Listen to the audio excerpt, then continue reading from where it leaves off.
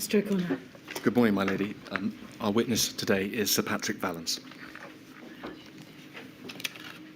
I do solemnly, sincerely and truly declare and affirm that the evidence I shall give shall be the truth, the whole truth, and nothing but the truth.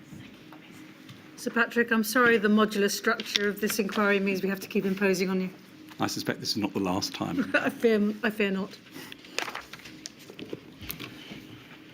Could you give us your full name, please? Yes, Patrick John Thompson Vallance. Sir Patrick, as my lady has just indicated, this is not your first visit to give evidence to the inquiry.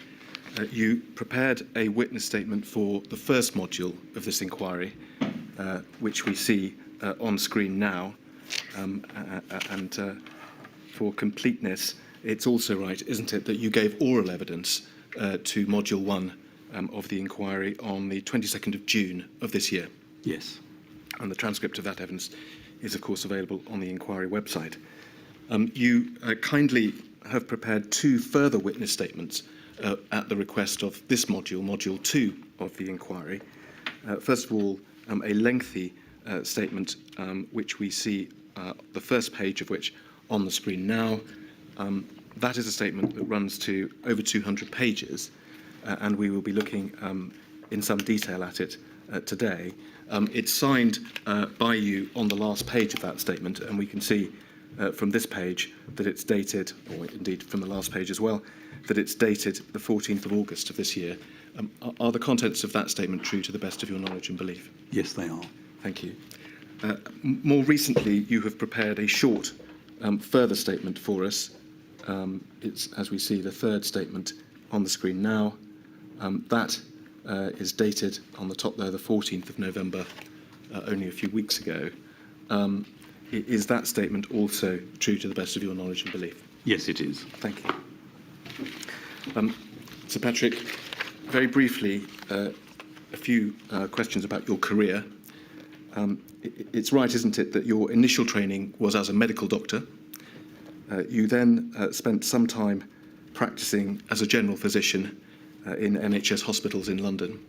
Is that right? Yes, I was at University College London and St George's Hospital London.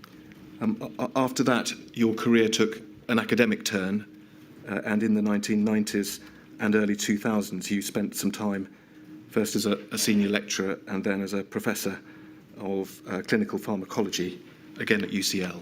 I was professor of medicine at UCL, and I continued to practice during that period as well. Yes. So I was going to say, during that period, you were a consultant physician. Yes. At various UCL hospitals. Yes. And then in 2006, your career took another turn, and you spent from 2006 to 2018 working for GlaxoSmithKline. Yes, I was global president of research and development for them. And then, and this, of course, is the period with which we're most concerned, in April 2018, your career took another turn, and you were appointed on that date as Government Chief Scientific Advisor, and you remained in that post until March of this year. Yes. And when you left that post in March, you were succeeded, is this right, by Dame Angela McLean, who the inquiry will be hearing from in due course. Yes. Let me, again, by way of sort of preliminary matters, ask you about two further documents, Sir Patrick, beyond your witness statements. And the first of those is the technical report. We have it on page now. We see the first page, it's described as a technical report for future UK medical officers, government chief scientific advisors, national medical directors, public health leaders in a pandemic. We can see that it was dated December of last year.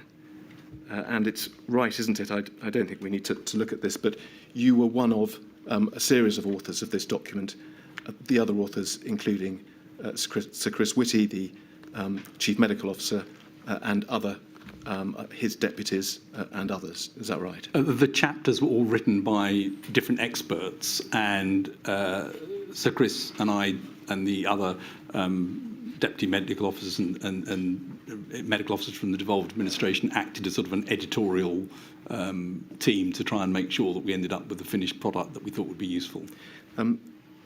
We may go to certain passages within this document as we go through matters today, but with that title in mind, can you just expand on that slightly and give us an idea of what the purpose of this document was? The purpose of this document was to try to understand a few things about what had happened during the current pandemic from a technical perspective, and to try to draw from that and other evidence what useful things might be for a future, as it says, chief medical officer, chief scientific advisor or others to be able to look at it and say, well, there are some things there that we need to take notice of. So some of them are recommendations about what should be put in place now in order to make sure that you get the preparedness and the structures right. And some of them are things that we think would be useful for people to look at, should there, which I'm afraid there will be at some point, be another pandemic. Not because you can predict what that pandemic would look like, because each one will be different, but there are some generic lessons in there that we thought would be helpful for people to understand. Yeah. So this document, if you like, sits alongside your witness evidence as drawing on some very similar themes. It does. Thank you. Let me move on to a different set of documents by way of introduction, and that is the evening notes that the inquiry has already heard something about. And it's right, Sir Patrick, isn't it, that in response to a disclosure request made by this inquiry, you produced a lengthy set of personal notes that you wrote during the pandemic. You produced them to us. And just to be clear about this, although those notes contained some very sensitive personal entries, you disclosed the notes in full to the inquiry, as it were, at the first time of asking. Yes, I did. You describe something about those notes in your witness statement, and I wonder if you can go to paragraph 474, please, on page 157.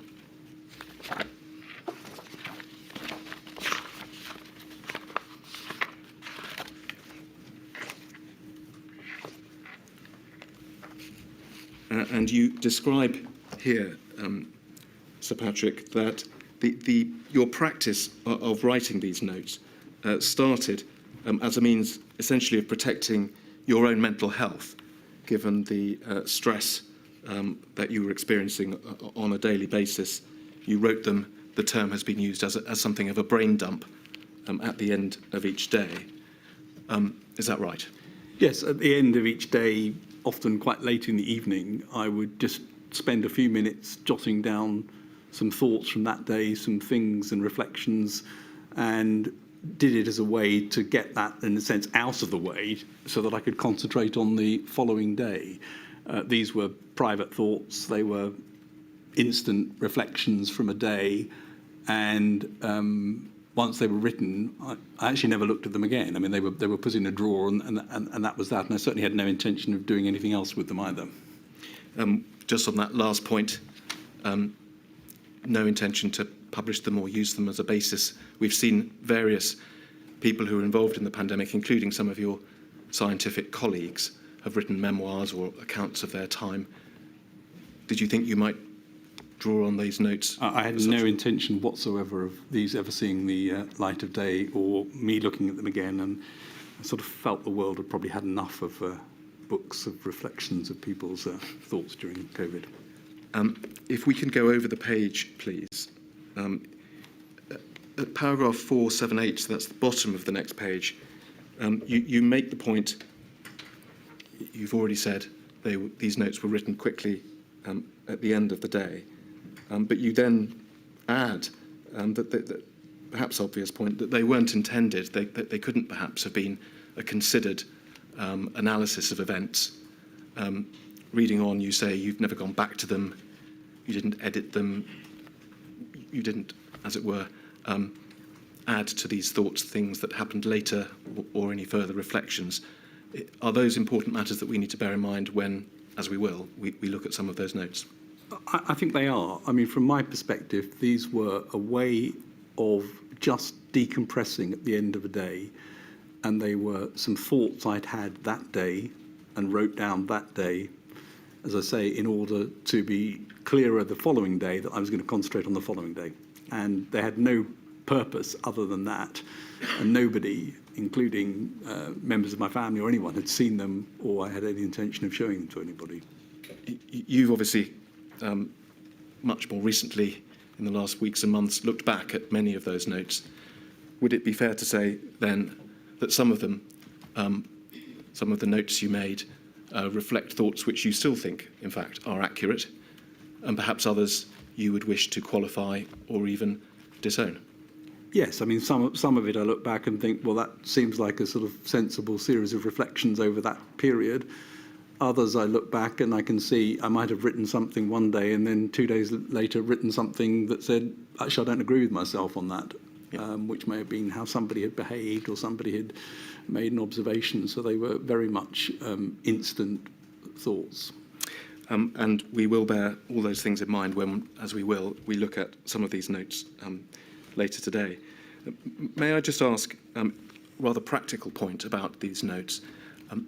I think there's at least one section of the notes which actually are notes that you took during a meeting, the meeting of the 20th of September with Professor Gupta and others. But by and large, as you've said, is this right? You remembered things that took place during the day and then wrote about them in the evening? Yeah, I might have scribbled the occasional thing down on a bit of paper during the day and then looked at it in the evening. But they were a mix of things I might have noted at the time and things that I noted in the evening. And as I'm sure you've had the pleasure of realising, my handwriting is not exactly excellent. Well, You're a doctor, Sir Patrick. I know. I'm glad to say that is a task that others in our team have had to grapple with, Sir Patrick. But I just wanted to pick up the point you made about making notes during the day, because when we look at the notes, we see that quite often there are direct quotations that people who you're in meetings with said. Might that then be something that you made a note about at the time and then put into your notes later, or would that just be your best memory later in the day of what they'd said? It could have been either of those things, and I might have just jotted down the quotation on a bit of paper during the day.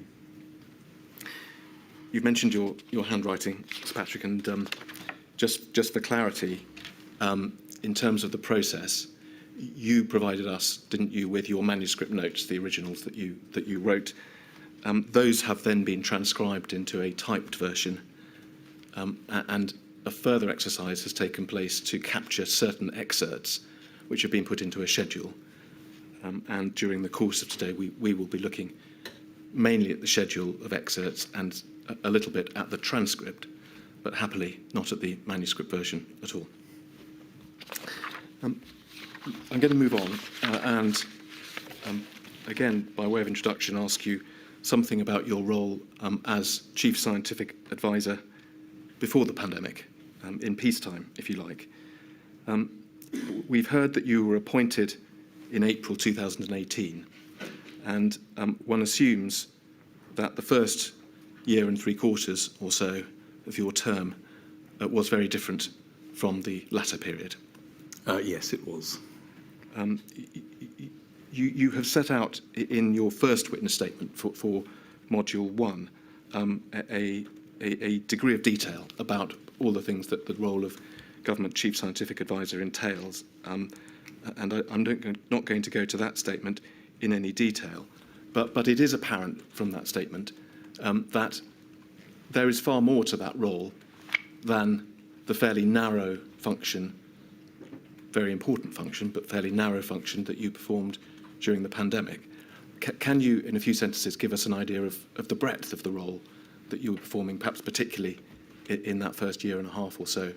The role of the Government Chief Scientific Advisor is to provide science advice for policy rather than policy for science. So it's to try to ensure, and the job reports to the Cabinet Secretary and is accountable to the Prime Minister and Cabinet, that areas of policy consideration and thinking can be informed by science advice, whether short-term or long-term.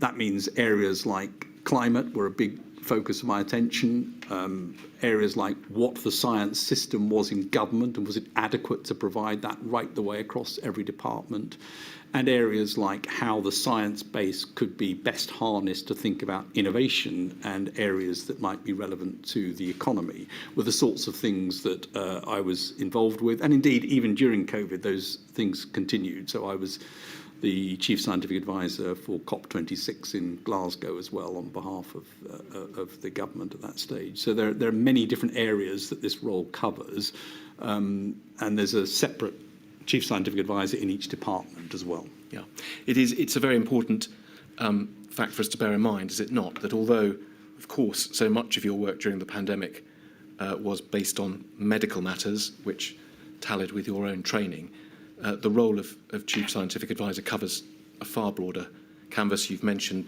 the environment. I think there's a reference in your statement, or possibly the notes, to matters to do with space exploration, dams overflowing, Novichok in Salisbury, a whole range of scientific matters in normal times.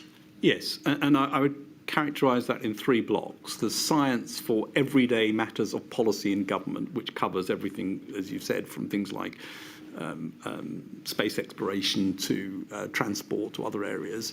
There's a second block, which is in emergencies, and in my time there was an emergency obviously relating to Novichok in Amesbury and Salisbury.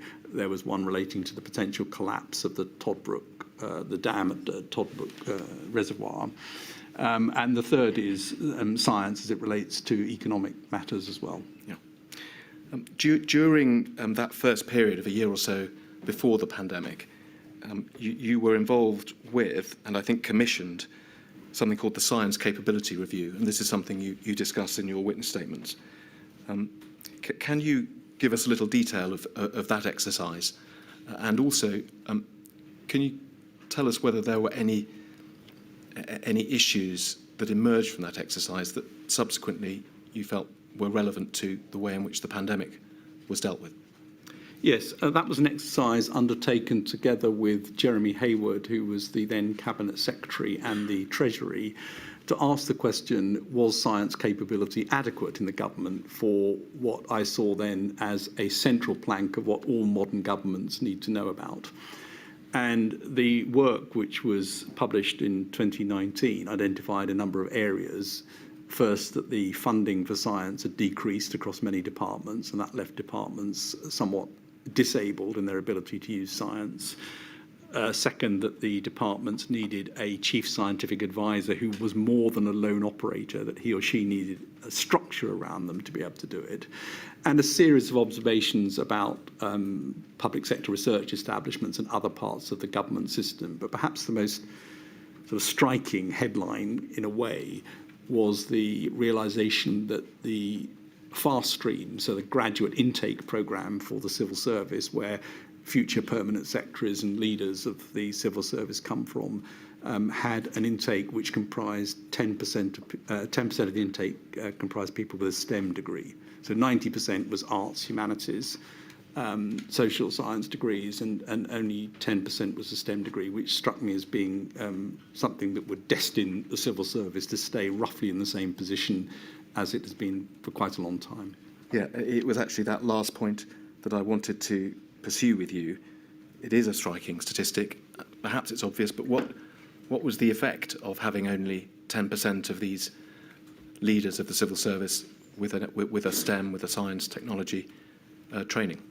Well, it means two things. It means that the routine consideration of science in policy formulation was not where it needed to be. Now, you can do some of that with the scientists trying to be round the table giving information. But the second is that it also meant that there isn't always a good receiving system for science, because a way of thinking, it's different from perhaps how others approach a problem. And that meant it wasn't always easy to get the right sort of pull for science across the civil service. And I'm really pleased to say, I should say, that as a result of that report, there's now a target to have 50% of the intake with a STEM degree, which I think is about right. It shouldn't be 90% the other way either. Yes, and do you know whether that target has been reached, or how it's doing? the target is set to be reached by 2024, and I'm going to look with interest from the sidelines to see whether it's achieved. All right. Turning then to your role during the pandemic, Sir Patrick, at a very high level, those who have been following this inquiry, reading the documents and so on, might think of your role as falling into three parts. First of all, your management role at Go Science, providing structure to those generating scientific advice, in particular, of course, chairing SAGE. Secondly, a role providing personal advice to the Prime Minister and other key decision makers. And thirdly, a presentational role, explaining scientific advice to the public, of course, in the press conferences that we're all familiar with. In broad terms, does that capture it, or are there other important aspects that you think we need to think about? I think in terms of the work during the pandemic, those three categories are reasonable, although, of course, they're all quite broad. Yeah. I mean, we won't be saying very much today about your role regarding vaccines, because, of course, that's going to be the subject of another module. But particularly given your background and your work with GlaxoSmithKline, you had a considerable role to play, did you not, in the development of the vaccine programme? Well, I set up the Vaccines Task Force in order to get the appropriate skills and focus on what I saw as a major issue for the world, to get vaccines in time and of the right type, and to get them available, in this case, into the UK. In terms of the second of those three limbs, the role providing personal advice, and as we will see, usually that was orally to the Prime Minister and his advisors. Initially, is this right, that was a function you performed at COBRA meetings. We've all seen the COBRA meetings that took place in the early stages of the pandemic. And latterly, it became something that you did at other committee meetings and also less formal occasions at Number 10. Well, the personal advice element, of course, went to the Cabinet Secretary and others as well. It wasn't just to the Prime Minister. The COBRA system really was a place where the output from SAGE came into a ministerial forum and where other outputs would come as well. So that is the place where, certainly in other emergencies, I'd seen it work well, where different inputs, whether it's economic, whether it's science, whether it's something else, come together. Ministers make decisions, and there's an operational structure, which is the Civil Contingencies Secretariat, that would then make sure that the output of that was properly handled across Whitehall. So that had worked well in the previous emergencies I talked about, and that was the structure that was in place at the beginning of COVID. Yes, and we will come back to explore in a bit more detail how well that worked and issues around the term of how your advice is to be docked and how that might be reflected in future occasions. But I wanted to, though, at this stage, just to clarify with you just how frequent those occasions were and how we should regard your role. The sense being this, that the inquiry has now heard from several witnesses who had as their full-time job advising the Prime Minister. They were with him all day, every day. They would spend, it seems, much of their days during this time talking to him about what steps should be taken, whether that's civil servants or his political advisors. How different was your role to that? Oh, very different. I mean, it's not a role that lives in Cabinet Office or in Number 10. We came in the case of COBRA, to come in to give advice in the COBRA meeting. And then subsequently, as things ramped up and there were daily meetings in Number 10, I might be in there for 45 minutes in a meeting in the morning, and then perhaps not at all till the following day, or sometimes not every day. So this was an intermittent time to give science advice. I wasn't living and breathing the policy or operational aspects and didn't have a policy or operational role. That's for others who are embedded in that system to do. And I think it's also worth noting that prior to the emergency, I'd met the Prime Minister probably on a couple of occasions, and then met Mrs. May before that on 3 occasions. And I think I'm right in saying that my predecessor, Mark Allport, actually didn't have a meeting directly with Theresa May. So it wasn't as though the science advisors in and out of number 10 the whole time. That obviously came to be the case during COVID, but it was for specific purposes. And we'll come to see that there certainly were times where you were meeting the Prime Minister on a daily basis. Yes. But not all day, and there would be some meetings that you attended and then you were asked to leave and other meetings would go on in your absence. Is that fair? Yes. You've mentioned already, but for completeness, although of course your work was so heavily focused on the pandemic during this time, were you in fact also required to perform some of those other duties we mentioned about matters completely unrelated to COVID? Yes, there was a Chief Scientific Advisor network that continued, that obviously kept that going in departments. As I've said, I was asked to lead science for COP26, the climate conference in Glasgow, to make sure we had that side of things right. And there was work going on things like the integrated review, the position of the UK in the world, which had a big science theme in it as well. So work like that continued. And Go Science continued to produce other reports, but was, of course, the absolutely major focus was at all times on the pandemic, and that took precedence over everything else. Yes. Could I ask you to look at paragraph 13 of your witness statement on page 9, please? And picking it up about half the way down, you say it was by chance that as Chief Scientific Advisor you had a background in medicine and pharmacology. You say that, as we've already noted, the person filling that role could come from any scientific discipline and is expected to cover all scientific areas. And you say it would be wrong to expect, and this perhaps follows from what you've said, that any future scientific advisor would have specialist knowledge on medical or epidemiological matters. First of all, given your no doubt fortuitous experience in medicine and pharmacological matters, did you, on reflection, do you think that you played a greater role in responding to this pandemic than perhaps you might have done if your speciality had been different? I think the role of the GCSA would still be to chair SAGE, and during a health emergency that's done together with the Chief Medical Officer. I think that would have continued.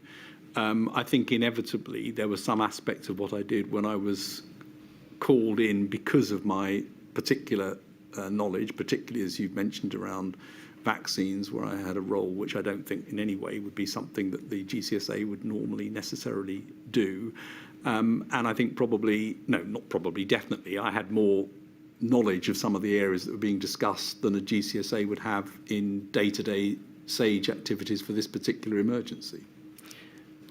And looking forward, Sir Patrick, given, first of all, the profound effect that the pandemic had on this country, and also, as you've said, not the likelihood, but the certainty that there will be another pandemic in due course, do you think it's right that the Chief Scientific Advisor should continue to be selected as someone who may or may not have a medical background, or do you think that, in fact, the person fulfilling that function ought to have some relevant expertise that would be useful when the next pandemic arrives?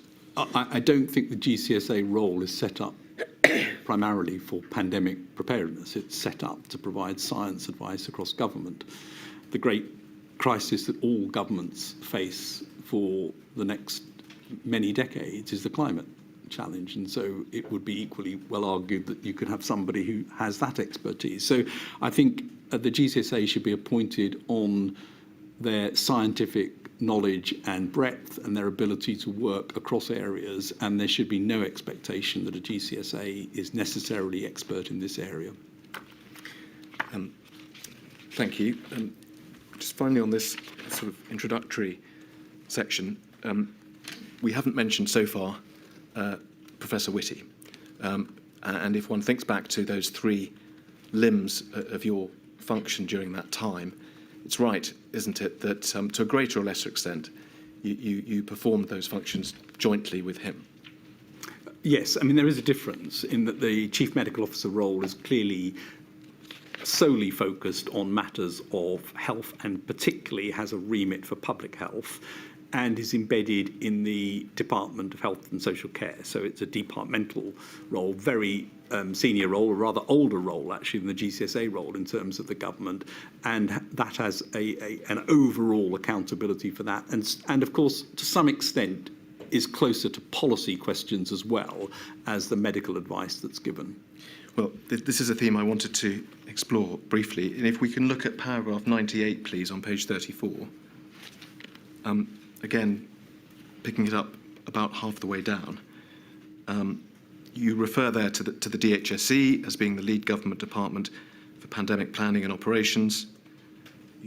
You say it would be inappropriate for you to become involved in operational delivery plans. And then you make the point that the CMO and one of his deputies were infectious diseases experts, epidemiologists, and you then refer to Professor Horby, who was chair of NERVTAG and so on. But more generally then, were there particular areas where Professor Whitty took the lead, as it were, between the two of you in responding to the pandemic? Well, can I first make the point that operational delivery is absolutely outside the scope of the GCSA role. It's a science advice role. It's not a policy or operational role. The CMO and many of the other experts from DHSC, of course, took the lead in things in the department and were very much in the driving seat in the initial phase in January when this was a departmentally led response.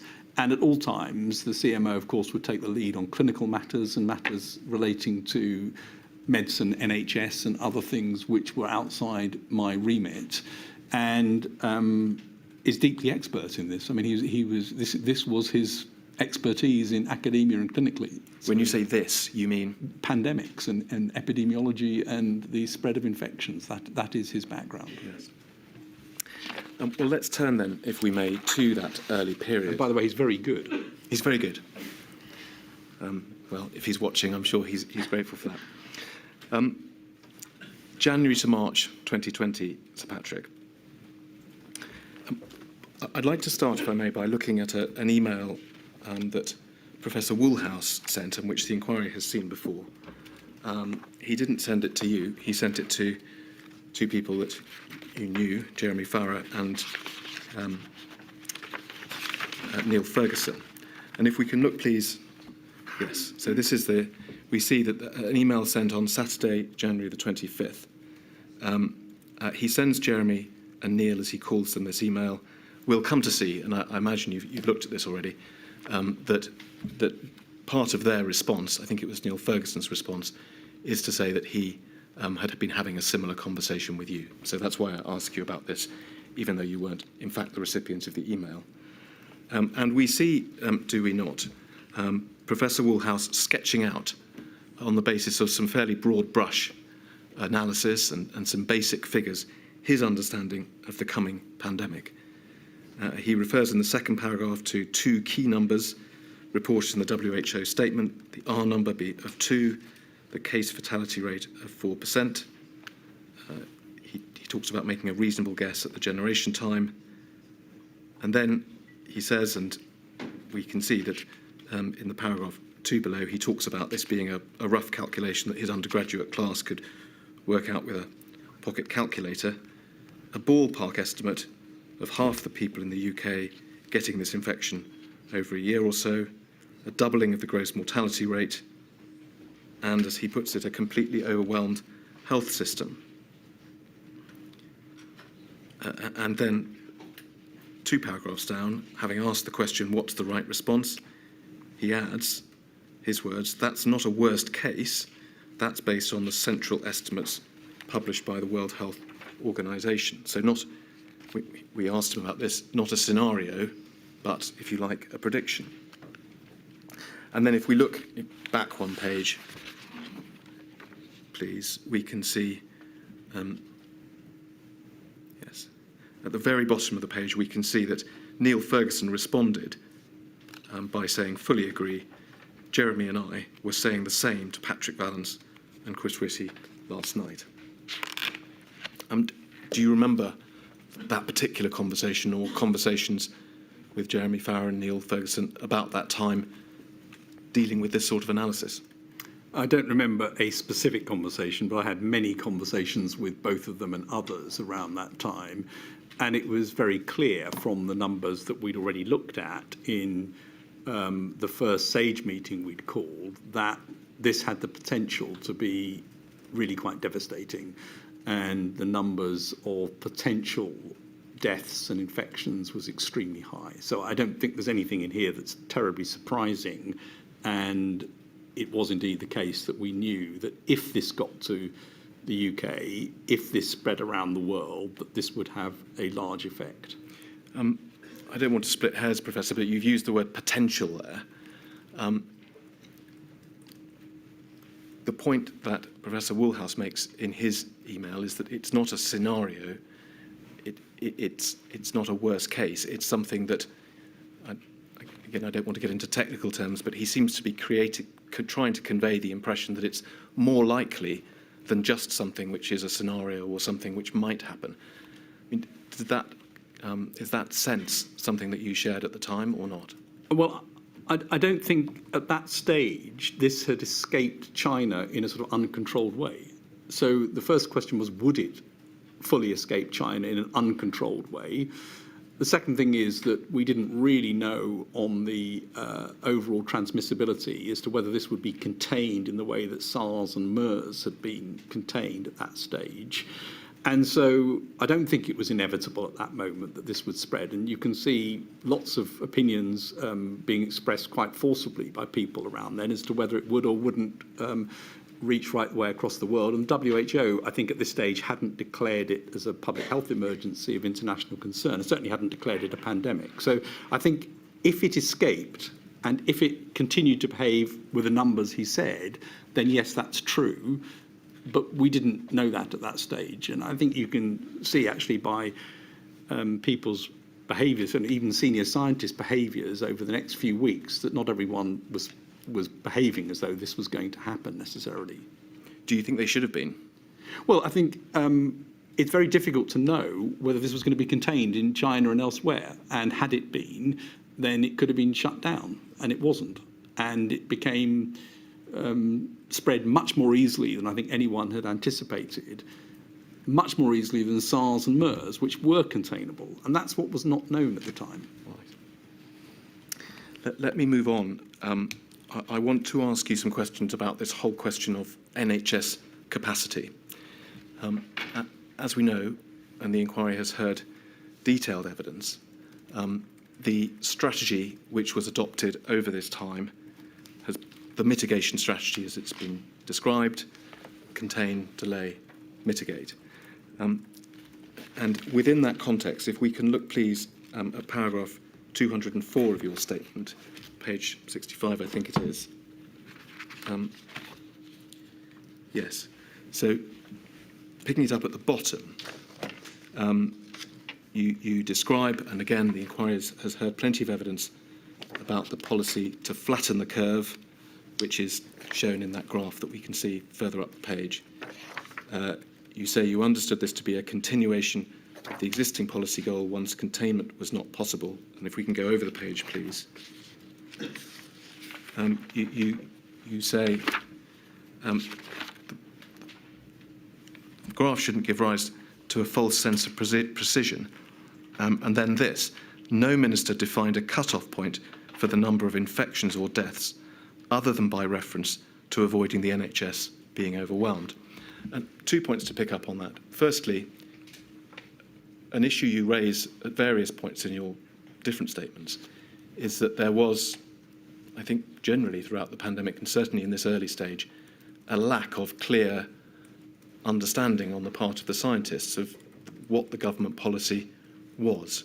And to put it another way, the scientists lacked a baseline against which they could do their modelling and provide advice. Is that fair? Is that something that you raise and which applies at this time? I think, in a sense, there were three broad possibilities. One, that the disease could be contained and eliminated. The second, that the disease would run wild and not be controlled at all, and people would make no effort to do anything. And the third was to try and control it in some way to minimise the impact. And we didn't know at that stage whether it was fully containable or not. But once it breaks out, and by the way, the breakout of containment domestically is dependent upon the infrastructure you have, so the test, trace, isolate infrastructure.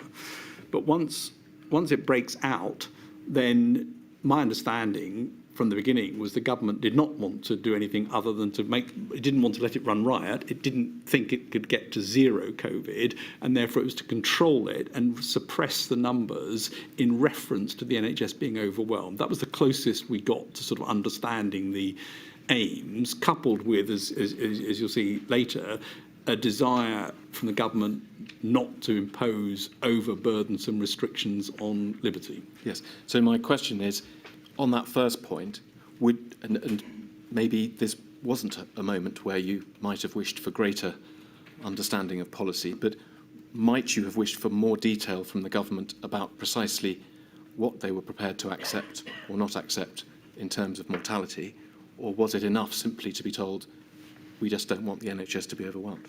Well, I think it would have been helpful to have that, but I also think, and I think I say this in my witness statement, we asked it several times to try and define a number, and nobody would give that number. I do think that's a very difficult question to answer. So mathematically, it's rather helpful to have it. It's actually a difficult question to answer. But at the what we had at this stage was NHS not being overrun. Yeah. And so moving from there, given that that was what you were being told, do you think that enough was done during February to understand what that meant and what an NHS overwhelm would look like, what the numbers involved were? I think the numbers, well, there was a lot done in terms of what needed to be, what the options were to reduce the spread. So quite early in February, work started on non-pharmaceutical interventions. Neil Ferguson in particular drew up a lot of modelling around that, what the different options were, and came up with a figure that others endorsed as well of needing to get a 75% reduction in contacts in order to try and really suppress this to the right level. So there was a lot of work done on the modelling. There was a lot of work done exposing those options into COBRA, including with the behavioural science input on that. And there was a discussion, which I think Boris Johnson puts in his statement, which he had with the CMO at the end of February on lockdown options and what the implications of those would be. So I think there was a lot of evidence that there were things that needed to happen in order to achieve this aim of suppressing the curve. I'm not convinced that there was a very effective operational response to that. A lot of work you described on understanding the growth rate of the pandemic and different MPIs that might be used to suppress it. My question is, running alongside that, if the policy direction was, yes, you must suppress it, but the target is to keep it below the NHS, was there enough work going on in parallel to understand what that cap actually meant? Thank you. Sorry, I didn't answer that part. We had great difficulty, I mean, when I say we, the modellers, had great difficulty in getting clarity on the NHS numbers. What we did know was that the NHS runs at pretty much 100% capacity, which is quite unlike most other countries. So we knew that the NHS capacity was likely to be very full anyway, and trying to get precise numbers on ICU beds and occupancy of other types of high dependency beds was pretty difficult during February, and I think it culminated in a meeting which I think I asked to be set up at the first day of March with the NHS modellers to try and see if we can resolve this logjam. Why was it so difficult to get the numbers? let's just look, if we can, at an email exchange you had with Ben Warner. So this is 195863, please. Mr. O'Connor, you're coming back to what Sir Patrick meant by the operational response being not very effective? Yes, I will, I think. This is an email exchange, Sir Patrick, late in February, the 27th of February, so a month or thereabouts after the email we saw with Professor Woolhouse, and well into the time, judging by your statement, that it was understood that NHS overwhelm was the policy aim, what you were supposed to be avoiding. And Ben Warner says to you, he's a little concerned the NHS didn't seem to know what they needed for their models, didn't seem to have started modelling, and then your response, you've been pushing them on this for the last 10 days or so. You think they've now grasped it as a meeting planned for Monday. They haven't defined their input variables well enough. Taking a step to one side, Sir Patrick, you've already mentioned issues such as NHS capacity.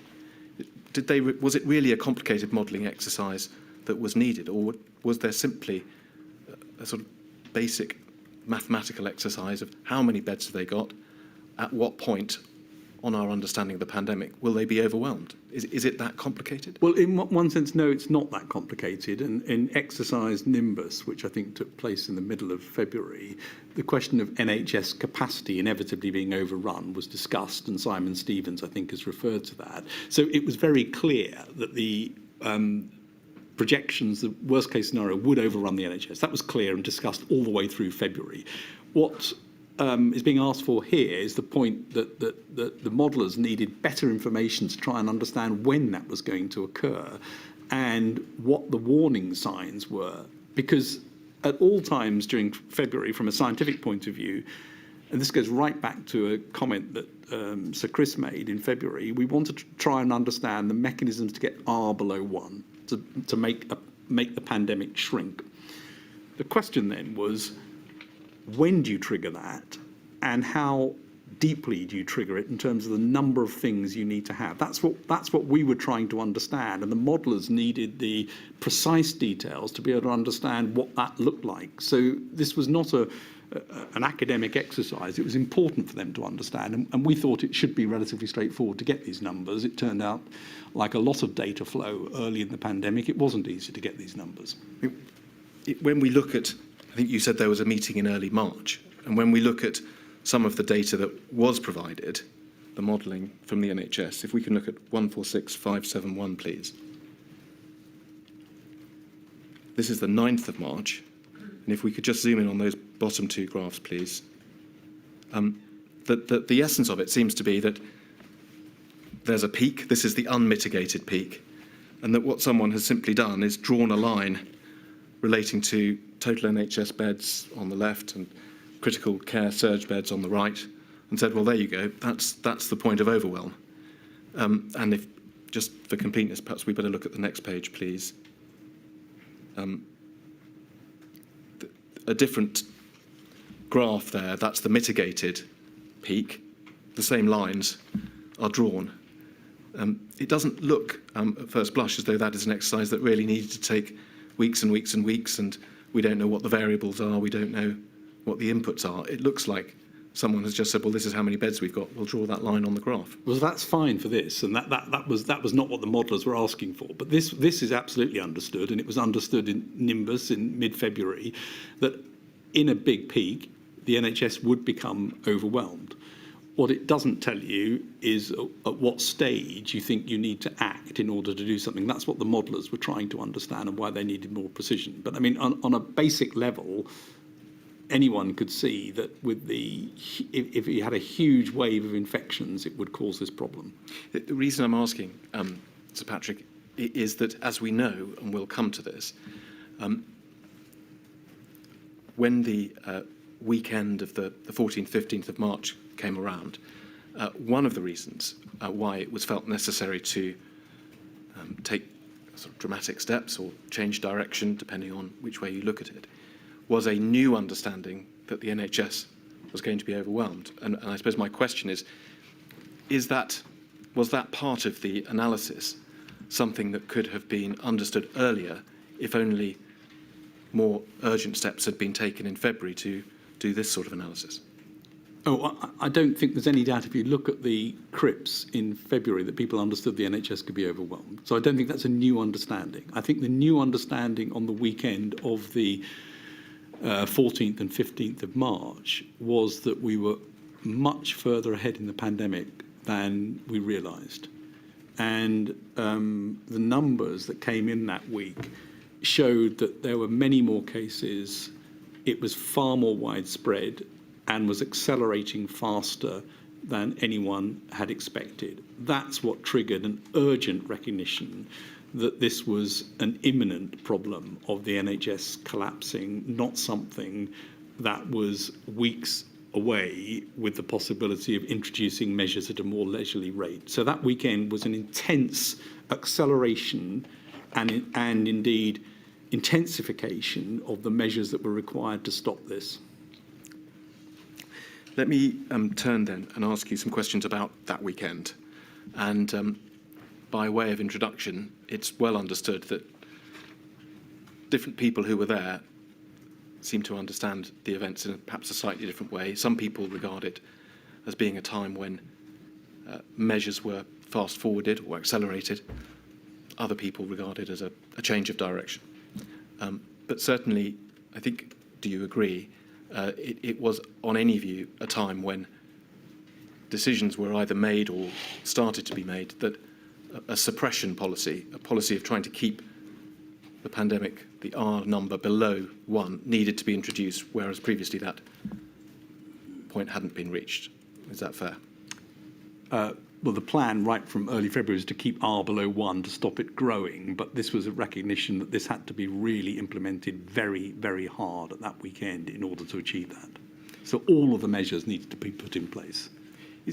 Is that right, that the plan from the very start had been to stop the pandemic growing? We looked at those charts and we see a curve.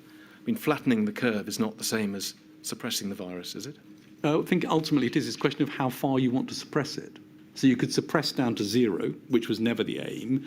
You could suppress a little bit, but you couldn't do that if that was going to overwhelm the NHS. And so the question was how far you needed to suppress it and at what stage you needed to do that. And I do think the focus on trying to get that timing exactly right was incorrect. It was an error to think that you could be that precise. That's a really important lesson that came out of this. I'm afraid you need to go early.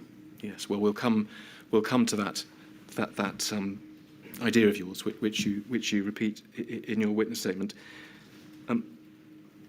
I want to ask you about a passage from Ben Warner's witness statement, please.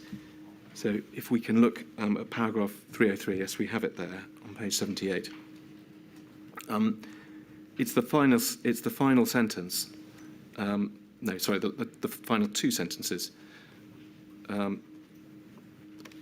He says, changing from a mitigation strategy to suppression midway would have been the worst of all worlds. And then this, from early 2020, we should have developed alternative plans, for example, lockdowns, after seeing the actions in China, or at least after northern Italy.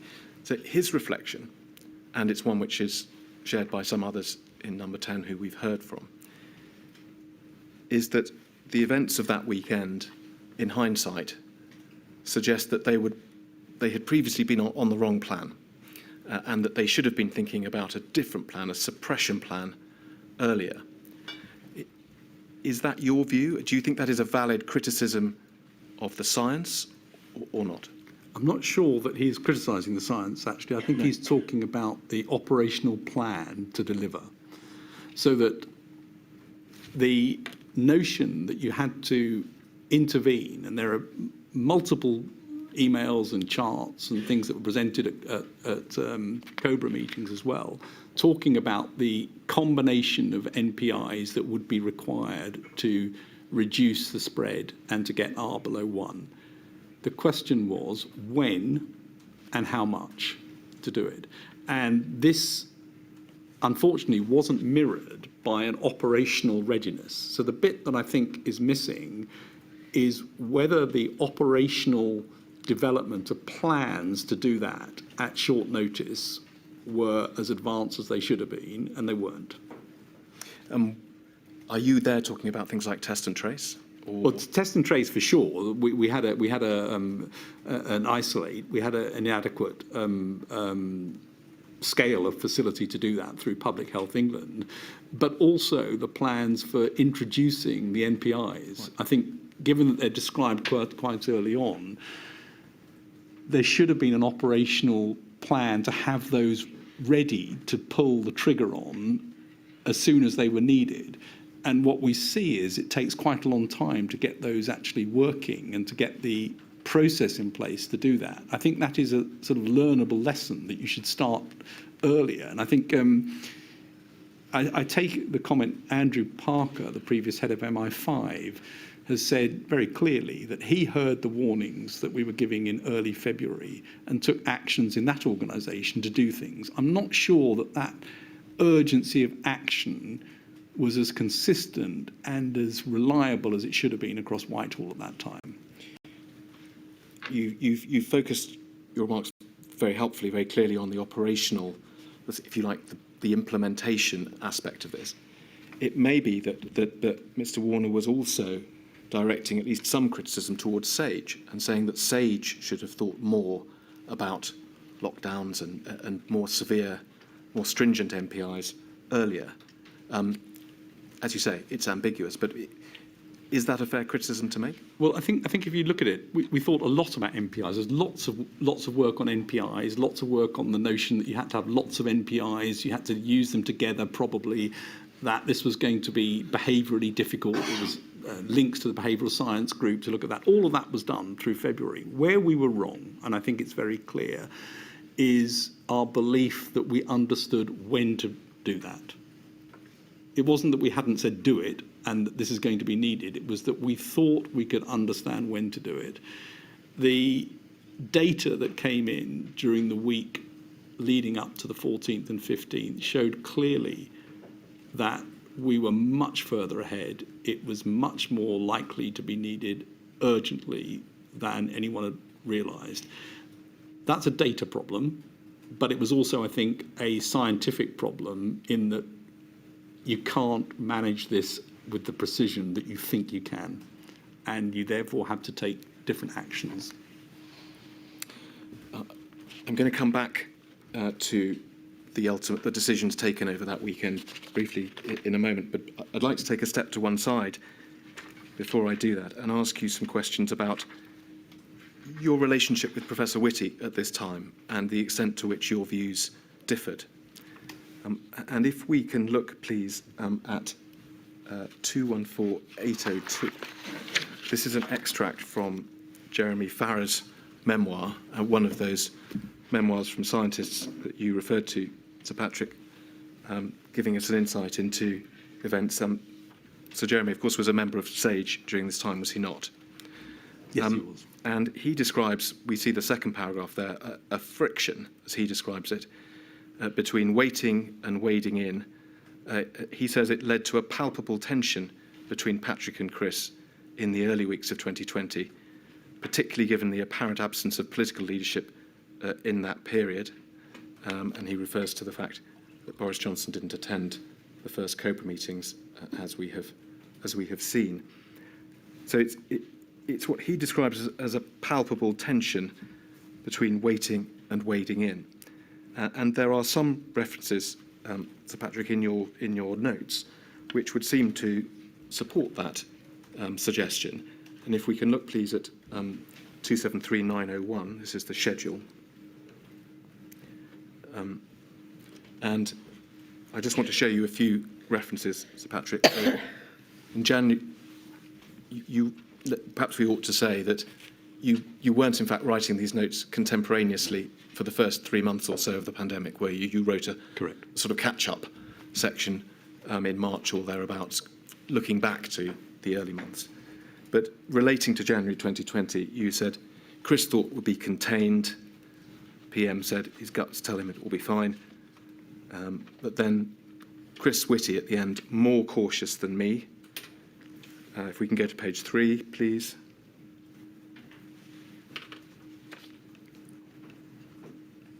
the last sentence or so, Chris Whitty worried about pulling the trigger too soon, cause harm, introduce some stuff on behavioural fatigue if you started too early. And then on page 582 of the schedule, there is an entry that you made much later on, but reflecting on the early events. So we're now in February 21, but Sir Chris talking afterwards about the inquiry, was lockdown too late in March? Could we have known? And then this, he was a delayer, of course. So help us, Sir Patrick, was there this tension or friction between the two of you about how quickly to proceed with NPIs in that first period? Well, I think Chris Whitty is a public health specialist, and he was rightly, in my opinion, concerned about the adverse effects of the NPIs. He was concerned that there would be more than just the issue of the direct cause of death from the virus, that there would be indirect causes of death due to effects on the NHS, that there would be indirect harms due to people isolating, mental health, loneliness, issues of health that come from that procedure, and that there would be indirect long-term consequences due to the economic impacts creating poverty, which is a major driver of health. So he was definitely of the view that the treatment and the result of that treatment needed to be considered together, and that pulling the trigger to do things too early could lead to adverse consequences. And that, I think, is a totally appropriate worry from the Chief Medical Officer and a legitimate public health concern throughout. And I didn't have exactly the same worry. I was more on the side of we need to move on this. But I think that's partly why the two of us found it useful to work together. I mean, he would bring in views that were broad public health views, looking at the consequences of interventions as well as the direct consequences of the virus. And I think sometimes I would want to push and he might not, and sometimes he was right, and sometimes I think we should have gone earlier. This was an occasion when I think it's clear that we should have gone earlier. Let me go back then, with that in mind, to those meetings over that weekend of the 14th and 15th. We've gone through them in some detail with other witnesses, and I'm not going to go through them in detail with you. But in summary, what was it that you were arguing for during the course of those meetings, and what was your understanding of what was decided? We got information on the 13th of March, which unambiguously showed that the pandemic was far more widespread and far bigger and moving faster than we had anticipated. And that came from a number of sources, including surveillance systems that we'd set up to look at people who had pneumonia, hospital-based surveillance, and some work coming in from the initial sporadic surveillance systems and NHS numbers. That was unambiguous and extremely worrying. Over that weekend, it became very clear that much more stringent measures would be needed to control this, and they needed to be introduced quickly. I made my views known about that was the view of the SAGE committee and the modellers, and it was my view that we were in a position now where we had to move quickly. That decision, I believe, was understood. On the Sunday of that weekend, I was unambiguous in the meeting that much more stringent measures would be needed now. I think that's recorded in Imran Shafee's notebooks. And the following day, when the Prime Minister announced that there would be voluntary measures to keep people from making contacts, I also suggested on that day that London was so far ahead that it would be necessary to possibly lock down London. So those were my views over that weekend. I think, frankly, on that weekend, an in-principle decision was taken that lockdown would be required. It then took several more days to work that into a full mandatory process. But whether it was mandatory or voluntary is a political issue, not a scientific one. We know, and we've heard from others, that the term lockdown may not have been one that was in play then, but you have said that your view, in essence, was that that was what you were campaigning for at the weekend, and there was at least an understanding that that was where things were headed as early as that. Well, I wasn't campaigning. I was trying to point out what the evidence was and how I interpreted it and what Sage thought. And Neil Ferguson's work and others' work during February had shown that in order to really get this down to the levels that would need to be reduced by, you needed to reduce contacts by 75%. That is a huge reduction, requires all sorts of interventions. I'm not even sure we ever really achieved much more than 75% at the peak of the interventions.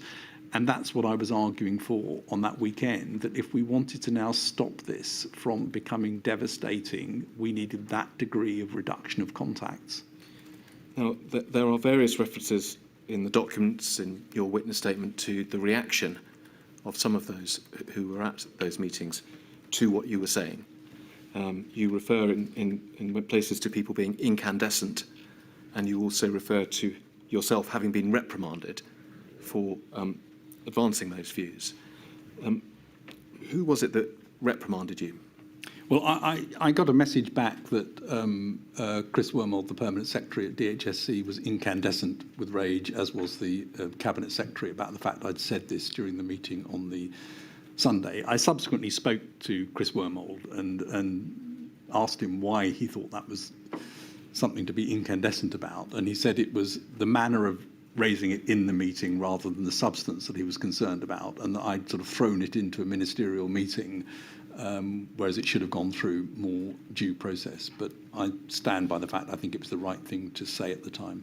That was the reprimand as well, then, was it, for the manner in which you raised it?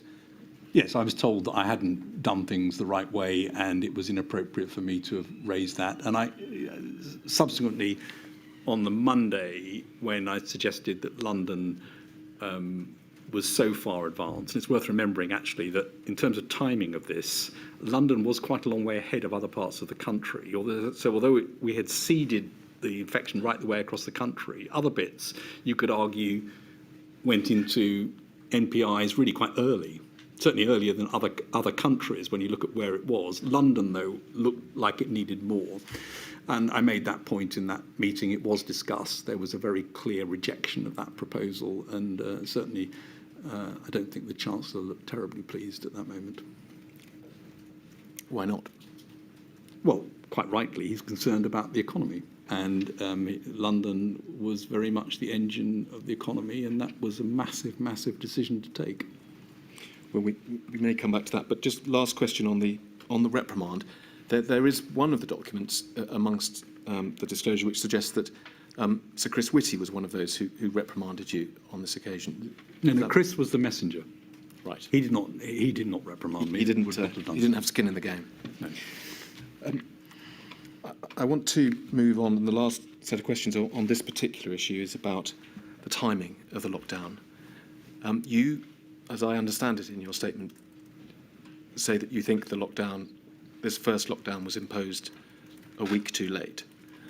And I think you're referring there to the delay, as you would put it, from that weekend when the discussions we've just been covering were had, and the mandatory lockdown which was introduced a week later. And the word you use is implementation, so a delay in implementing the decision.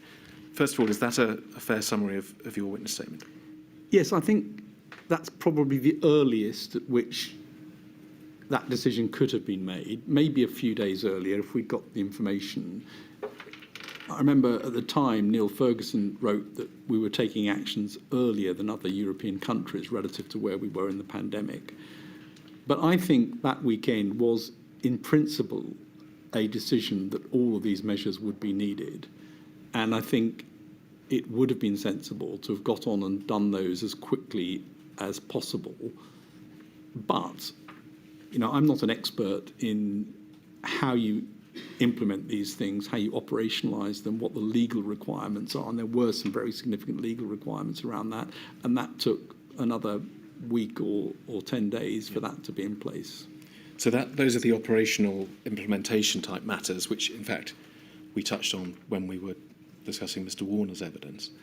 But what I want to press you on then is the period before that, bearing in mind what was understood about NHS overwhelm, bearing in mind the modelling and so on. Do you think that that set of decisions, that understanding that was reached on that weekend, could or should have been reached earlier? Well, I've just said I think it could have been a few days earlier. I think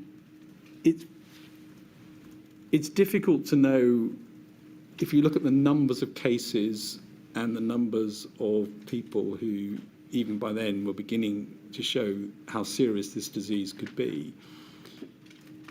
The measures themselves are not neutral, they're harmful.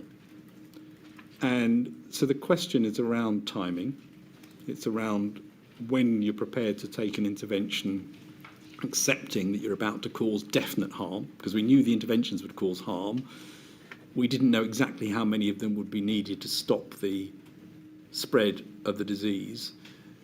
I think it's difficult, and I think other witnesses have said this, I think it's difficult to conceive that that would have been much before that weekend. I mean, maybe a few days, but we would have required very different systems. And it's worth actually doing the thought experiment to move to September, when we did know what the consequences of this virus was. We did know that the measures to restrict contacts worked, and we did know that you had to move early.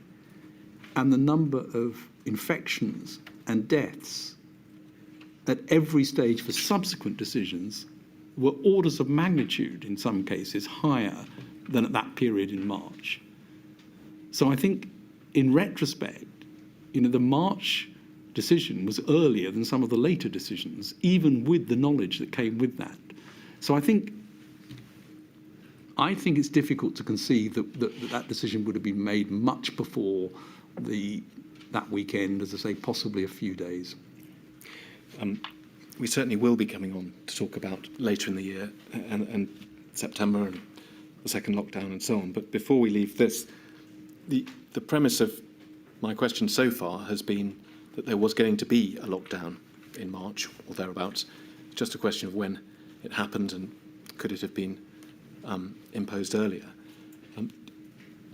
Adopting the same hindsight approach, do you think that in fact that first lockdown might have been avoided altogether had things been done differently? I think that if we'd had a scaled test, trace and isolate system in place, you stand a better chance of keeping this under control. I think that in that situation, even a short type of lockdown, without defining exactly what's in that, but MPIs to try and reduce it, could have brought things down and then kept it under control with test and trace.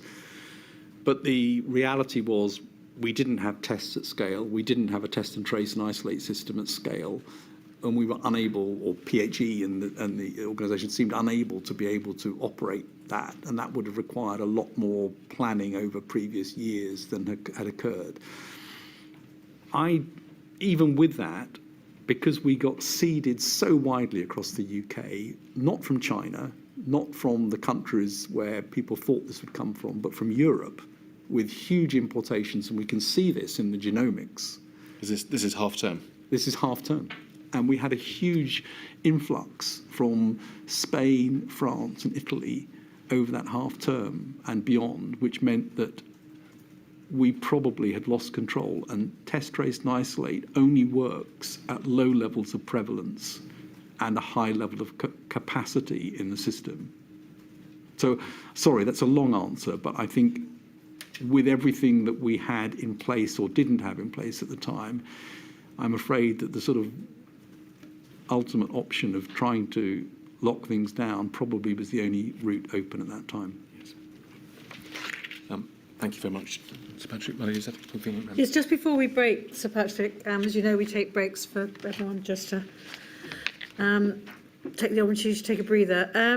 When you had this so-called reprimand, you said it was the Permanent Secretary at the DHSC, Christopher Wormald, and the Cabinet Secretary, were they really more concerned about the process aspect of what you were saying than the substance, which was basically the dam has burst?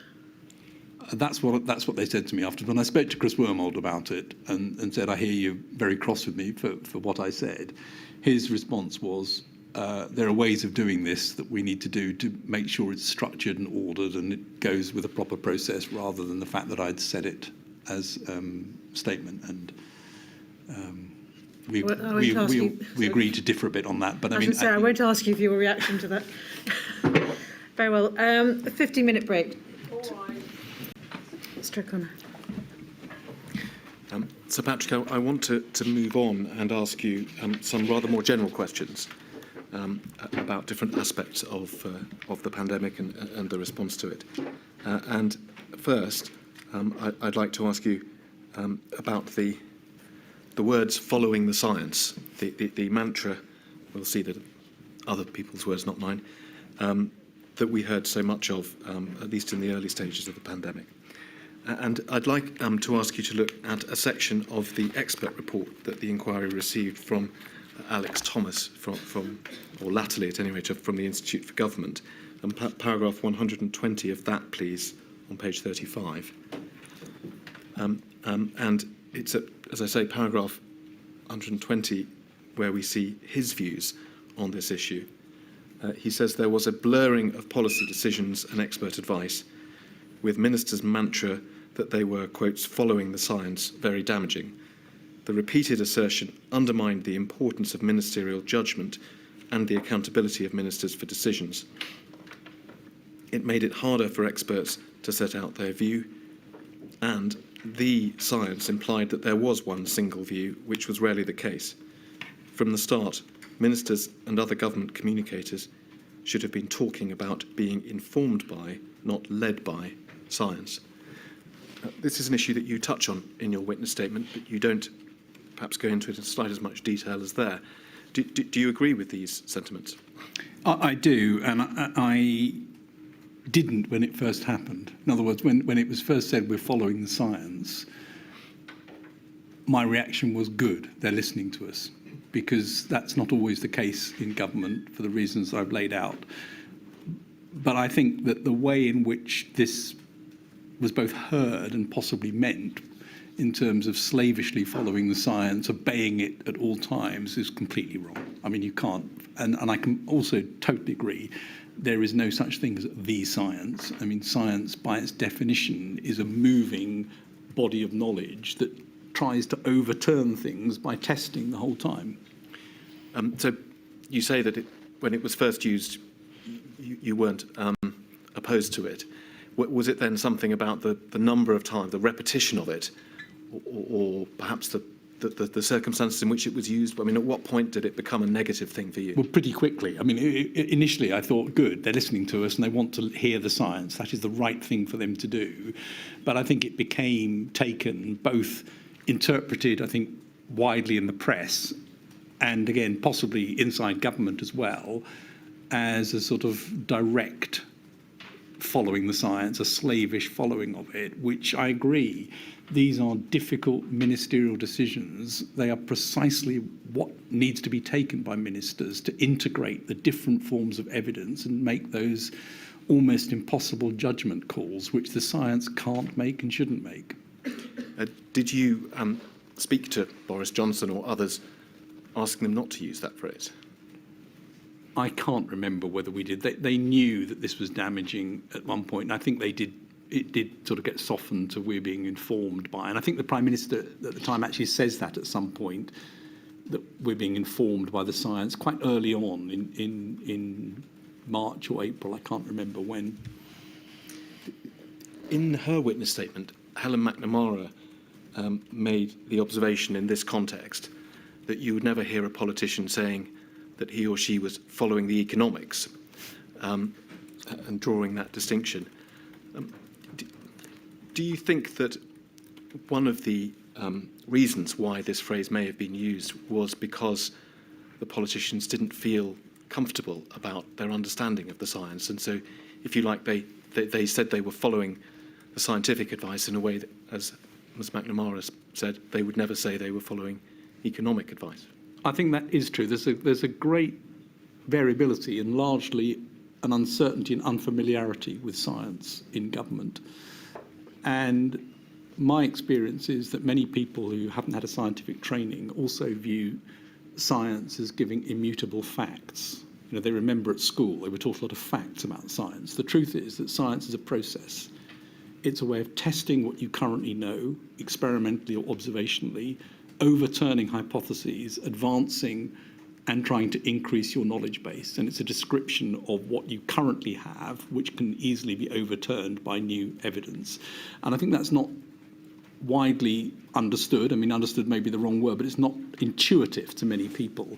And therefore, I think there was a bit of dependency that this was a scientific problem and people would listen slavishly to this and wanted to sort of slightly hide behind this at times.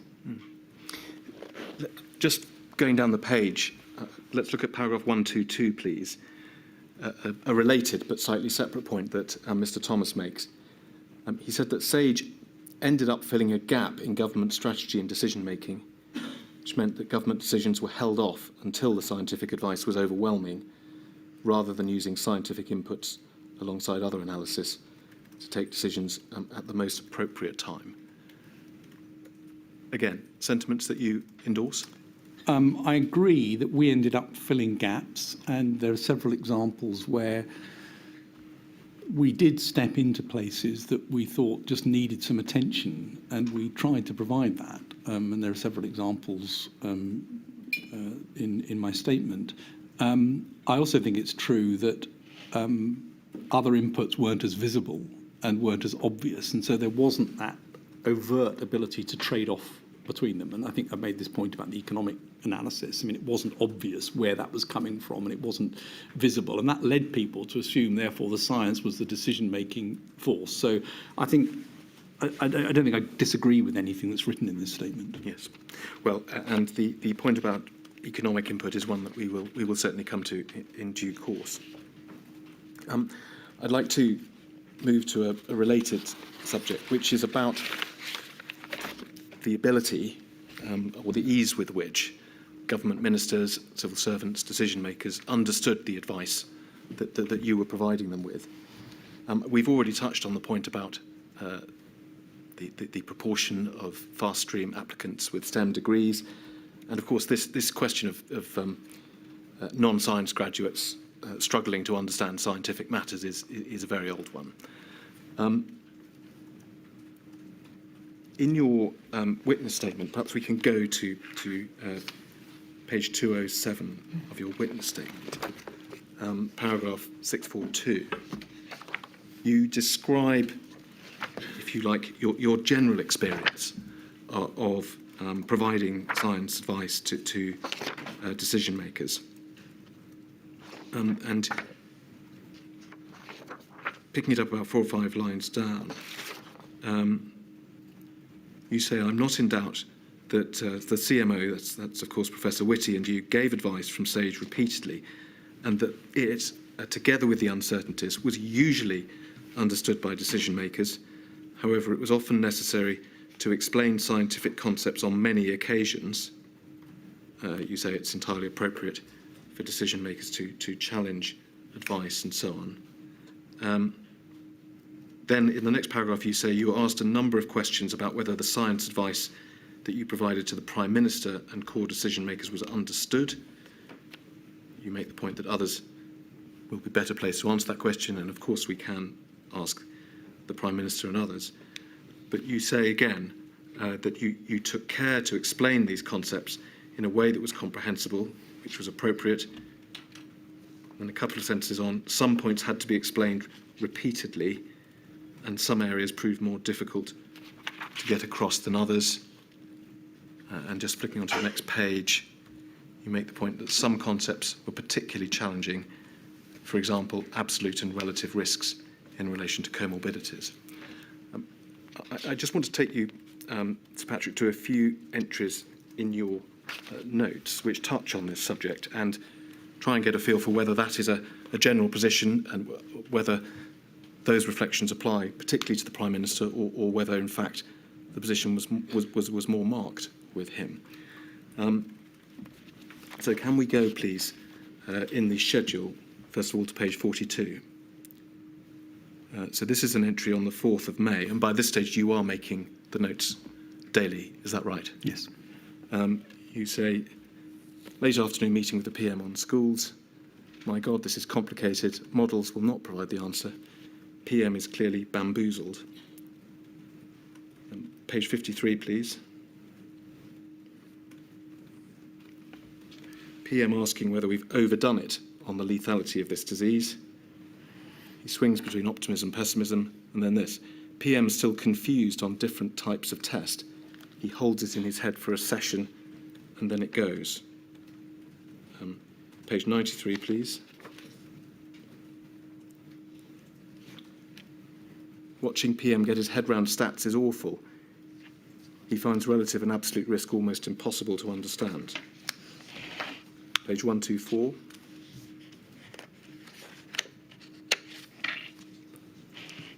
PM struggled with whole concept of doubling times, just couldn't get it. And then just two more, please. Page 167.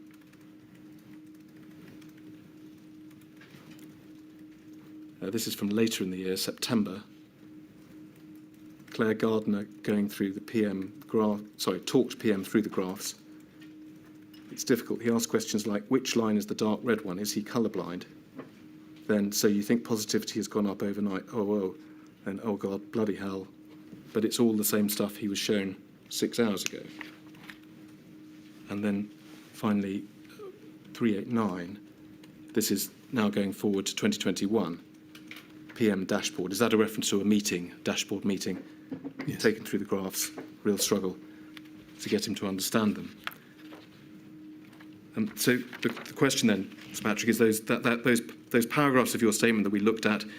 Yes, you talk about sometimes needing to repeat things and needing to explain things in detail.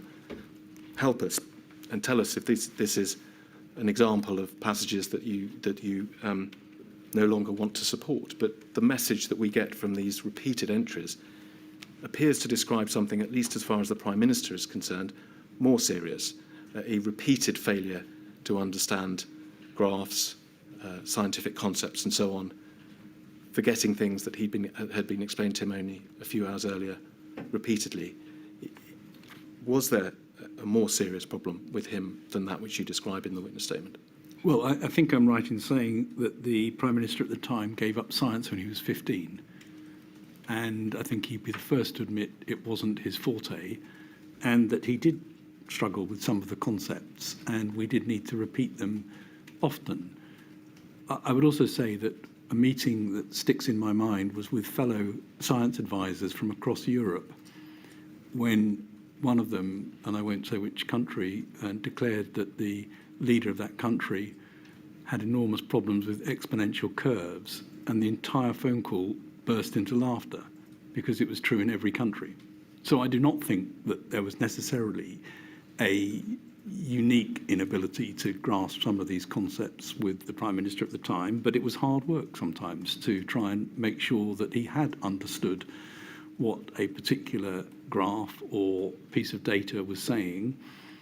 And I'd learned from a number of meetings, including around climate, where there were certain things that would catch his eye and would work for him, and other things that wouldn't work for him. So there were ways of presenting the data that allowed him to get better access than others.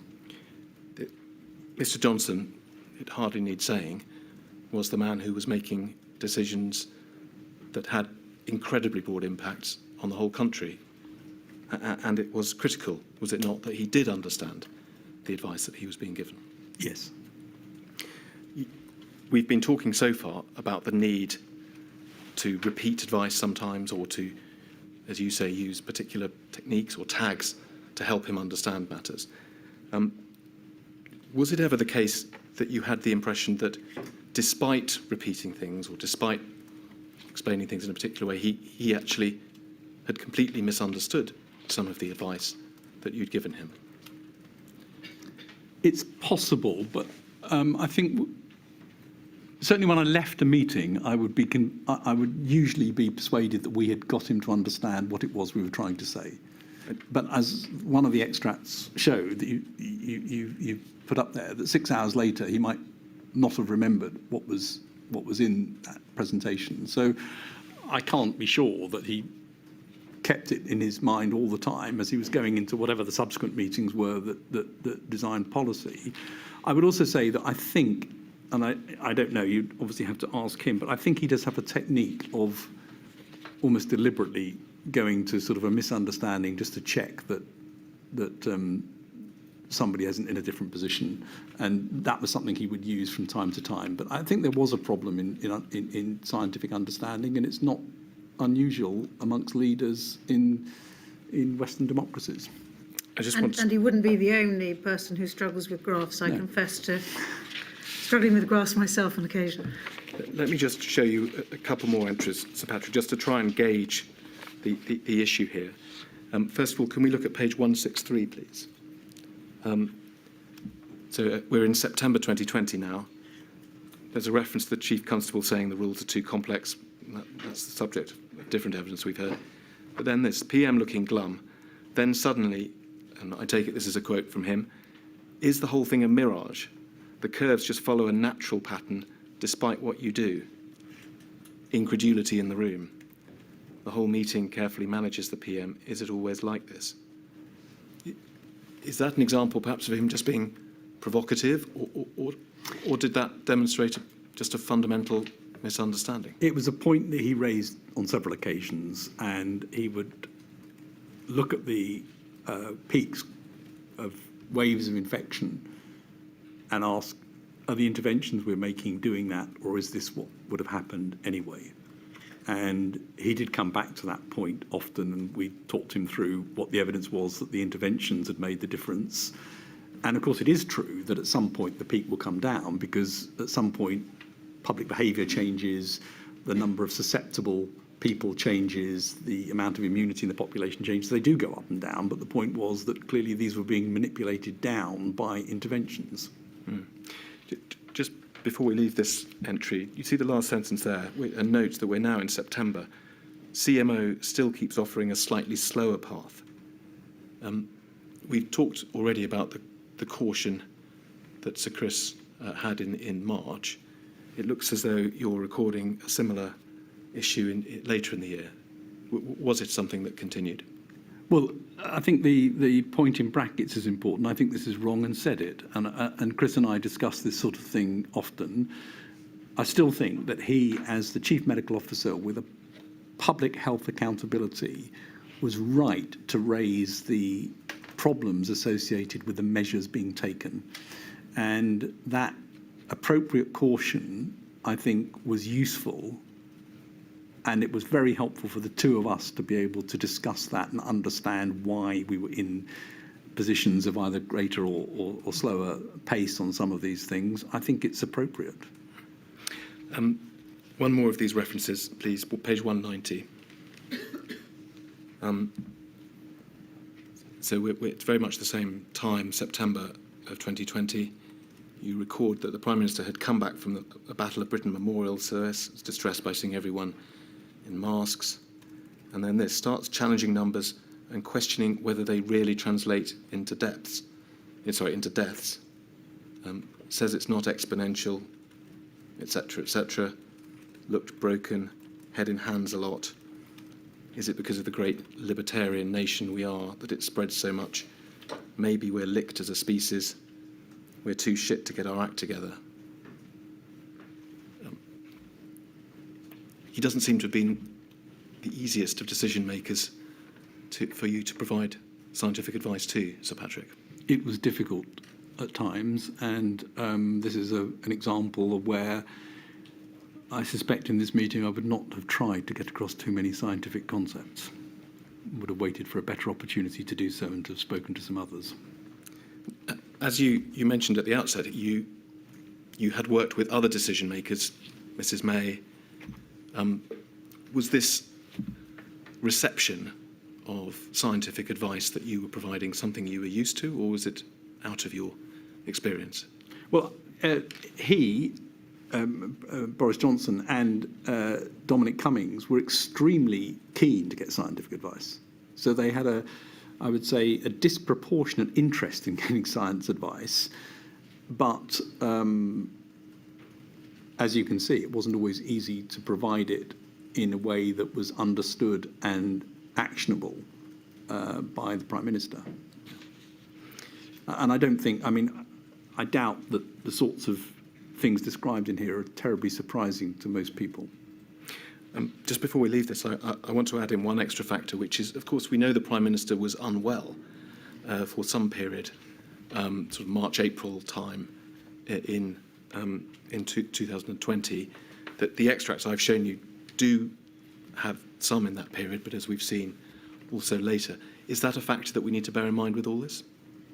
I think there was a period, and I described that, when I think he was really unwell and was unable to concentrate on things. When he came back, he eased himself back into things over a few weeks, and thereafter I think there was no obvious change between him and what he was like beforehand. Yeah. Thank you. I'd like to move on to a separate subject, please, and that is, in the first instance, about SPI-B, the behavioural science subgroup of SAGE. And perhaps we can start by looking at the SAGE minutes, which record the decision to set up that group. As we can see, it was SAGE 7 on the 13th of February. If we go over to the next page, we can see that you were there. I don't know, did you in fact attend every SAGE meeting during this period? I think I missed one. Right, not this one. Not this one. And if we go on to page 4, please, we see the section of the minutes headed Behavioural Science.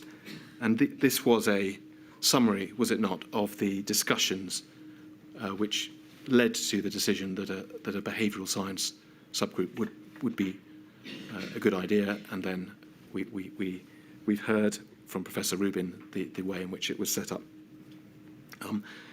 I wanted to draw your attention to one feature of these paragraphs without reading them all out, which is that there is a repeated reference within them to messaging. Do you see that? I haven't actually counted, but most of these paragraphs refer to importance of messaging and the link with behavioural science. Is it a fair understanding, then, of these paragraphs that part of the purpose of setting up SPI-B was to assist with the exercise of providing the public with appropriate messaging during the pandemic? Part of the reason for having behavioural scientists there, and by the way, I think James Rubin and Brooke Rogers, who were at this meeting, absolutely exceptional, was to make sure that the principles underlying messaging were understood. So it wasn't to design the messaging, it was to make sure that principles like collective ownership of things was important, like don't drive fear as the messaging vehicle, and those sorts of things were important messages. And SPI-B produced some really important papers on that. It's because of that around this time I introduced James Rubin and Brooke to both Dominic Cummings and to Alex Aitken, who was the head of government communications, to make sure that there was a vehicle for them to feed in their principles of messaging. Yes. This is really what I wanted to explore, Sir Patrick, because on the one hand, as we've said, we see great emphasis being placed on messaging. On the other hand, we asked Professor Rubin about the fact that the forerunner to SPI-B, which had been set up during the swine flu pandemic, was called SPI-B and C, the C standing for communications. And I asked him whether the lack of a C this time round was accidental. He said no, there was a deliberate decision taken that we weren't to be involved in communications. And it's fair to say, isn't it, that there is if you like, an inconsistency there to have, on the one hand, a committee which was at least one of its main purposes to be involved with developing messaging, and on the other hand, to be told, but you're not having anything to do with communications. Is that a fair point? I'm not sure it is, actually, because the point that the behavioural scientists are trying to give is the principles behind messaging, not the actual construct of the communications. And I think that distinction is quite important. This is behavioural science advice into communications and messaging, beyond communications, messaging more generally. That link's an important one, and I think the ownership, though, of the actual communications had to be within Public Health England, within the public health system, within government communications. And where SPI-B could help was making sure that the principles were clear, and indeed, on occasions, I think they were brought in to help with specific messaging as well as individuals. But I don't think it, maybe I'm wrong, but I don't think it would be appropriate to have an academic group designing government communications. Well, I don't want to overstate this. Of course, one can see that in principle, providing the academic sort of direction is one thing, and designing the communications themselves is a different thing. But the evidence we heard from Professor Rubin and also Professor Yardley was that how it worked out was that, yes, they did the behavioural science work, but they couldn't see that being taken into account at all in the communications strategies. And in fact, they disagreed sometimes quite strongly with several of the main strategies that were rolled out. And I think when we spoke to Lee Kane, he said, well, I really paid more attention to my focus groups than what the behavioural scientists were telling me. So perhaps in principle, the division you describe is sustainable, but in practice, it didn't work, did it? Well, I think it's exactly the same as science advice and ministerial decision-making. So I think SPI-B gave very good advice on this. We introduced them to Alex Aitken, to Dominic Cummings, to others. The fact that the government then chose to do things that were different from that, provided they've understood that the input has come, provided they've heard it properly, that is a ministerial decision to do things differently. I mean, I happen to think that they could have listened more to SPI-B on this for sure, and that would have been helpful. But it seems to me that's exactly where ministerial accountability comes in decision making. It's the same for this area of science as other areas of science, and it, maybe to put it even more boldly, following the behavioural science would have been as bad as following the science. Are there, though, lessons to be learned for next time? I'm accepting your point that ultimately it's for politicians and their teams to either accept or reject advice they're given. It can't have been. It can't be regarded as a positive, can it? That the evidence we have heard is that one had a group of behavioural scientists suggesting one thing, and a group of communications people in number 10 essentially ignoring them and getting on and doing their own thing. I mean, that can't be regarded as having been a successful outcome. No. Are there lessons to be learned for next time? I think there are lessons to be learned. One of the lessons which is important is to get the advice and the papers out quickly in the public domain, because then it's very obvious when ministerial decisions are deviating from that advice. Ideally, you'd like to know what other advice they'd received that meant that they'd gone down a different route. And you said that Lee Kane suggested it was focus group advice that he wanted to pay attention to. Again, that seems to me to be a decision that is one that the ministers and their officials can follow. But I agree with you that the advice from behavioural science needs to be prominent, clear, and accessible to everybody. And it wasn't a good outcome that some of these things were ignored. Let me move on and in fact pick up that theme. One of the solutions, or the solution you have suggested, is transparency, which echoes an approach you took with SAGE, which we'll come to. But it may be that some of the documents suggest that precisely one of the problems with SPI-B, and perhaps more broadly, was with scientists expressing their views publicly.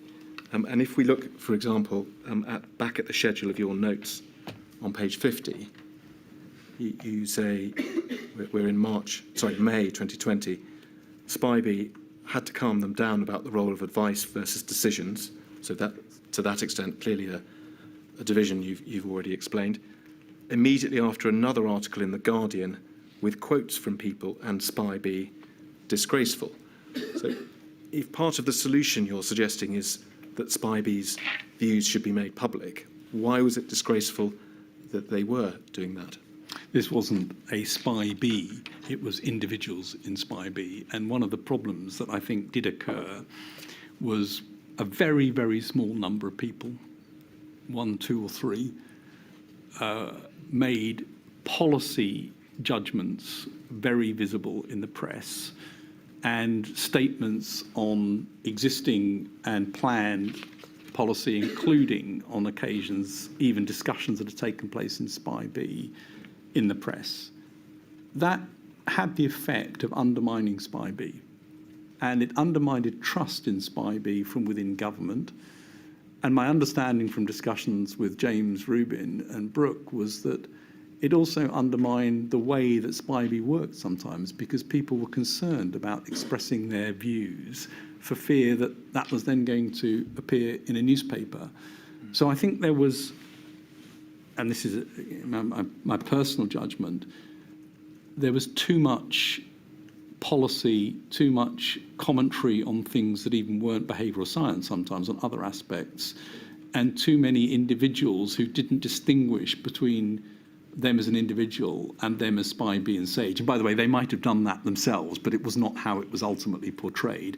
And I think it's very difficult to run a government advisory committee if things are perpetually being discussed in the press. Can I ask you about a different document, but it touches on the same issue, but this time in relation to SAGE itself rather than SPIB. So this is 232074, please. So this is, if we have the bottom half, this is a Treasury email which summarises a SAGE meeting. It's a readout.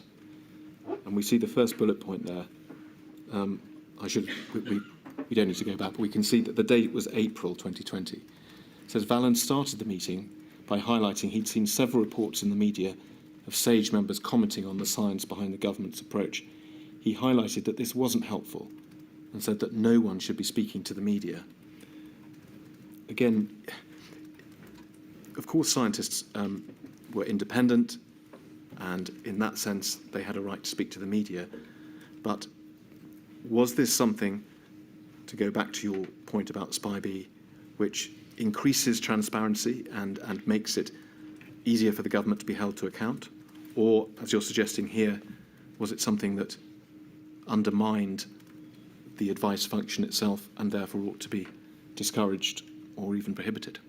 Well, I'm going to take issue with the minute, because the chair's brief and indeed the repeated commentary that I made at SAGE was any of you can speak to your own topic, your own expertise in the press, and should feel free to do so. So actually we had a very open policy to people speaking to the press about their own areas of expertise.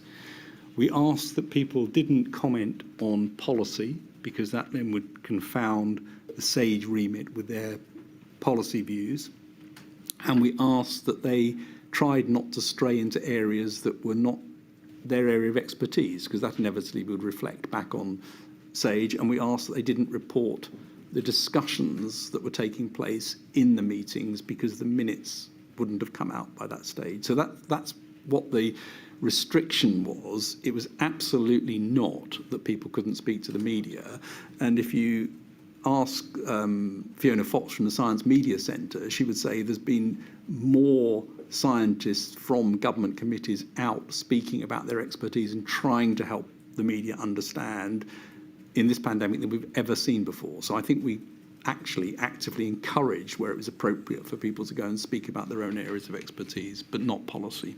So I think you're telling us that that is not an accurate summary of what you would have said. Yes. There's more nuance to it than yes. that, and that's what you've just given us. Yes.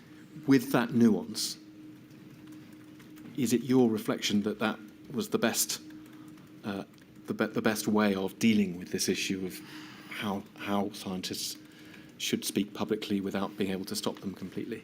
Well, I don't know if it was the best. I mean, there may be better ways of doing it.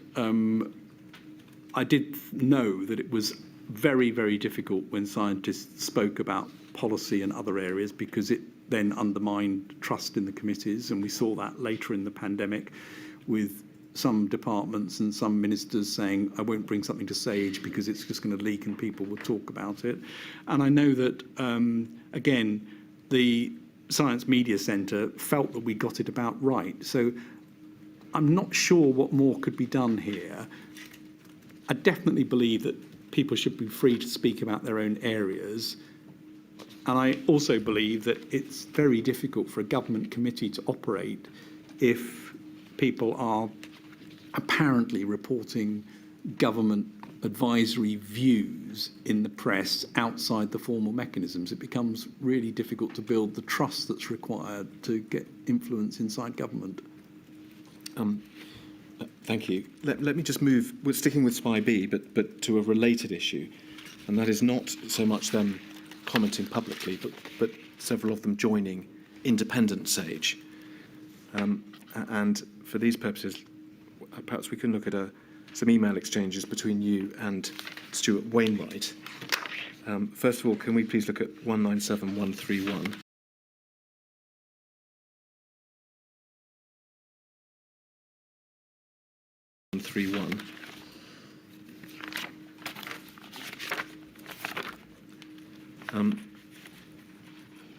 And here, just excuse me a moment. Yes, so if we look towards the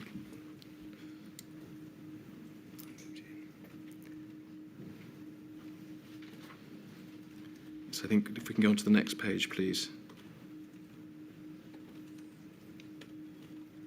Yes, we see at the top there an email from Stuart Wainwright.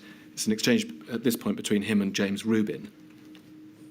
And you can see that they are discussing the fact that I think at that stage a small number of members of SPI B had joined iSAGE, independent SAGE that is, and Mr. Wainwright says it raises real issues of trust for policymakers in HMG in the ability to bring things to the committee as a, quotes, safe space. Do you see that? And then if we can please look at the email immediately before that, so perhaps back to the next page. You can see Professor Rubin, rather, saying that DHSC will presumably want us to adopt nerve tag style membership arrangements, and I think that's the appropriate time for a refreshed set of terms of reference. And then just before I ask you about this, if we can look at a subsequent email, this time it did involve you, 196969. We see an email 2/3 of the way down from you to Professor Rubin. James, the effect is that government departments are now becoming very wary of putting anything to SPI B because of a risk of leaks or misuse. We should think about how to deal with it. It's bizarre behaviour. And just for context, by this stage, rather more members of SPI B had joined independent SAGE. So a related problem, Sir Patrick, is what we see here, in effect, a chilling effect, that HMG becomes less willing to ask questions of SPI B because, in this instance, of a concern about whether that information will simply be passed to independent SAGE. Yes, I think that is what was happening. There were confidential papers that came to SPI B and to SAGE, and it was important that people who put those papers in knew that they weren't going to disappear somewhere else, and it was important that the outputs of those committees came to ministers with a chance for them to reflect upon them before it was widely articulated elsewhere. And I think I'm second to none in my belief of academic freedom, but if you join a government committee, it's slightly odd to then be on a committee that's set up to challenge the government committee. It doesn't seem quite right to me. And I think Kamlesh Kunti, when he gave his evidence, was very good on this and said that independent SAGE was very often focused on policy rather than science advice. And that seemed like quite a big worry, that we'd end up with a sort of policy advice organisation with direct links to some of the papers that had come confidentially to Spy B. So I was worried about it, and there are some examples where there was a chilling effect, where people didn't want to bring things to either SAGE or to subcommittees as a result of either this or indeed the transparency of publishing all of our minutes and papers. Yes. And again, looking forward and thinking about how, as we stand now, some of these committees have been disbanded, some others are getting on with their work, but of course in an environment which is completely different. There isn't the blaze of publicity. We don't hear scientists debating these issues in the press all the time. But as you have said, there will be another pandemic, and we can imagine that similar circumstances might well arise. What have we learned from this experience? Are there ways of controlling what scientists do? And there was a reference to the nerve tag arrangements. Are those different? And is that a blueprint for the future? I don't know exactly what the nerve tag arrangements were, but we've definitely, as part of the SAGE development programme, developed guidelines on what you should and shouldn't do in terms of speaking to the press, and it's the rules that I've just said. Speak about your own area, please do. That's helpful to inform, but don't go outside that. And about membership of other organisations, that it needs to be declared up front, and there needs to be a discussion with the chair before it's agreed whether that's appropriate or inappropriate. The difficulty here was it just happened without anyone knowing about it, and then it became public, and it became very difficult to deal with. Thank you. Let me move on, although sticking with this theme of transparency, because as you've said, I mean, you talk in your witness statement about SAGE transparency. In particular, we know that at the outset of the pandemic, SAGE minutes, indeed attendees of SAGE, was not something that was published, and this was something that you took on yourself, and after a few months that changed and minutes and lists of attendees were published, and you describe that step in a very positive way in your witness statement. Is this right? You regarded it as important both as a reputational matter, but also, and I think this is the context in which you raised it with Spy B, as a means of providing challenge and allowing people to understand whether the government had made appropriate decisions or not. Yes, I think we made the decision to publish minutes in March and then did the backlog catch up by May.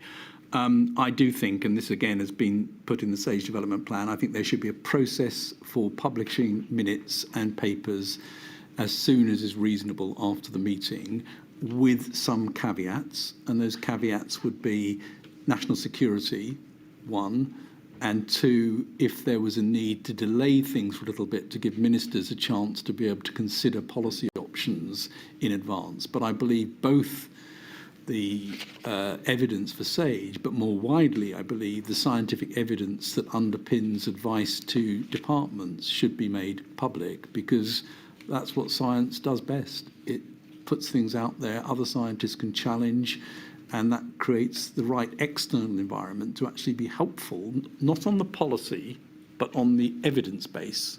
And I think that is a valuable thing, and we had to go through quite a lot to make that happen during the pandemic, including operationally. It's quite difficult to get these things done because you've got to get permissions from the authors, you've got to get them in the right format, you've got to get them up on the website, and that took a little while in a team that was very busy doing other things. It's the sort of thing that I describe in the so-called 100-day mission as getting the rules of the road sorted out in advance, so you're not trying to sort them out during a pandemic. One can see, and you've described very well, all the advantages that flow from this policy of transparency. But there are problems that come with it, are there not? And one of them is the problem we've just been discussing in the context of Spy B, which is a chilling effect. And if we look at your notes, well, I will ask you, but at least on the face of it, it seems that this policy of transparency did indeed create this type of chilling effect, with SAGE itself during the pandemic. If we can go, please, to the schedule and look at, I think it's 3 references. Thank you. First of all, this one. We're in June 2020, and you write, you refer to a paper from number 10. You say someone has completely rewritten it. They've just cherry-picked, quite extraordinary. And then, for our purposes here, note apparently Simon Case. I'm afraid I can't now remember whether at that point he had.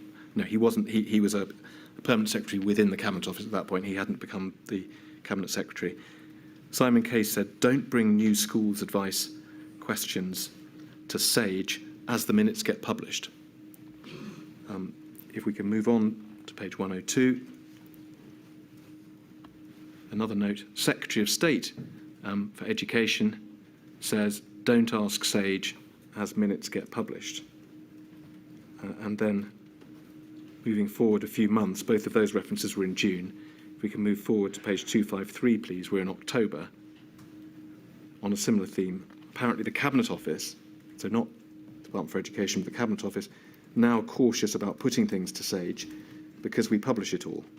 That's a very bad outcome.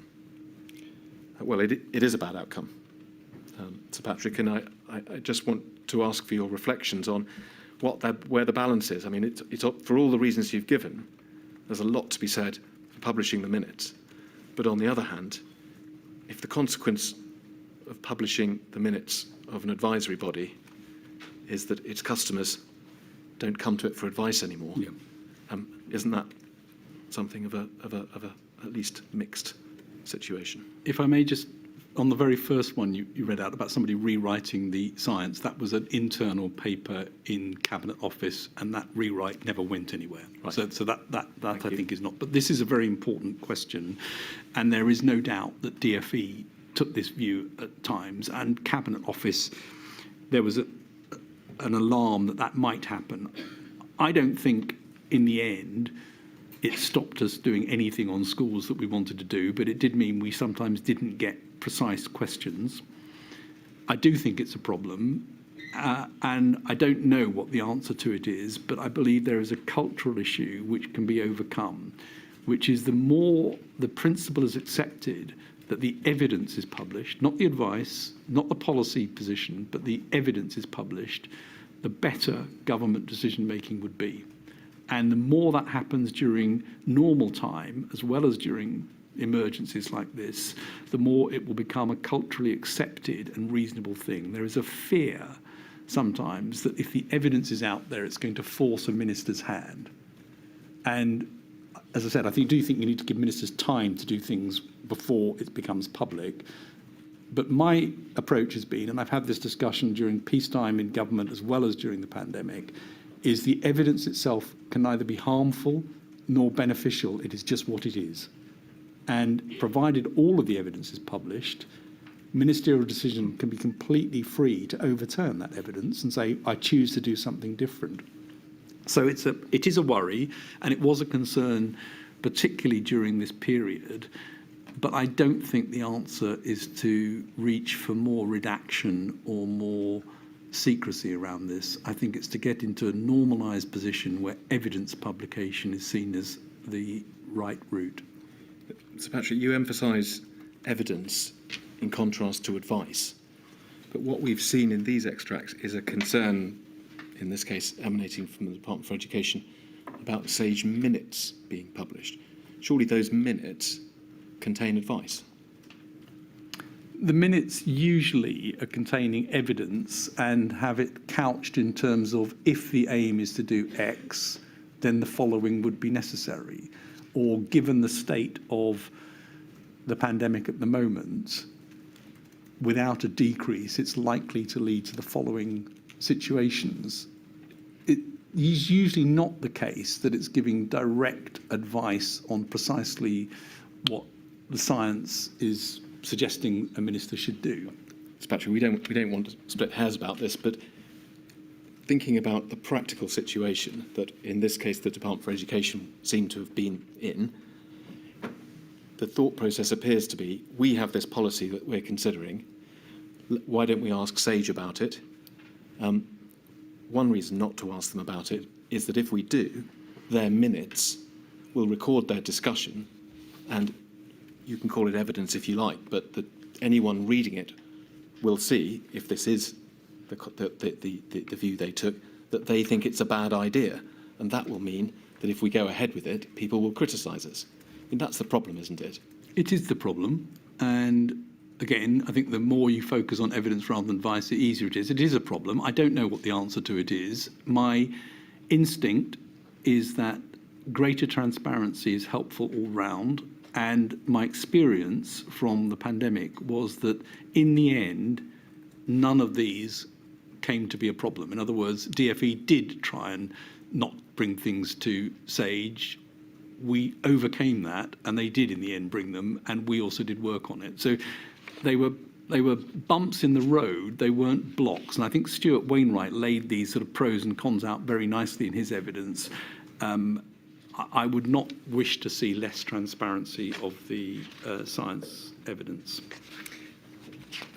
Let me ask you briefly, if I can, about a similar but slightly different issue. Here we're discussing the question of whether Sage were asked at all about issues.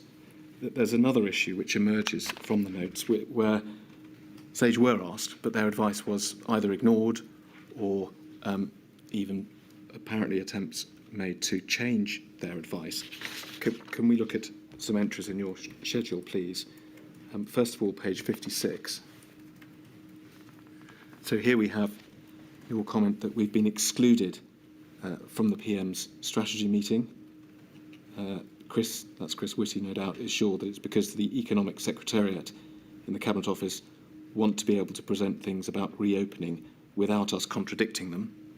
So perhaps that's, in fact, a little like the other ones we were looking at. Page 94, please. The 2 metre rule meeting made it abundantly clear that no one in number 10 or the Cabinet Office had really read or taken time to understand the science advice. Quite extraordinary. Page 98, please. Number 10 pushing hard on releasing measures. They're pushing very hard, and then this, and want the science altered. We need to hold on to our hats. There will likely be a second peak. And then lastly, page 112. In the economics meeting earlier in the day, they didn't realise CMO was there, and the Chancellor said, it's all about handling the scientists, not handling the virus. They then got flustered when he chipped in. So a collection of entries, all of them, to be clear, in terms of date, around sort of May, June, July, reopening in 2020. The common theme is that either Sage is being ignored, or it's not being asked, or even a suggestion that the Sage scientists should be handled in some way, or that their advice should be altered. Help us. Was there a feeling, perhaps particularly at that time, that perhaps you weren't being asked for your advice in good faith? I think there were definitely periods when it was clear that the unwelcome advice we were giving was, as expected, not loved. And that meant we had to work doubly hard to make sure that the science, evidence and advice was being properly heard. Now, it doesn't surprise me that there were meetings that we were not included in. That's normal. We were, as I said, in number 10 probably for 45 minutes or an hour, and there were things going on all day and political decisions as well. So it's not surprising that we were not invited to things sometimes. And it definitely is the case that there were times when, because we were giving unpalatable evidence and advice, people would rather not hear it. And I think that probably is a normal part of politics, and our job was to make sure that we weren't in the politics. We were continuing to make that advice as heard as we could make it. Did you, and this I now ask for your view on reflection, not writing your notes late at night, but did you feel that you were in some way being manipulated or handled, or that your advice was people were asking you to change your advice? Well, I don't think anyone, well, I know nobody actually got us to change our advice. I mean, the example of somebody maybe putting pressure on us to do it, we wouldn't do. And I think there's a WhatsApp exchange you've got where Matt Hancock asked me to change something, and I say no. We're not going to change our advice, because that's where the evidence bit comes in, that you've got to at least see that, even if you disagree with it and you don't want to do it. But I'm absolutely sure, because politicians are politicians, that there were attempts to manage us and make sure that we were not always given the access that we might need. But I think overall, we actually managed to get through all of that and make sure that the advice and the evidence was heard. So I don't know what damage it did, and I'm not sure exactly what I'd recommend for the future on that, because it seems to me that's partly the nature of the way the political system seems to operate. One thing we do know, and you state this in your evidence, is that around this time and in the period just after it, there were a series of government initiatives in respect of which Sage was not asked to provide its advice. Eat Out to Help Out in the summer of 2020, Tiers, the Rule of Six, later in the year. I mean, do you know whether the type of thinking that's evidenced in these notes was part of the reason why you weren't asked about those matters? Quite possibly. I don't know the reasons behind each of those. I mean, Eat Out to Help Out we didn't know about until it was announced, and I think our advice would have been very clear on that. I think the tiers, we were involved in some of the discussions as they started to say what they wanted to do, to try and advise on what would be sensible in different tiers if they were going to go down this route. But I don't think we were involved at the inception of that. And in some ways, nor should we be. These are policy choices, but we should at least see what the policy choice is and have a chance to comment on that. And it's one of the things that I say to chief scientific advisors in every department: you've got to make sure you're at the table for the policy discussion, rather than waiting for somebody to come to you and say, I have a bit of science question that I've got for you.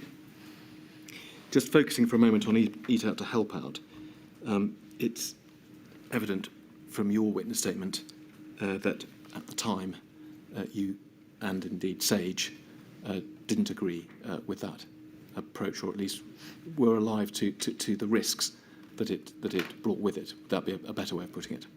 Well, I think up until that point, the message had been very clear, which is interaction between different households and people that you weren't living with in an enclosed environment with many others was a high-risk activity. That policy completely reversed it to saying, we will pay you to go into an environment with people from other households and mix in an indoor environment for periods extended over a couple of hours or more. And that is a completely opposite public health message as a result of that. Now, it's quite likely that had an effect on transmission. In fact, it's very difficult to see how it wouldn't have had an effect on transmission, and that would have been the advice that was given had we been asked beforehand. Yes. Well, let me just take you to your statement, if I may. It's paragraph 648, page 209. It's the last sentence or so. You say, as I've discussed, Sage, this is the point you've just made, was not asked to provide advice ahead of the Eat Out to Help Out scheme being introduced. And then you say this, but I think it would have been obvious to all involved that our advice would have been that this was likely to increase transmission of the virus. We can hold that in mind. Can we look at a paragraph of Mr. Sunak's witness statement, please? Thank you. And it's paragraph 317. And Mr. Sunak says, throughout the period at which Eat Out to Help Out was in operation and immediately prior to its implementation, I don't recall any concerns about the scheme being expressed during ministerial discussions, including those attended by the CMO and, no doubt, he means the GCSA. That's you. There's a certain inconsistency between your statement, where you say that you think that it would have been apparent to everyone that you opposed it, and Mr. Sunak's statement where he says that you never objected to it? Well, we didn't see it before it was announced. I think others in the Cabinet Office have also said they didn't see it before it was formulated as a policy. So we weren't involved in the run-up to it. And around that time, lots of measures were being released, and you'll see repeated references in various minutes and notes and emails, and indeed, I'm sure in my private notes, to our concern that people were piling on more and more things, and that this would come to drive R above 1. And I think that was discussed at Cabinet as well, that was the concern we had. So I think it would have been very obvious to anyone that this was likely to cause inevitably would cause an increase in transmission risk. And I think that would have been known by ministers. And Mr. Sunak? If he was in the meetings, I can't recall which meetings he was in, but I'd be very surprised if any minister didn't understand that these openings carried risk. Yes, thank you, Mr. Patrick. Maybe I'm about to move on to another topic. Yes. Certainly, Mr. O'Connor. 2 o'clock, please. All rise.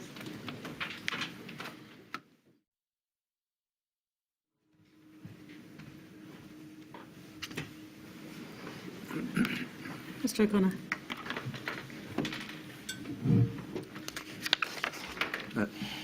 Sir Patrick, one of the matters we touched on this morning was the question of the advice other than sage advice, covering areas such as economics and societal issues, and how that fed into policymakers, both privately and publicly. And I want to ask you some questions about that topic.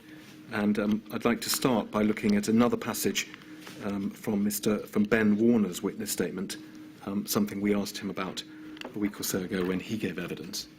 And if we can look at paragraph 309 of his statement, please. He said this: "I felt that the biggest absence throughout the pandemic was the lack of economic modelling in decision making. HMT, that's the Treasury, responsible for economic modelling, has a strong set of policy officials, but when it came to my interactions for all aspects of my work in government, I found that HMT was severely limited when it came to specialists in science, advanced analytics, technology or data." So Mr. Warner's view was that this was an important gap in the larger picture. That may be very much the same point that you were making in one of your notes. If we can look please at the schedule, page 522. This is late, this is an October 2021 entry, where you say, economic predictions, HMT saying economy nearly back to normal and Plan B would cost 18 billion, no evidence, no transparency, pure dogma and wrong throughout. Now, Sir Patrick, that may be one of those comments which is towards the frustrated late at night end of the spectrum. But am I right that essentially you're making the same point there as Mr. Warner was about the problems with economic advice feeding into decision making? Well, so I agree. That's probably the late night frustration comment. But I did think that there was a lack of transparency on the economic side, and it was difficult to know exactly what modelling had been done and what input there'd been to various assertions and comments made. And that made it very difficult. And of course, it wasn't publicly available either. And that created, I think, an imbalance where the science advice was there for everybody to see. The economic advice wasn't, and it wasn't obvious what it was based upon. And it therefore unduly weighted the science advice in the public mind, I think, and created a real problem in terms of how decisions could be made. I did try to suggest that an economic advice group similar to SAGE was set up, and indeed had one meeting where we brought people together, but it wasn't pursued. No. Well, I'm going to come to that in a moment, and we'll look at some documents. But before we do that, I think what you're describing is, if you like, two different problems, albeit perhaps come from the same root. One is, which we can all see, there was an imbalance in terms of the public perception because, on the one hand, SAGE minutes were being published, And certainly there was no similar exercise with anything to do with economic advice or modelling. So, as you say, an imbalance there, and that led to the sort of public perception that you've described. But there's a second issue which I want to press you on, which is, well, was it just an imbalance publicly, or was there in fact a lack of or deficiency in the advice, the economic and other advice that decision makers were receiving? Well, I can't comment on what they were receiving because I don't know what they were receiving. That was part of the problem. There was definitely, in my opinion, a lack of seeing that the basis for decisions and assertions made at meetings. So in a meeting where the question of rising numbers of infections was being discussed, there was very little that I saw that said that the economists had understood that rising infections alone were enough to cause problems for the economy, and a lot of emphasis on why interventions were negative for the economy, and quite difficult for me to see what the workings were behind that and why that was the case. So I didn't see evidence of a very strong analytical basis, but then it may have been there. I just never saw it. When you talk about here, for example, no evidence, pure dogma, that does at least seem to suggest that you thought it wasn't there, rather than you I just did think weren't it wasn't seeing there. Right. And that, as you say, perhaps is why one of the reasons why you suggested an economic sage. Well, yes, and I wasn't even necessarily suggesting an economic sage. I just thought an external economic body would be helpful, and certainly that was the representation I was getting from various rather eminent academic economists who felt that that would be helpful. Yeah. Well, then let's look, if we may, at an email which is 235261, please. It's dated the 5th of June 2020. It's in fact an internal Treasury email from Claire Lombardelli to her colleagues at the Treasury, but it describes a meeting at which you were present, Sir Patrick, and I think in fact this may have been a meeting that you were convened or were instrumental in organising. We've asked Mr. Warner about this email as well. You refer in your witness statement to having convened a meeting. Do you think this was it? I wasn't sure reading this whether it was that meeting, but Right. it was probably in or around this time. In any event, we see Ms. Lombardelli recording what had taken place at that meeting. We see it was at number 10 and chaired by Mr. Warner, but I think we know, this is right, isn't it, that you were there? Again, I wasn't quite clear from this whether I was at this meeting or not. It refers to a follow-up with me. I certainly don't think Ben Warner would have been chairing the meeting that I organised. I think that was a separate meeting probably, because I think it was chaired by Yes. possibly Claire. Well, if it helps, if we look at the bottom of this page, we can see another email in the way these things often work, this one, which seems to have been in the run-up to the meeting, and you are one of the, we see, Government Chief Scientific Advisor. Okay, well, that with Tim Besley and Nick Stern I was involved with, for sure. So that was a preparatory step to the meeting, so it looks like perhaps you were there. In any event, let's not worry too much about that, because I want to ask you about the substance of Ms. Lombardelli's email. So if we can go back up to that, please. Thank you. She says the discussions felt very familiar. The economists all did a very clear pitch on smarter NPIs being able to deliver the same level of virus control at lower economic cost. And then there was a general conclusion by economists that the economics is not being considered enough, and a desire for a place to bring this together, and three options. First, an economic sage. Secondly, a single model. And lastly, something more informal. She then says the economists obviously killed the single model. Just pausing there. We've heard some evidence from members of SPI-M. In particular, I think it was Professor Keeling, but Professor Medley and Professor Woolhouse touched on this subject as well, about early steps that were taken during the pandemic to try and bring together economic and epidemiological modelling. And certainly the flavour of their evidence was that this was something that should be pursued.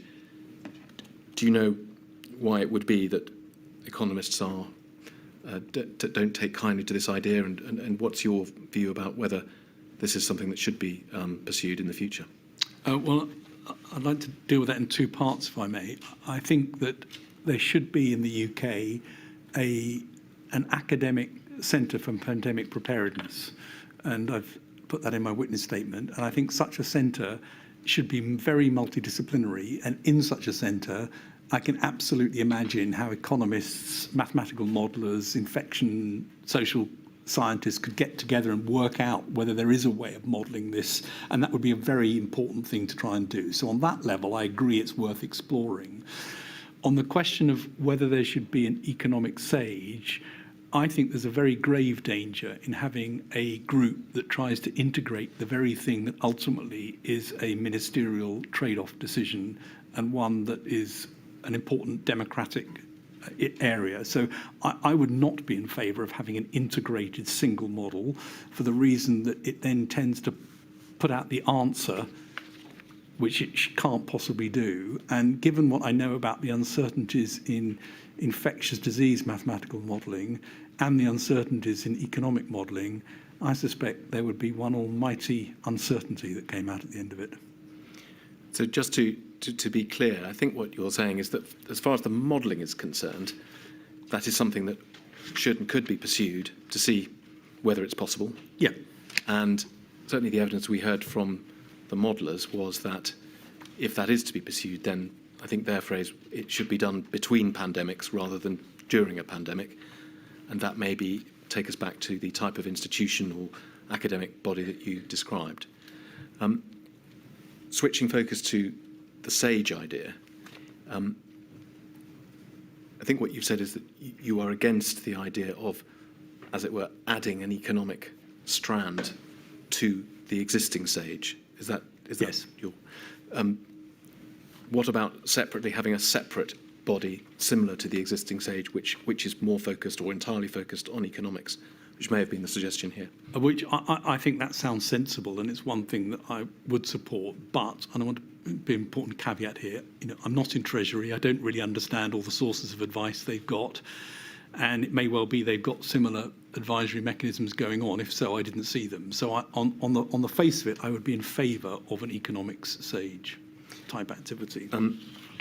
You are in favour now, and I think it was the case, you said in your statement, you were in favour Yes. 2 years ago or so, 3 years ago, when this was discussed at the time.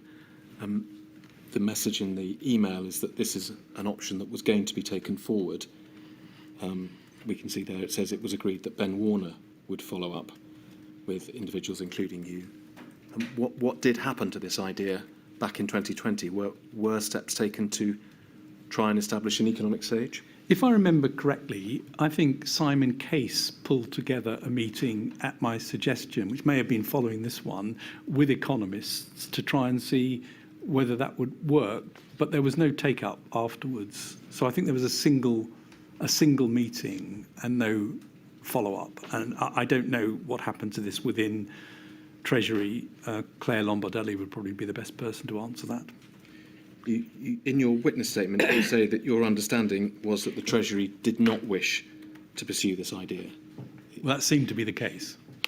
I can take you to it if you like. I don't know if you've looked at it, but as an IFG report that was published recently puts the position slightly more strongly in that, and said they understood that the Treasury vetoed this proposal. Is that something that you can speak to? Or? I don't think I was aware that there was a veto. I mean, I was aware that nobody really wanted to do it, but I don't know whether it got as far as a sort of concrete written proposal and somebody said no. I suppose one of the possible criticisms of this approach, which would involve setting up a new body sitting alongside the existing SAGE, is that one might then say, well, if we've got an economic SAGE and an epidemiological SAGE, why don't we have a sociological SAGE? And one creates a sort of too many advisory bodies. Is that something which you think would have any force? I think, I mean, a lot of social science was included on SAGE and would be included on the economics SAGE as well.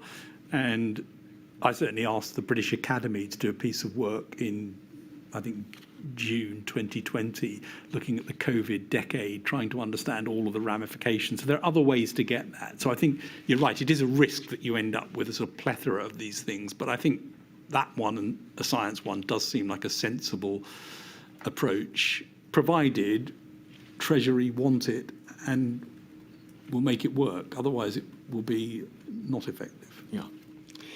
Before we leave this subject, you mentioned the Academic Centre for Pandemic Preparedness a moment ago, and it's something you've referred to more than once in your witness statements. Is there anything else you want to say about that in terms of how you imagine what it would cover, what it would address, how it might be set up? Well, there's several universities that are developing work for pandemic preparedness, and I think a single centre with a sort of hub and spoke model would work extremely well in the UK, and it could look at all the things that you would like to have looked at during normal times to make the input much more effective during a pandemic, and that could include everything from evaluating the effects of NPIs, which ones work, which ones didn't, how well do they work, what would you do differently, smart NPIs, different approaches to viral detection, surveillance systems, ways to understand pathogenesis of viruses. I mean, it should be a very broad activity, in my view, which should draw on existing groups rather than necessarily bring everyone into something which is only working on that, because you then have a huge amount of expertise brought into an area that's focusing on how one thinks about pandemics. And Oxford and Liverpool and others have suggested doing this, and I'm a strong supporter of the idea that this would be a useful thing. Would it involve government funding? Well, I think it should, and I think it should also involve UKHSA, because UKHSA is the body with the statutory responsibility for this area, and one of the things that I observed during this pandemic was that Public Health England didn't have the strong connections and science base that was needed. It had some very strong ones, but it wasn't as robust as it should have been during that time, through no fault of their own. But there was inadequate funding and inadequate links to various academic groups. Good. Let me move on to another subject, Patrick, although it's related, which is a sort of structural SAGE question of how the advice which is generated within SAGE and the subcommittees is communicated to ministers. And there are perhaps two linked issues. One is, by what means is that advice communicated? And the other is sort of to whom or to what body should it be communicated? And it may be that we need to bear in mind the distinction between, if you like, the typical short-term emergencies for which the COBRA system was designed, on the one hand, and the type of pandemic that we're addressing on the other. Because in that first category of case, I think we can see that the existing system worked well. You have SAGE. It discusses issues that it's asked to discuss. It can produce a minute, and then the chair of SAGE, you or another, can convey that information in a fairly straightforward way to a COBRA meeting. And both of those issues, therefore, that I mentioned are addressed. The difficulties, perhaps, come from the pressure that was put on that system by the much larger scale and the much longer duration of this pandemic. Before I go on, do you agree that those are the issues? Yes. And so starting with the question of the means by which the advice is communicated, several witnesses who've given evidence to the inquiry have commented on the great pressure that was put on you and Professor Whitty as it were, the conduit for advice from SAGE to decision makers. All of them, I hasten to add, endorsed your hard work and ability to undertake that task, but they said, they have said, that both because of the enormous amount of work that was being done by SAGE and all of the subcommittees that were sort of corralled underneath it, and the duration, that in fact it was really an enormous task, perhaps too big a task, to expect the two of you to be that very narrow point of connection in terms of explaining and passing on that advice orally to decision makers. What are your comments on that, and should we be thinking of a different model for the future? I think you have to have a point of connection from Sage, which is one or two people, into the system. You have to build trust within Whitehall. You have to have trust within the Cabinet Office. You have to have it clear who people turn to. And similarly, you need a docking point on the other side that's equally clear and able to receive the advice. I think on occasion, it's useful to have a broader group. So we had various teach-ins that took place in Cabinet Office where we had up to sometimes 170 people coming to listen to things and hear more about them. That's useful. I think we had at least one meeting where a number of dissenting scientists got together and spoke directly to the Prime Minister in a small group. I have to say, I don't think he found that in the end particularly helpful, other than to realise that it was difficult to work out what to do with all these dissenting voices. So I think it's not practical or realistic to assume that you can have groups of scientists just pitching up to talk to the Prime Minister or to the Cabinet Secretary without some structure around it. I do think that we could have benefited from an occasional step back meeting, and this is something I did certainly during peacetime, where we bring in a few scientists to speak to the Prime Minister on a particular topic to give him, in that case, a chance to ask questions that perhaps he might not want to ask in a bigger group. I think that is something that's worth exploring a bit more, but I think it's not practical to assume that you could have a group of modellers going in to speak to the Prime Minister and getting a sort of sensible sort of interaction. I wasn't really suggesting an alternative. I was asking if there was one, but I think your broad answer is that more or less the system that existed at the time ought to carry on. But just to press you on that, we've already noted that we as a country were very lucky that the two individuals who were occupying the two posts of Chief Medical Officer and Government Chief Scientific Advisor were so well qualified by their experience and training to deal with the pandemic. If one imagines another pandemic where the CMO and the GCSA are not specialists in epidemiology, pandemics, vaccines, pharmaceuticals and so on, but come from completely different specialisms, would that be an extra problem in those individuals bearing the weight of conveying sage advice to decision makers? I think the CMO will always be an expert in this area in some form or another, and the CMO will always have around him or her a group of people who really understand this, which is why the lead government department idea does have some importance to it. So I don't have concerns there. I think it's highly likely that the GCSA wouldn't, and that has advantages and disadvantages. What the GCSA would need to do would be to make sure that they had the right advice around them so that they could undertake that function. But I suspect there would be more weight on the CMO's shoulders in that sort of situation. And it may be that one of the deputy CMOs or one of the other people in that sphere would step up as well. I focused up to now on the first part of the equation in terms of what's the conduit from SAGE into the decision makers. And I want to move on and ask you for the other end, which is you've referred to as the docking point, because it's right, I think we can see that although at the start of the pandemic you were conventionally feeding into COBRA, once the COBRA meetings ceased certainly to take place regularly, you were then providing advice to a range of committees, whether it was COVID-S, to dashboard meetings, the COVID task force and so on. And do you think that there is a need to be clearer about your term, the docking point for SAGE advice? I do. I think it was very clear when it was CCS, the Civil Contingency Secretariat for COBRA.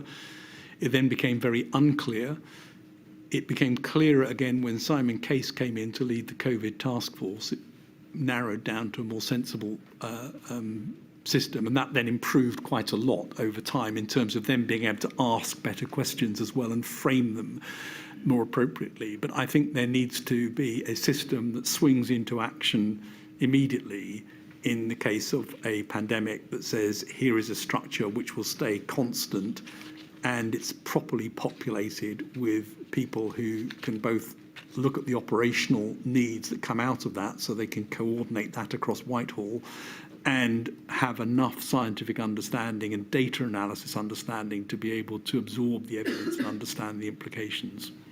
And would that system be an expanded CCS or something completely different, do you think?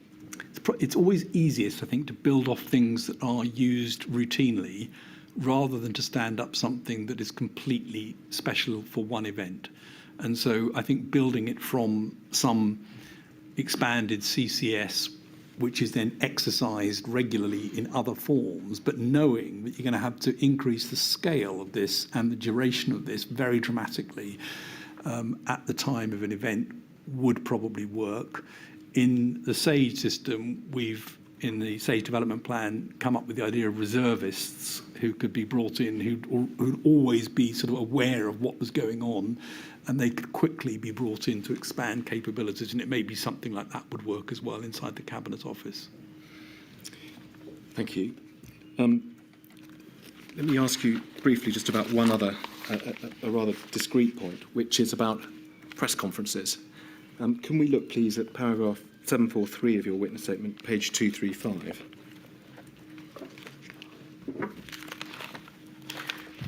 We, of course, all, Sir Patrick, remember your appearance. I don't have anything on my screen. No, I'm sure if I'm supposed to. We have confidence that it's coming.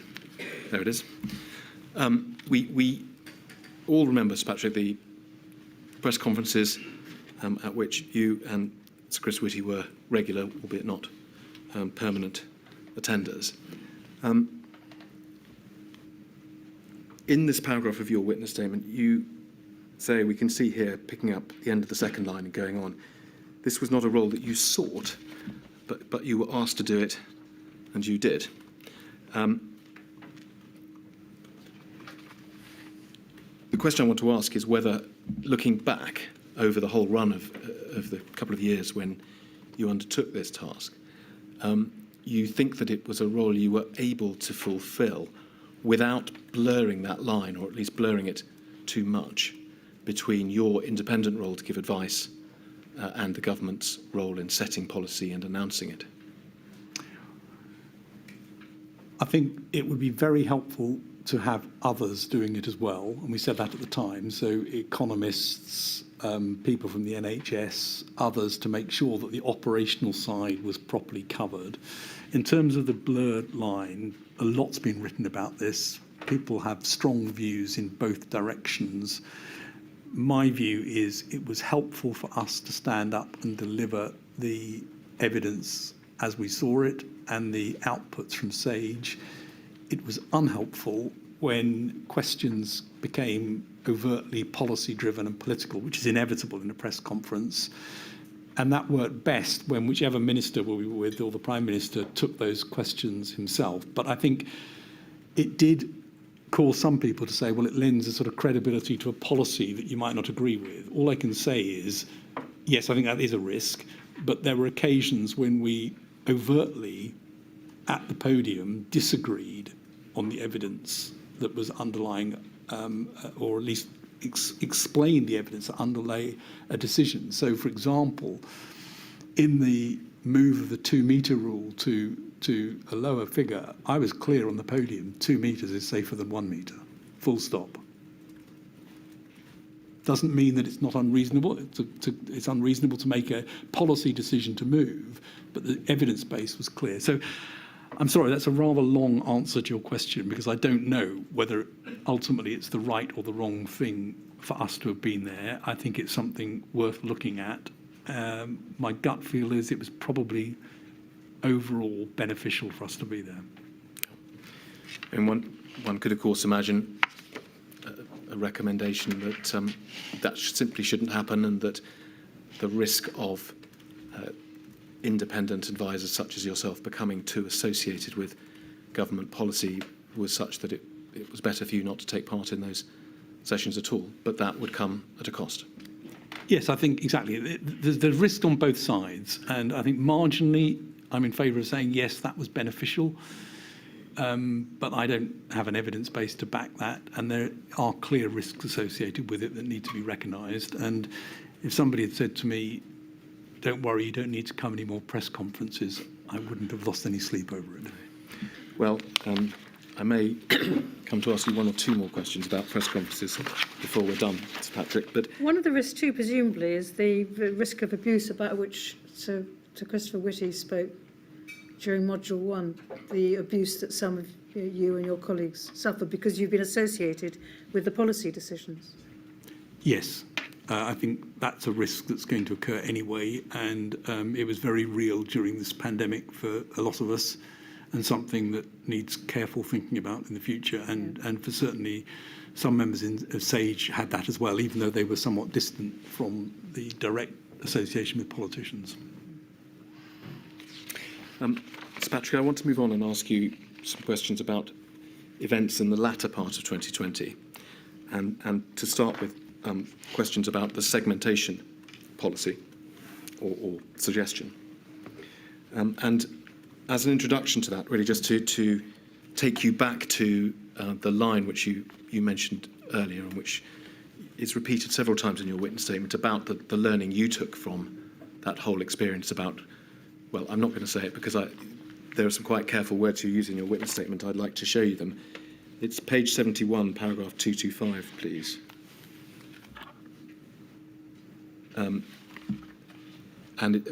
We see about 4 lines down, you say, the most important lesson that I learned and stated repeatedly from the first lockdown onwards in respect to the timing of interventions was that you had to go earlier than you would like, harder than you would like, and broader than you would like. Sometimes people talk about that as go early, go hard, but it's not quite what you say there, is it? And I think the difference is important. Can you, just in a few sentences, explain this thinking and how your thinking about this developed during the pandemic? Well, as I mentioned, in the first wave, I think we didn't go early enough, and and there was a trickle in of measures when I think we should have gone with more measures simultaneously. And at various other times when geographical areas were put into certain measures, the temptation was always to make it as limited as possible, and then that failed because the surrounding areas immediately got very overwhelmed. So my rider that it's than you would like to is very clear, and that is because the observation I made was that everyone's instincts is to not to do any of these things.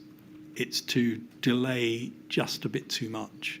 It's to argue that the measures shouldn't be quite as strict at the moment, or to argue, and we saw this very clearly during October, and I think it was October, where every MP argued that their area shouldn't be in a higher tier, they should be in a lower tier. So everyone's arguing to do things just a little bit less than they should do. The result of that, particularly, and this is important, particularly when there's a high prevalence, and it's worth remembering there was a high prevalence for a lot of that period, means that you tip over into an R above 1 and then you grow. And so I think this is an important thing, and it's partly my psychology, which is than you like to, and partly just the reality that these things need to be taken into account. Yeah.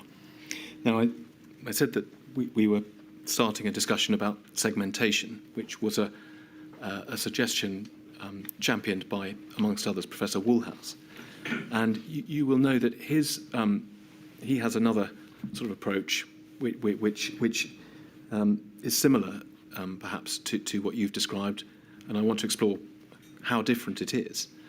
His approach is the earlier you impose an NPI, the less restrictive it needs to be, and therefore he is very much in favour of imposing moderate NPIs as early as possible. Now, at first blush, that's not the same as go sooner than you like, harder than you like. How much difference is there between those two ideas? Well, it entirely depends on what he means by moderate. And it's obviously very circumstance dependent. My experience is that if you said, I'm going to go very early, but I'm going to go with quite mild interventions, the chances are the interventions that were ultimately selected will be even milder than the ones that you thought. And you'd be playing catch up. And I think that's exactly what happened at several stages. People, well-meaning, trying not to put too many restrictions on, would go a little bit lighter than they should have done, and you play catch-up. And I'm sorry if this is sort of a very obvious point, but I think it's worth just thinking about. There's a lot of focus on the R value, but actually it's the prevalence that matters as well. So if to take an extreme, the prevalence in the UK was only 10 people had COVID, you could keep R at 1 and feel perfectly happy, and if it went up to 1.2, you'd be able to see it and deal with it. When you're dealing with 50,000 people or 100,000 people with COVID, and you're keeping that level R about 1, the moment you break the 1, so you're now growing, you're growing in huge numbers. So this is even more important in a situation where the prevalence is high, and you don't want to allow escape from what is a controllable situation to one that then becomes uncontrollable. And does this point about prevalence help us understand the floating of the segmentation idea and how and perhaps one of the reasons it wasn't pursued? Because would it have been a proposal that would have been much easier to follow at a time of low prevalence, whereas in fact, as we know, it was proposed and discussed over the summer and into the autumn of 2020, which was, of course, a time of rising prevalence? So segmentation, the idea of sort of having one part of the population heavily shielded in some ways, was inherent right from the beginning. Yes, it works much better at low prevalence, just as test, trace and isolate works much better at low prevalence. I think, though, it's worth remembering that we never found a form of shielding, and Mark Woolhouse may argue, well, it never went far enough, and he may be right, but we never found a form of shielding that meant that the prevalence didn't increase in that population at the same time that it increased in the general population.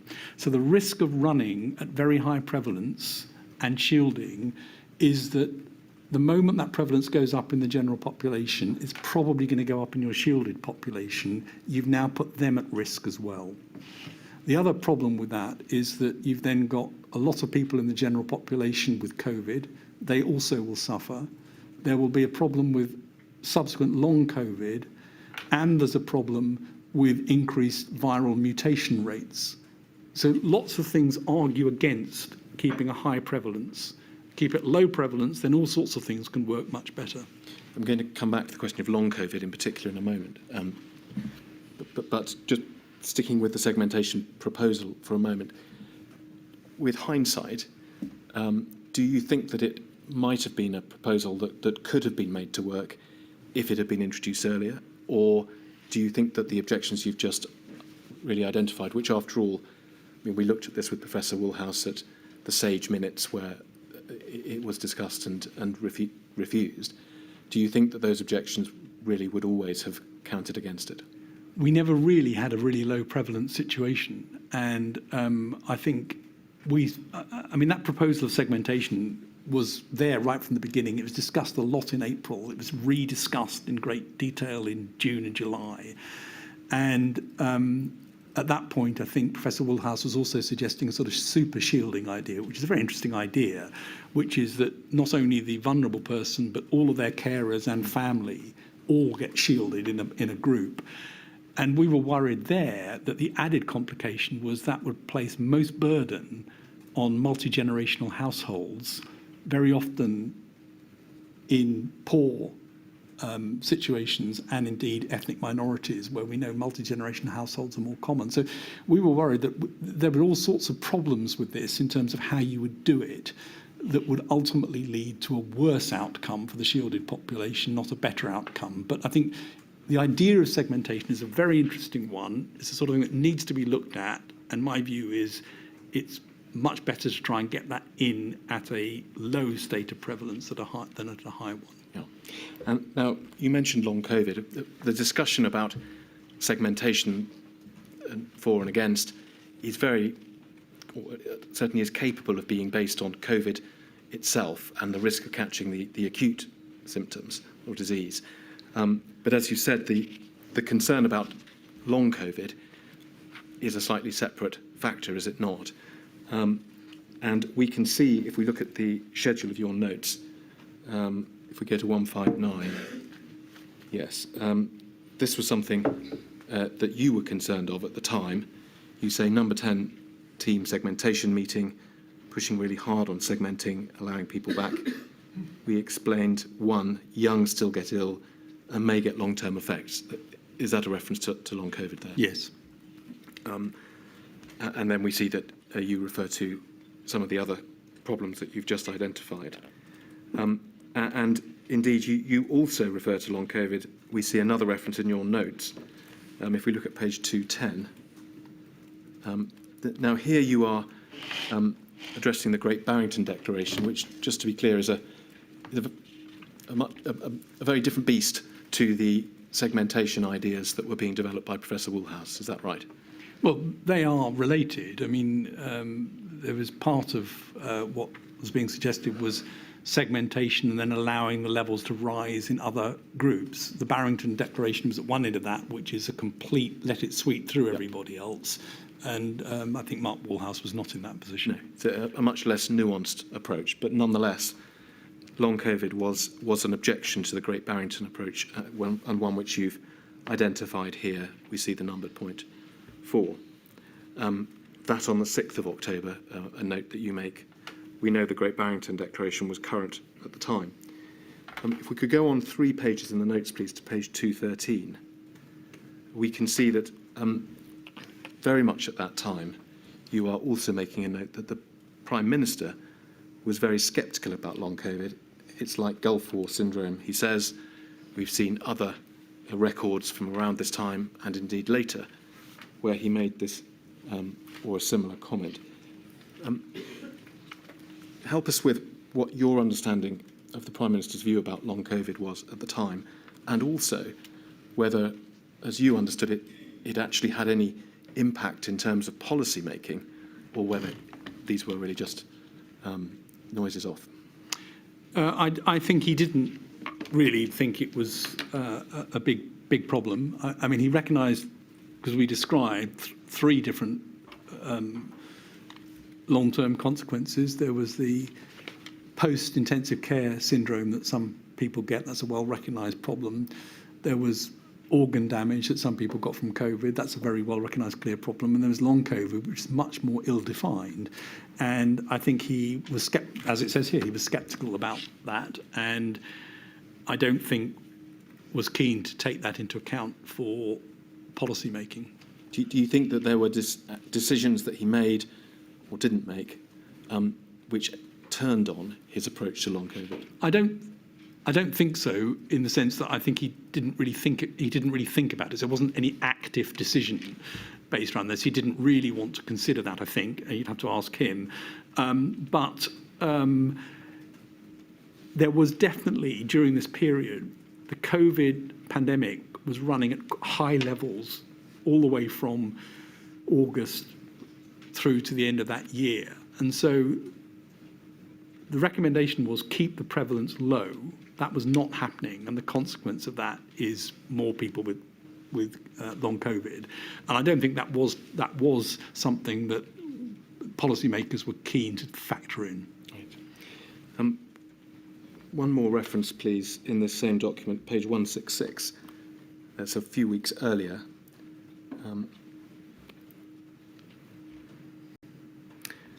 Here we see Matt Hancock, as you say, explain things well for once and remind them about long COVID.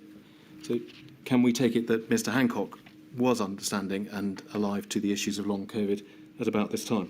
It certainly sounds like it from that.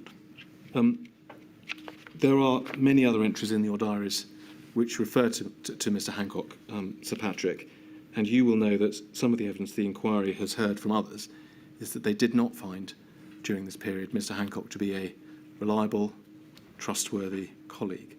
I don't want to take you through a whole load of unnecessary references. Perhaps you can summarise your understanding, your experience of working with Mr. Hancock in this sense. I think there's one entry which I would support, which I think he had a habit of saying things which he didn't have a basis for, and he would say them too enthusiastically, too early, without the evidence to back them up, and then have to backtrack from them days later. I don't know to what extent that was sort of over-enthusiasm versus deliberate, but I think a lot of it was over-enthusiasm, but he definitely said things which surprised me because I knew that the evidence base wasn't there. Said things that weren't true. Yep. Returning just briefly to long COVID, Sir Patrick, and looking a little further ahead, as we know, and I'll come to ask you in a moment, later on in 2020, there was the second lockdown, and then the third lockdown in early January 2021. And moving forward, still a process of unlocking and removing restrictions as one went into the spring, early summer of 2021. One of the risks that was going to be faced by the population at that stage, in particular perhaps the younger population, was a risk of long COVID.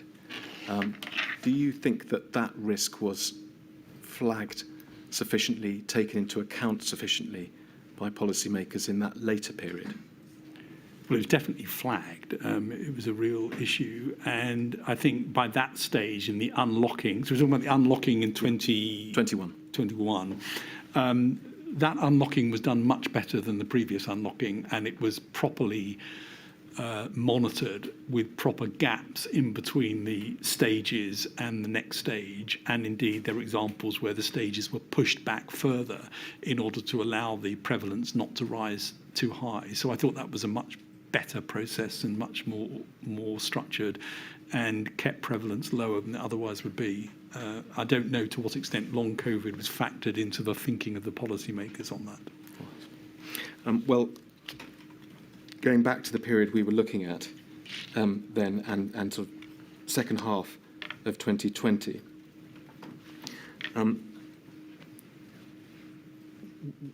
we know, we've seen references in the diary notes and so on that we've looked at.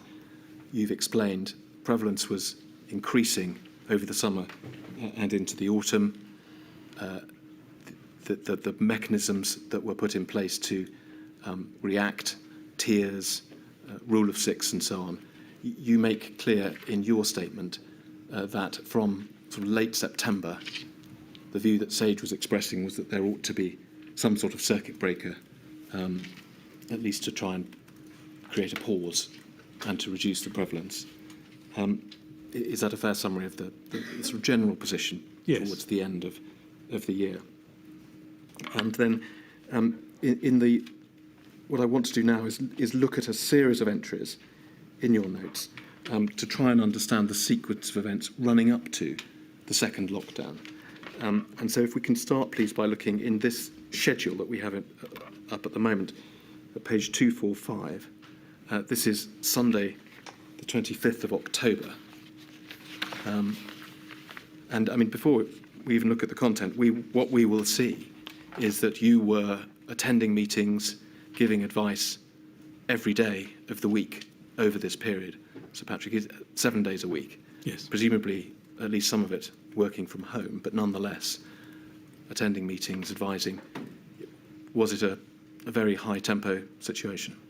Well, I think the 7 day a week working started in February 2020 and didn't end till well into late 21. Oh, possibly later than that, actually. Working, were you advising and having meetings with the Prime Minister almost on a daily basis throughout that period? Or? Most of it, yes. Right. Well, let's look at this one. Sunday the 25th, as I said, it starts with the PM meeting, begins to argue for letting it all rip. That was almost a term of art, I think, by that stage. Perhaps it's obvious, simply removing restrictions and the Great Barrington proposal. Yes, there'd been a lot of discussion on that in September, and we'd had a meeting at the end of September with some external scientists invited in to discuss that as well, and that was something that was very prominent in much of the press as well, and letting it rip became the expression that people used. Prime Minister saying, yes, there will be more casualties, but so be it. Then you've put quotes, they've had a good innings. We've seen other references of a similar nature. Was this something that the Prime Minister returned to from time to time, the idea that the casualties of any letting it rip would be older and perhaps special circumstances, or that they should not so much concern should be had about casualties of that age? Is that really what he was trying to say? I think it's important to note that he might easily have said the following day, I want no deaths at all. Well, we'll come to that. I mean, yes, he must have said that on that day. I mean, we see a few lines down, you've put PM then back on to most people who die have reached their time anyway. Would these be examples of perhaps little notes you made at the time and then... These are probably scribbled notes I wrote on papers of this meeting. A few lines down, PM concludes, looks like we're in a really tough spot, complete shambles. I really don't want to do another national lockdown. This 25th of October, so for about a month, would it have been by then that the sage advice essentially had been that a circuit breaker lockdown was needed? And then DC, I'm looking at the last line now, DC Dominic Cummings says, Rishi thinks just let people die and that's okay. And then this feels like a complete lack of leadership. Is that your comment at the end there? Yes, I think so. I mean, perhaps it's obvious. Again, tell us, is this one of your late night furious thinking, or is it something you would stand by now? Well, it must have felt like a complete lack of leadership on that day, and reading it feels like quite a shambolic day. And to put things in context, that's Mr. Cummings saying that was the thought that let's let people die. It's not necessarily, you didn't hear that from the Rishi Sunak himself. That is what Dominic Cummings said. Reported, yeah. Yes. Let's just move on in the sequence, please. And to do this, let's go into the transcript so we can see a sort of full record of your notes rather than just extracts for this next few days. And because, as you say, there were changes. So if we can look at the 280061, page 240, please. Yes, thank you. So we see a date which is just disappearing off the top, the 26th. So this is the next day, the Monday. And as you say, Sir Patrick, it appears the Prime Minister, you've recorded, in fact, he's in a different mood. Terrible, terrible, terrible numbers. Says we need to do local lockdowns fast, foot to the throttle, accelerate. He's so inconsistent. So previous day, letting it rip. This day, something very different by the look of it. Yes. And then, if we can go on to the next page, please. There's a similar observation. On Sunday, all the Prime Minister wanted was a sense of mutually incompatible outcomes, said Simon Case, privately. That's to you, I take it. I think that must have been in a call with me. Owns something for a day and then changes. That's his comment. A couple of lines further down, we're now into the next day, the Tuesday. You record the number of deaths.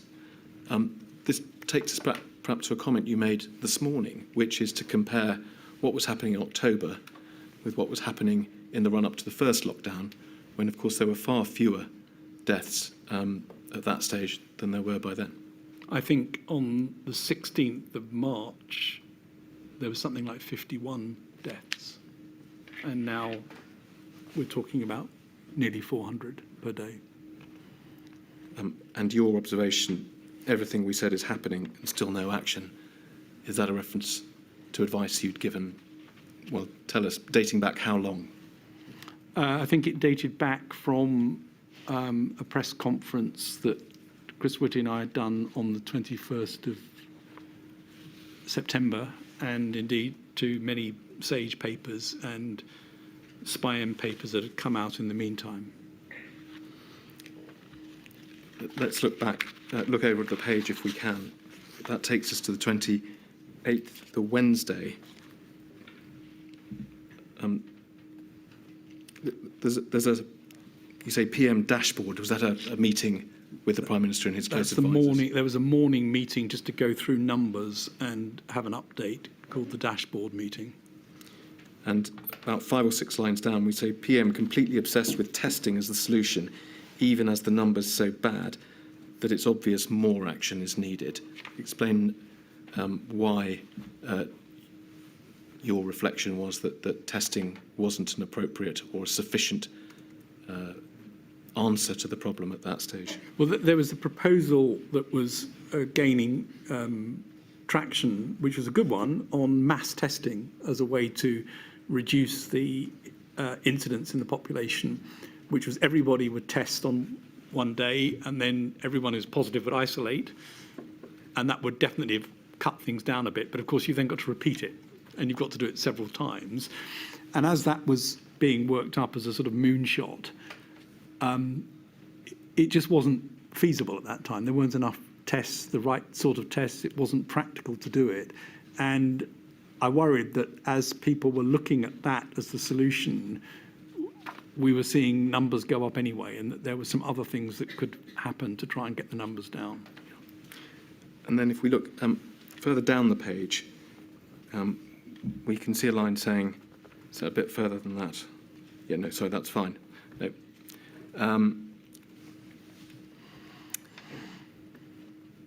3 lines up. The Prime Minister, resistant to national lockdown, wants to continue with regional.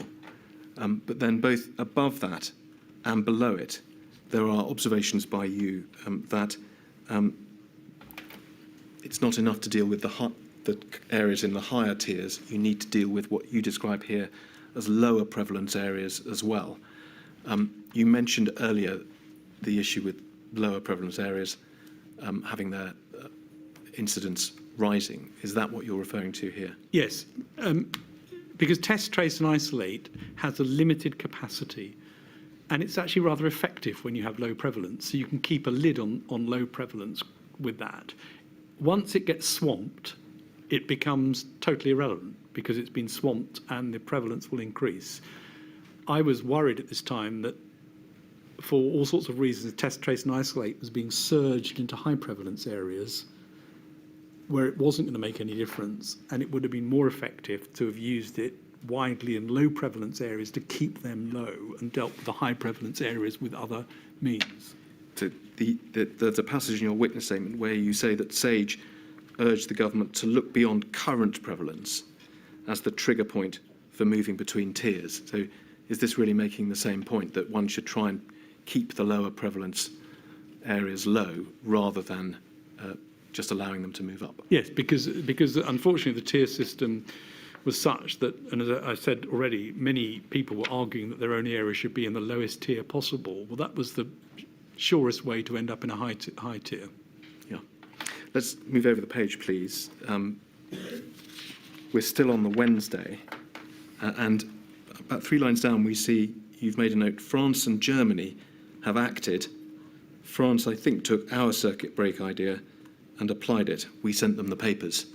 Is that a recollection that you have now, or obviously something you thought at the time? Well, I'd organised meetings between science advisors from about 8 European countries. We met every couple of weeks, sometimes every week, very informal meetings where we just shared information and advice, and we often shared papers, and they'd asked us about the circuit breaker idea and we'd sent them the papers. I have no idea whether it is what triggered them to take action or not. Just above the redaction, towards the bottom of the page, we see here an extract we looked at earlier. Apparently the Cabinet Office now cautious about putting things to SAGE because we publish it all. That's a very bad outcome. It's notable that this happened at this time of increased tension. I think you said earlier that you weren't convinced that in fact anything ever came of that concern. Did you in fact think that at this time there were things that you might have been asked about but weren't because of this caution? I suspect, and I'm sorry I can't remember, that I would have had a direct conversation with Simon Case and said, that's not okay. Right. we've got to see things, and I don't think that I don't think Cabinet Office ever did not bring something to us because they were worried about it, but clearly there was a mood that it might happen. And then just above that, we see you have referred to the press and then said, we have a weak, indecisive PM. Again, is that something that on reflection you stand by, or was that a late night brain dump? Well, it was definitely a late night moment of frustration. I do think that the Prime Minister was influenced a lot by the press. Let's go over the page, please. We're on now to the Thursday of that week, 29th of October. And you make a reference immediately under the date to a call with the Cabinet Office, I assume. And you say, I argued strongly for the Prime Minister to set out his aims. What does he want to achieve? Protect the NHS, something else, emergency care, all care. And this takes us back, does it not, to a point we raised earlier about scientists needing to understand exactly what the government was trying to achieve, other perhaps than just stopping the NHS being overwhelmed. That was in March, where we were talking about it this morning. It looks as though that concern arose again at this time. Yes, possibly even intensified at this time. Just help us. What would you have liked to have been told that you weren't being told? I think it would have been very useful, for example, they might have said, all we care about is NHS collapse. Just work to only that. But that isn't all they cared about, because on some days it was, we can't stand the numbers of deaths and we want to have this lower. So then that begs the question, so what's the target? If that's not the target, is it that you want to have all routine care in the NHS running properly and cope with COVID? Or is it something else, which is we'd like to manage the NHS as effectively as we can, but with the economy being in a stronger position with more things open? I mean, there are several different permutations that one could think of that would have been helpful to then be able to ensure that we tailor the advice accordingly. I think in your witness statement you describe a feedback session or with some of the scientists who worked on SAGE and its subcommittees, and this feeling that they didn't have a clear understanding of government policy was one of, if not the sort of top issue that you heard. And in fact, it's something that we've heard in evidence ourselves. So is that a learning point for next time? It is a learning point to lay that out as clearly as possible. I do want to just offer one slightly pragmatic observation, though, which is I've worked in global multinational companies and many other things, and everyone always says, I don't think the strategy is clear enough wherever you are. So I think we shouldn't dream that setting out the policy clearly is going to be something that satisfies this need, but I don't think it was clear enough at that point. Yeah. We can go on 2 pages because the next one is a blank, but it takes us then into the Friday of that week. And in fact, so page 246, that's it. And we can see towards the bottom of that page, again, the same point. We have pushed all week that the key is for the PM to define his aims. You've underlined it, but he still hasn't done that. And a similar point raised, clearly a matter of continuing concerns. Is that fair? And then at the bottom of the page, we know that there was a lengthy meeting on that Friday, or possibly more than one meeting. We see PM meeting at the bottom there. Do you see that? And then if we scroll on to the next page, there is a few entries, and then about halfway down the page, PM dashboard meeting. Would that have been a separate meeting or a continuation of the first one? A separate meeting, I think. Were these meetings taking place remotely, or would you have been in Downing Street, or can't you remember? They were a mix. I can't remember this one. A lot of the meetings were taking place in person. Now, we're now on the Friday of that week, and we know that there were events over the weekend when this lockdown was announced. And I think what we see in the next few pages is a fairly lengthy debate, is it not, about whether a national lockdown should or shouldn't be imposed. And you obviously sat down that night and wrote quite a lot of notes just at the end of that day. Let's go over the page, please, to 248. You've made an entry just under the first redaction that Simon Case sent you a WhatsApp to say national lockdown on Monday, French style. Well, we know we saw that the French had just imposed a lockdown. And you say, I wonder what that really looks like. So do you think you were being told there that that decision had been made? Yes.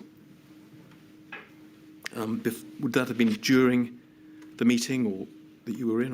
No, it must have been in another meeting that I didn't know about. I see. Because you then carry on describing a meeting with the PM, and we see you refer there to graphs on projections that suddenly got given to the Cabinet Office without me seeing them, and they will become significant over the next day or so, will they not? And then a couple of lines further down, Prime Minister says, we need to act, French-style national lockdown. So again, it appears that a decision was being made, but the notes that follow suggest that there may have been a certain amount of toing and froing. Can you help us? Well, it looks from this as though the decision probably had been made in another meeting, and there have been weeks of build-up to what needed to happen. This meeting sounds like it was an update on the situation, and the PM reiterated what Simon had already told me in a WhatsApp was going to happen. Because if we go over the page again, and we're still on that Friday. I think that's Homeric logic at the bottom of that Yes. page is a mistake. Not Homeric. There's then a discussion where, amongst other things, the Prime Minister talks about a painting. But about 4 lines down, you see the Prime Minister then argues that letting it go may be the better economic route. And further down the page, just falling off the bottom at the moment, so the case is weaker if we're just arguing about saving lives, as they're all very old anyway. So on that argument, on that basis, it would seem that a decision hadn't been made at that point. Or is that not right? That's what it looks like. Were these records recording the sort of toing and froing of the arguments at the meeting? I think I was just recording, as far as I can tell from what's written, exactly what happened over the course of the day, with things changing from meeting to meeting, depending on who was there and what had happened in between. And you weren't clear whether there was going to be a lockdown or not, presumably? No, it looked like there was, but it was difficult to tell. And then over the page, someone has said, these are truly horrible decisions. Dominic Cummings says the only reason not to do it now is if you won't ever do it. Prime Minister says, should we just level with the public, say we'll tough it out and tell them there will be deaths? And Lee Kane, who's given evidence to this effect, essentially says there needs to be a lockdown. I don't see any world in which we don't act. And then going over the page one more time, still on that Friday, you say meeting ended with no decision and going round in circles. Too many unknowns. We need to look in our windscreen, avoid a car crash. Deaths will be unacceptable, and so on. Although then further down the page again, 28-day lockdown. We're obviously just looking at your notes, Sir Patrick. The notes convey a suggestion of a great deal of indecision on that day. Does that align with your memory? I think this was a time of, this was almost a microcosm of what had been going on for the previous weeks, with the incidence, prevalence and R changing a bit, and people moving from one position to another. And the Prime Minister would take a certain position in one meeting and then perhaps another one later on. And sometimes I think was also trying to test people's positions and find out whether they really held to what they were saying. But these meetings largely looked to me like they were meetings that probably Chris Whitty and I were there to provide information as requested rather than as active participants in what was a policy discussion. What we know, and you described this in your witness statement, is that that night, that Friday night, there was a leak. And so the next morning on the Saturday, there were reports that a lockdown was going to be ordered. And there was then a sort of hastily arranged press conference if we go over to the next page, you record that in your notes. This is now Saturday the 31st. Frantic day, whole thing leaked into the media. Everyone can see action is needed. Some people are pushing hard against it. We suddenly have to do a press conference today. Why not keep it quiet, get it right over the weekend, and then announce properly on Monday? It's clear from the tone of this that you felt, perhaps had obviously been the case, somewhat sort of bounced into making an announcement. Well, or being part of an announcement. yeah, being bounced into the press conference. So the sequence was that a graph that had been to SPI-M had been taken from SPI-M directly into number 10 that we were unaware of. I think Ben Warner took it in, and we got rather sort of blindsided by this bit having been shown to the Prime Minister and the number 10 team on Friday. And we, at that time, said, I think you shouldn't take too much notice of this graph because it's a reasonable worst-case scenario. You should look at the 6-week medium-term projections, which was showing exactly where things were going and were much more reliable examples of what was happening, which is pretty grim. And then overnight on Friday, having the policy people having made the decision they were going to do a lockdown, that was leaked. The decision was leaked to the press. Yeah. And then if we look on the next page, we come back to this slide point that it says the PM has latched on to that and the one of the NHS collapsing as the reason for doing it. And he was furious that he'd based a decision on a slide that that's you, was now having to slightly row back from. And you describe it there being a sort of demand, a requirement from number 10 that the slide be used in the press conference. You subsequently, in a subsequent note, say that you said it shouldn't be, but in the end you were persuaded that it should. Now, this incident has become the subject of some debate. So tell us in your own words what the rest of that part of the story was. Well, so we were called in to do the press conference, Chris Christie and I, and we were then in a room for 3 hours or 4 hours, I think, when the Prime Minister was making calls to various backbenchers and other people and then out the press to try and get people on the right side to that decision. As I said, we've been clear the night before that this slide was a reasonable worst-case scenario, and that's not a good thing to show on a press conference because it's so complicated to explain what a reasonable worst-case scenario is, and that we should simply only show the medium-term projections, 6-week medium-term projections, which made the case. And Simon Stevens had also said the NHS is going to collapse if we don't do something. And we said that's an important statement. It would be good to have Simon standing at the press conference saying that, if that's the case.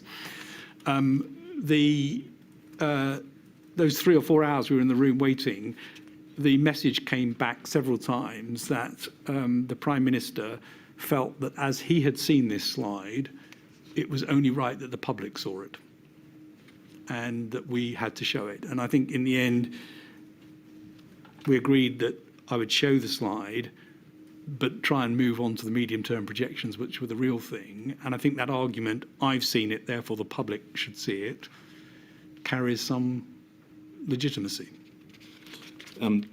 With hindsight, was this one of those moments that we talked about earlier where you, as sort of an independent advisor to the government, was being drawn uncomfortably close to being aligned with certain policy decisions? Well, maybe. I mean, it was a slide. I did check because the slide had appeared from, as I say, nowhere into number 10. I did check with the SPI-M people that they would stand behind this slide, and it was the right slide, and it had got the right validation through SPI-M.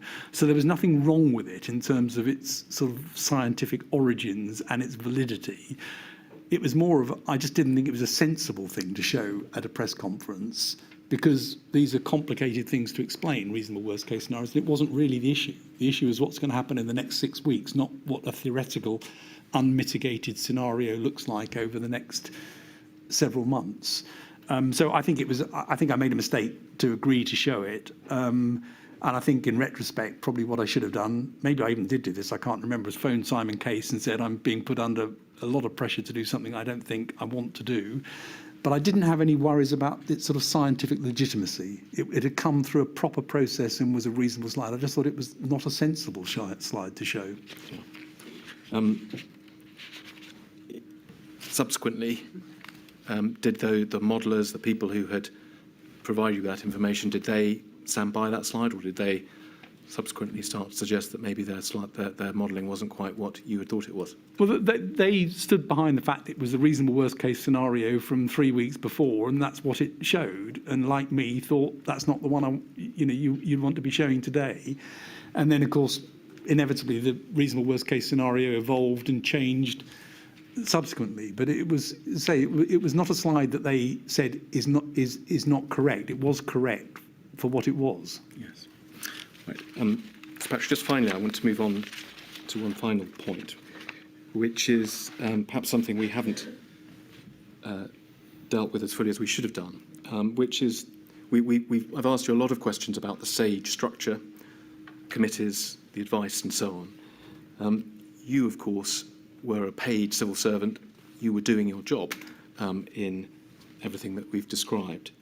But it's also right to say, isn't it, that that whole structure of advice below you relied on voluntary assistance from expert scientists who took time away from what they would otherwise have been doing voluntarily, unpaid, to feed into that system. And as you said to my lady, in some cases at least, suffered some difficulties as a result of that.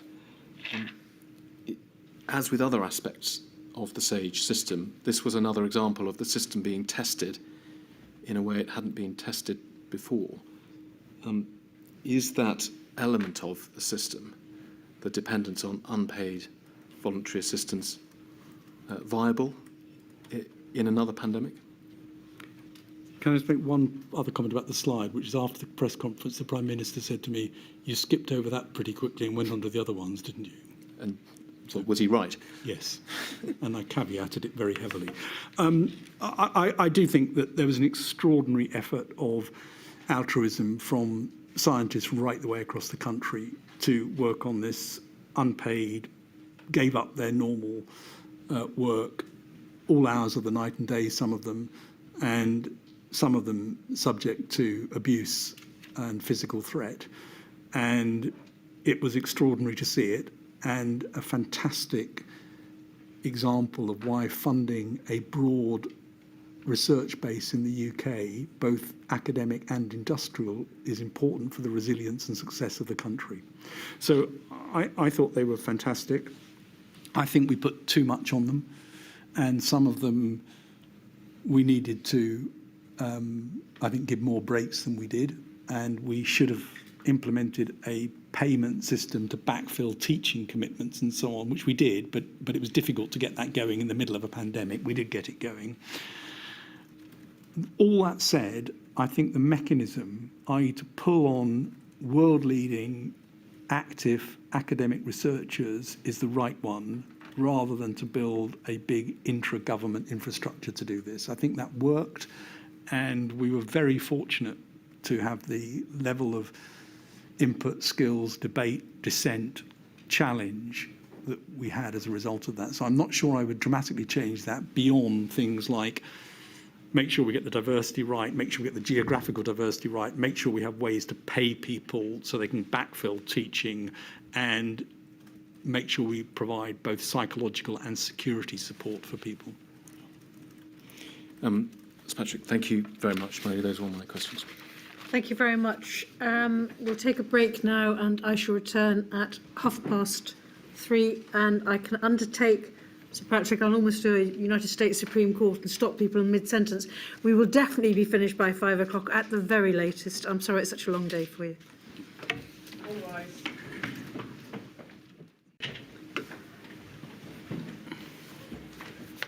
Mr. Weatherby, are you going first? So I meant to check when we had the break, and I'm afraid I forgot to do so.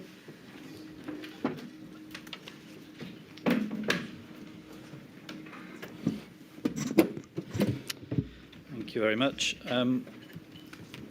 So, Patrick, I represent the COVID bereaved Families for Justice UK, representing bereaved families from across the UK. There are just two topics that I'm going to cover, and I'll be well within the time estimate. I was going to share my time with Mr. Wilcock and my lady, but in fact, Mr. O'Connor's covered his questions. Oh, I see, So right, thank I'll you. be within the time. Thank you, Mr. President. But I want to return to a point Mr. O'Connor raised about, and I'm quoting here, how many deaths were acceptable. I just want to explore that in a little more detail with you. So in your statement, that's the term that you use, and the context of it is the middle of February of 2020. And you observe that this is a question that was put to ministers but never answered. And today you very fairly indicated, of course, it's a very difficult question for an elected representative to actually come out and answer. But nevertheless, it's a central point for you as a scientific advisor, isn't it? It is, because a lot follows from that. Indeed. And it's so central that by April, you and I think Professor Whitty provided an advice paper about different approaches, and you refer to it in your statement as hot or cold policy or somewhere in the middle. And you're explaining to government there in April how important it is that, first of all, they have a strategy, but also that you as advisors know about it. Yes? Yes.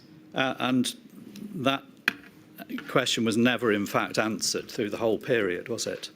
No, not with any specificity. And that's why, again, going back to your statement, and just for the record, paragraph 406, you're dealing with the lessons learned, in fact, from the second lockdown.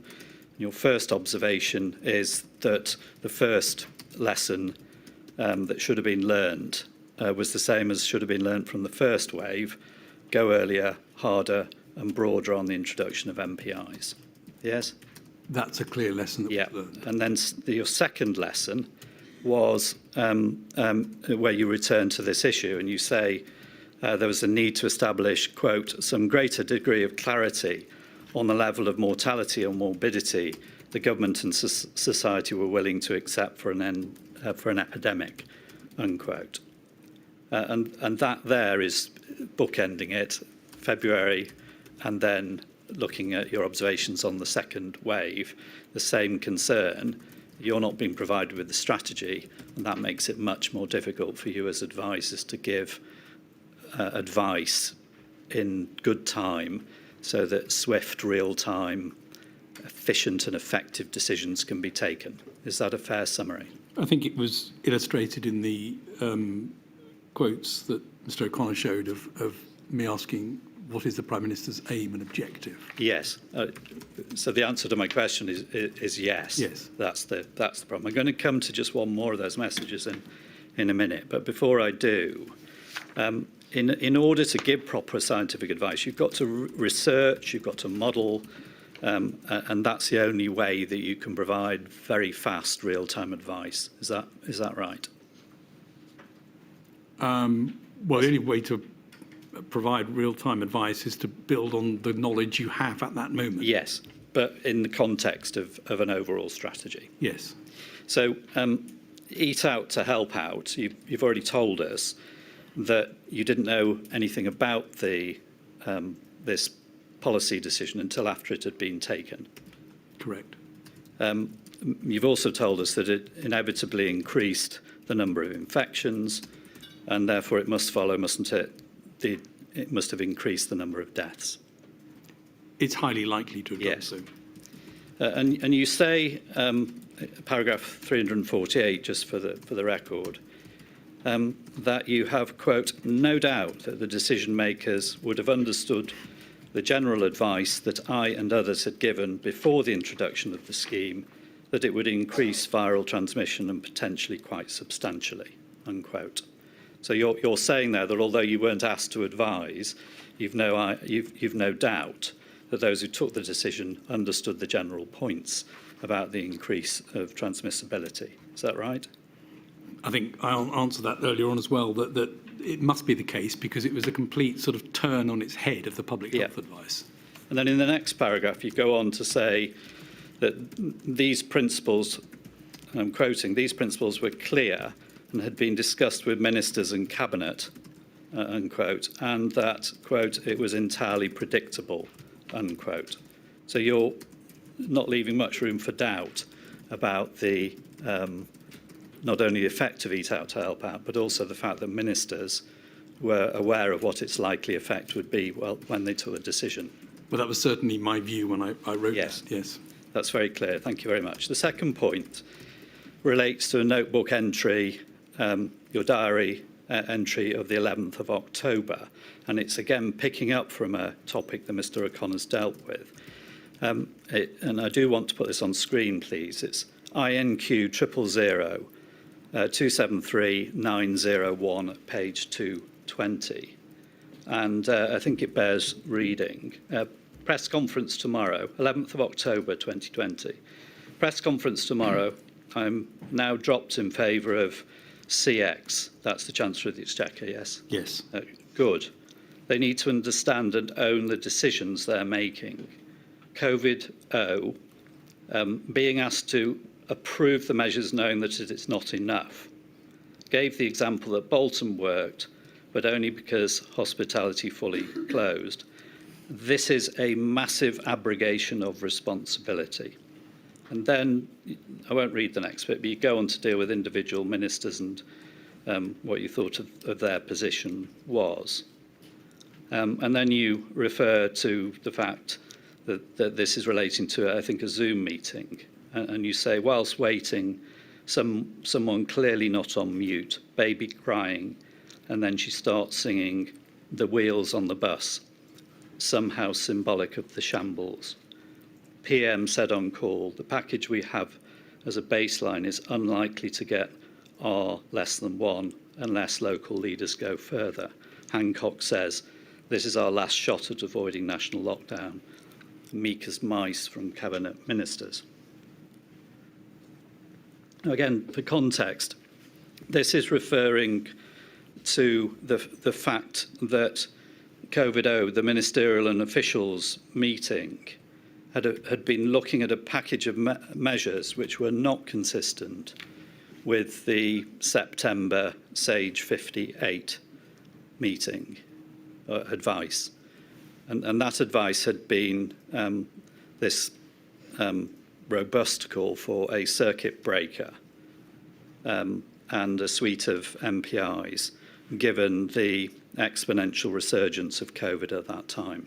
Is that right? I think this is a discussion of tiers, if I'm Yes.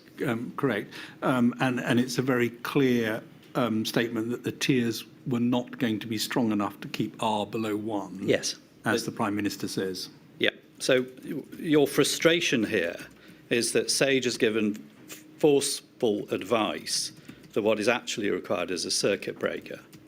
And COVID-0 are still discussing with ministers directly involved about trying to make an alternative suite of measures work. And your frustration is that they're ignoring SAGE and trying to follow a course that won't work.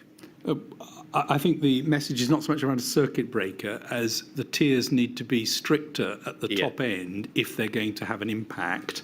And this is me in the evening referring my frustration that that's very clear, and the Prime Minister says as much. R will not go below 1 unless local leaders go further than the tier system. Okay.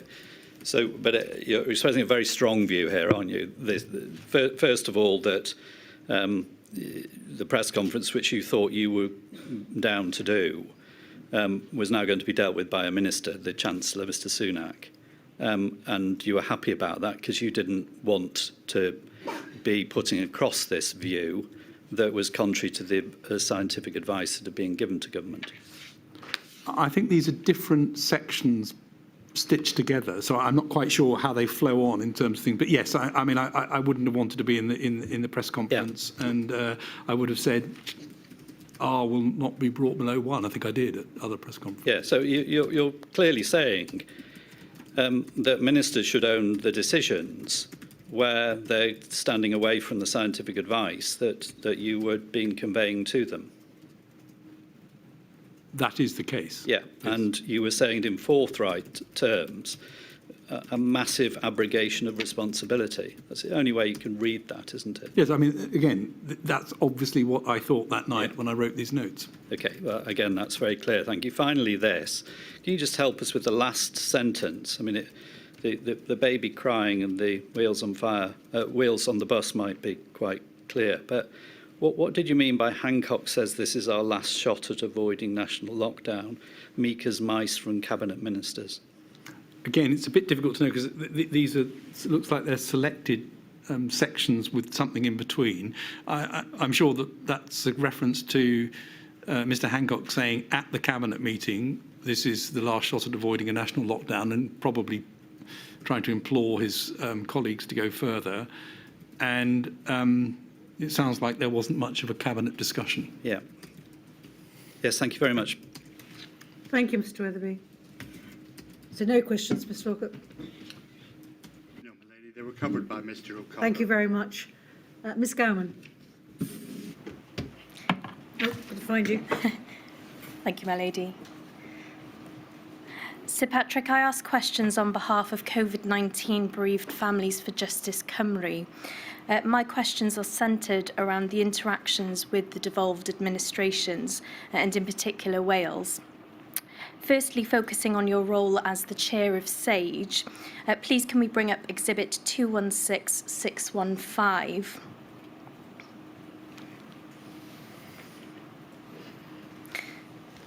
Now, on the 26th of May 2020, the First Minister for Wales, Mark Drakeford, wrote to you in your capacity as the chair of SAGE, requesting the ability to engage more directly in the work of SAGE, and specifically in respect to the development of the evidence base, and looking to commission work directly from SAGE.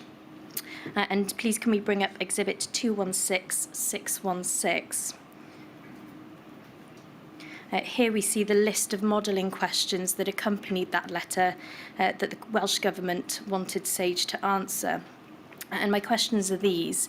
To your knowledge, had any requests been made by the Welsh Government to commission work directly from SAGE prior to the 26th of May 2020? I don't think a direct request, well, I know a direct request hadn't come from the First Minister before then.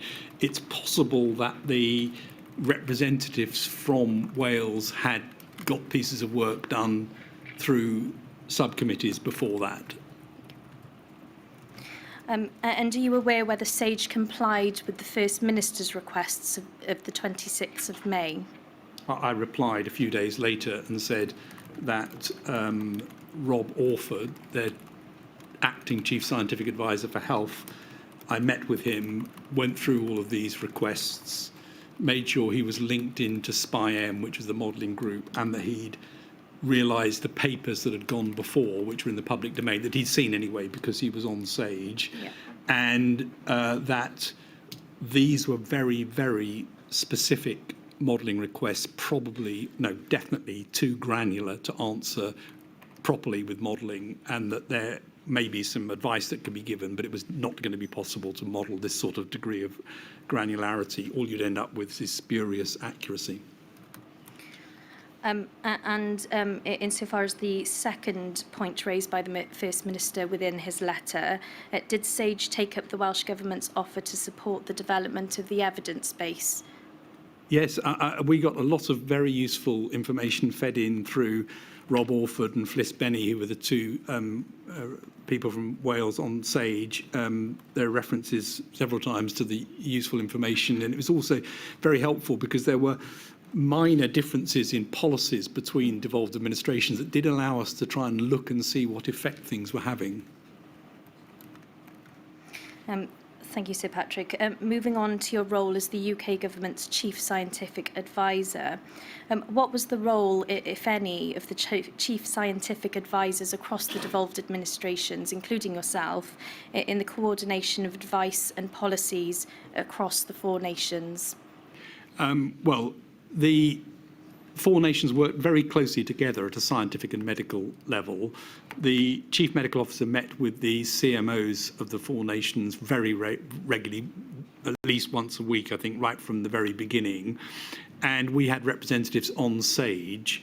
I also had a direct, long-standing relationship with the chief scientific advisors for Scotland and Wales, one of whom was involved in COVID and one of whom Wales decided wasn't involved in COVID and suggested Rob Orford and Fliss Benny be linked to SAGE. So I think we had them involved in SAGE. We also created a SAGE chairs meeting where specific things were brought up relating to devolved administrations and others that could then be put into the work plan. And separately, I had regular meetings with the overall chief scientific advisors for the devolved administrations, except Northern Ireland, who didn't have one. It follows from that question, my next question, where there were proposed divergences in policy between devolved administrations, were these ever discussed between the chief scientific advisors across the devolved administrations in advance of implementation? The science advice was uniform pretty much across the 4 nations.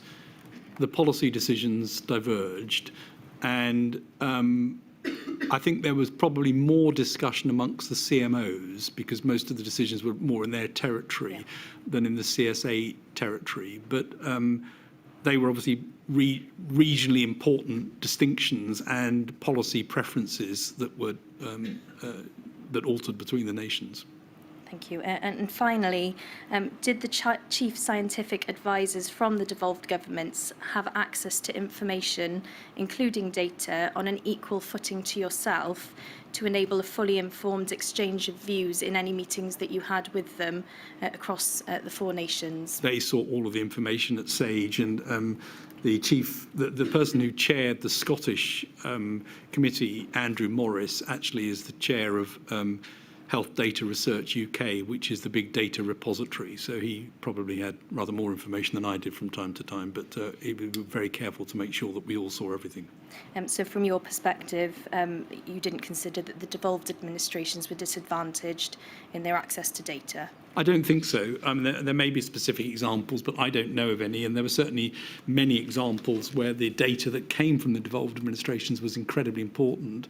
I'd single out Scotland in particular there with some of their work with their electronic health databases and the EVE study, which was incredibly important.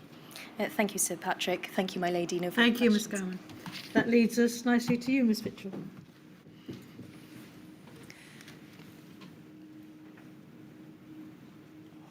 Sir Patrick, I appear as instructed by Amar Anwar and Company on behalf of the Scottish COVID bereaved. And just perhaps taking things out of order, but as you spoke there about Eve 2, it might be best if I can take you to one of my questions on that. In the course of giving your statement to this inquiry, you said at paragraph 45H, that doesn't require to be brought up unless you would like it, that you said that data that you got from Scotland included electronic health records and the Eve 2 studies, which you considered was very useful and provided rapid information. Firstly, can you assist the inquiry with what the Eve 2 is? And then also, can you explain to the inquiry why it was particularly useful? So the EVE studies were run by Aziz Sheikh from Scotland, and it was a very effective way of looking at electronic databases held in Scotland and health records to give early signals on things. So we got information from there, everything from rates in Scotland, early indications of changes, through to very important data on the vaccine efficacy, which led to multiple publications in top-tier international journals and was a continued source of helpful information into SAGE and to other bodies. And am I correct in saying that some of the data comes from GP notes, and indeed the data was able, presumably then, to cover what is approximately 98% of Scotland? Yeah, I think Scotland has done over the years a brilliant job of getting health records, both primary and secondary care health records, and linking them. And that's been a piece of work that was done a long time ago, and it really came into its own during this to be able to provide very useful information. Thank you. I wonder if I can now turn to your role in SAGE and ask you some questions about that. The first thing I want to ask you about is, I suppose, it would be informing the policymakers.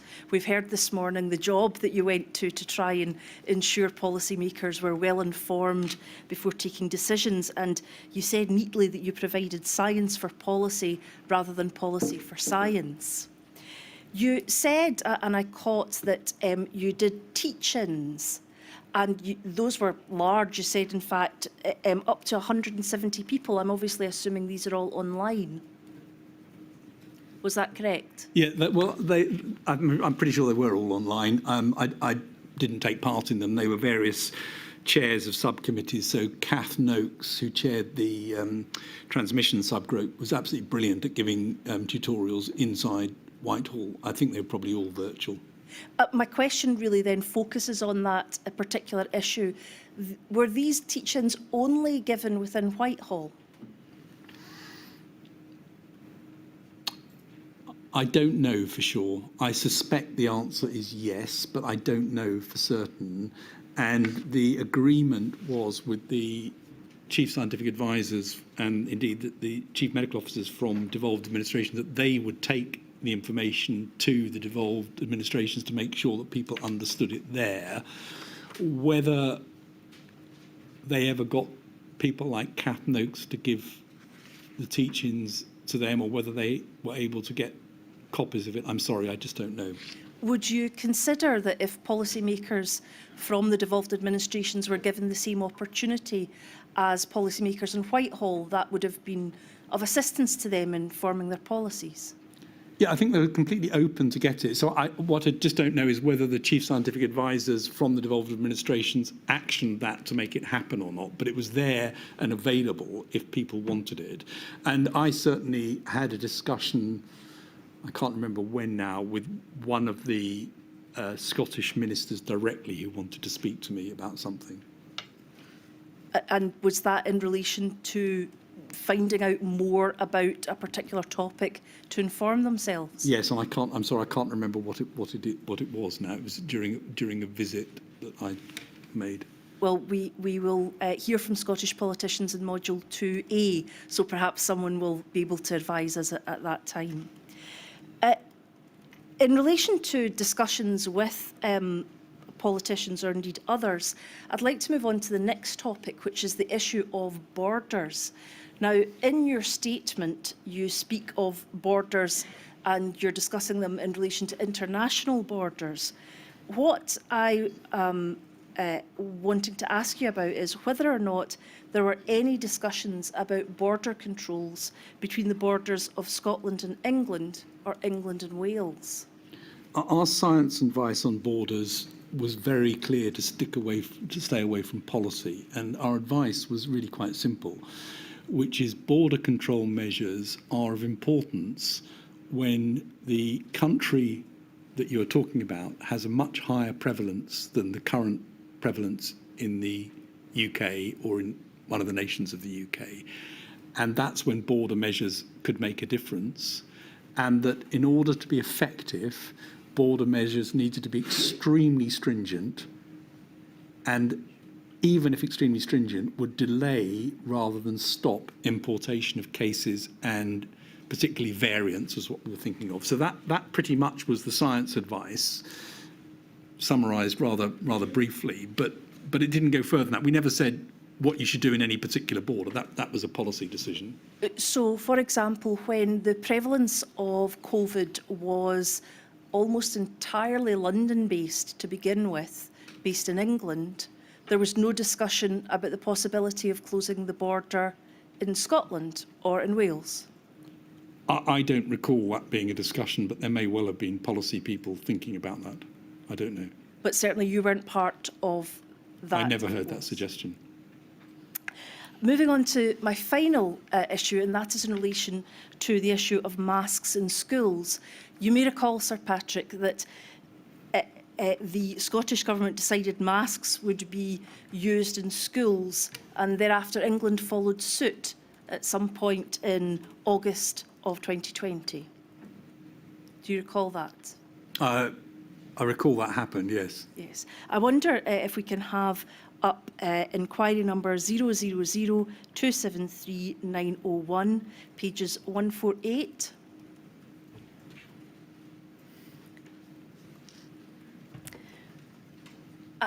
Do we see your entry records Scotland breaks ranks over face coverings and schools, despite CMO having worked hard to get all CMOs aligned to a very good statement released the day before. Now, I just want to check, that's your personal observation, I take it, and not anyone that you're recording? That is my personal observation as what happened. I see. And why do you use the phrase break ranks? What I'm really trying to explore is, why was it a good idea to ensure that everybody was doing the same thing? I think this was a CMO to CMO thing. I wasn't really involved in this discussion, but I think the CMOs were very keen that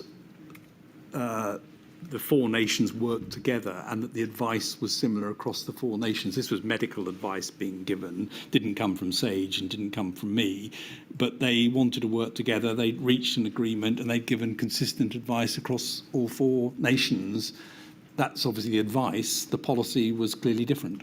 So from a scientific perspective, from your perspective, there wasn't a necessary need to keep all four consistent? We always anticipate, there was a very important need to make sure that we had appropriately aligned science advice where it was right to do so. I mean, it's highly unlikely the science advice would be different in the four nations. In fact, it was hardly different across the whole of Europe.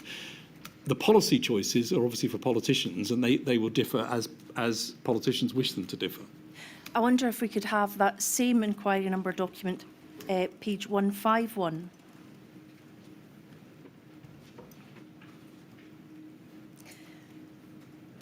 Now, this reads, Hancock, praising himself for mask decision.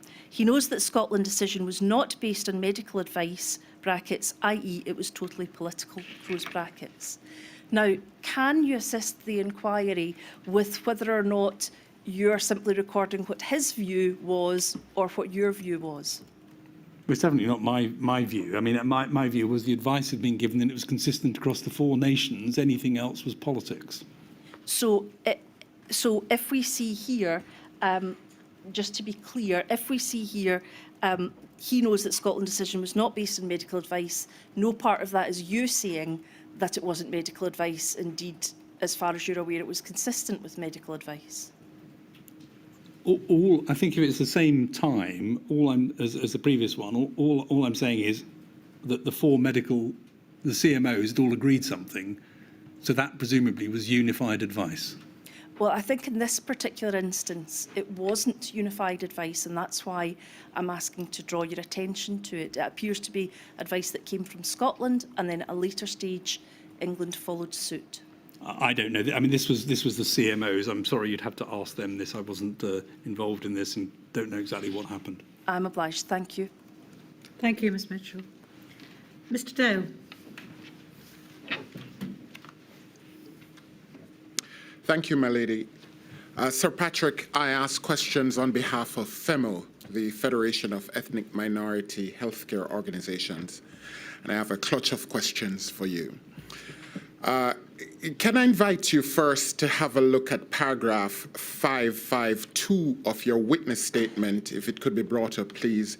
It's at INQ 333-238826_0180.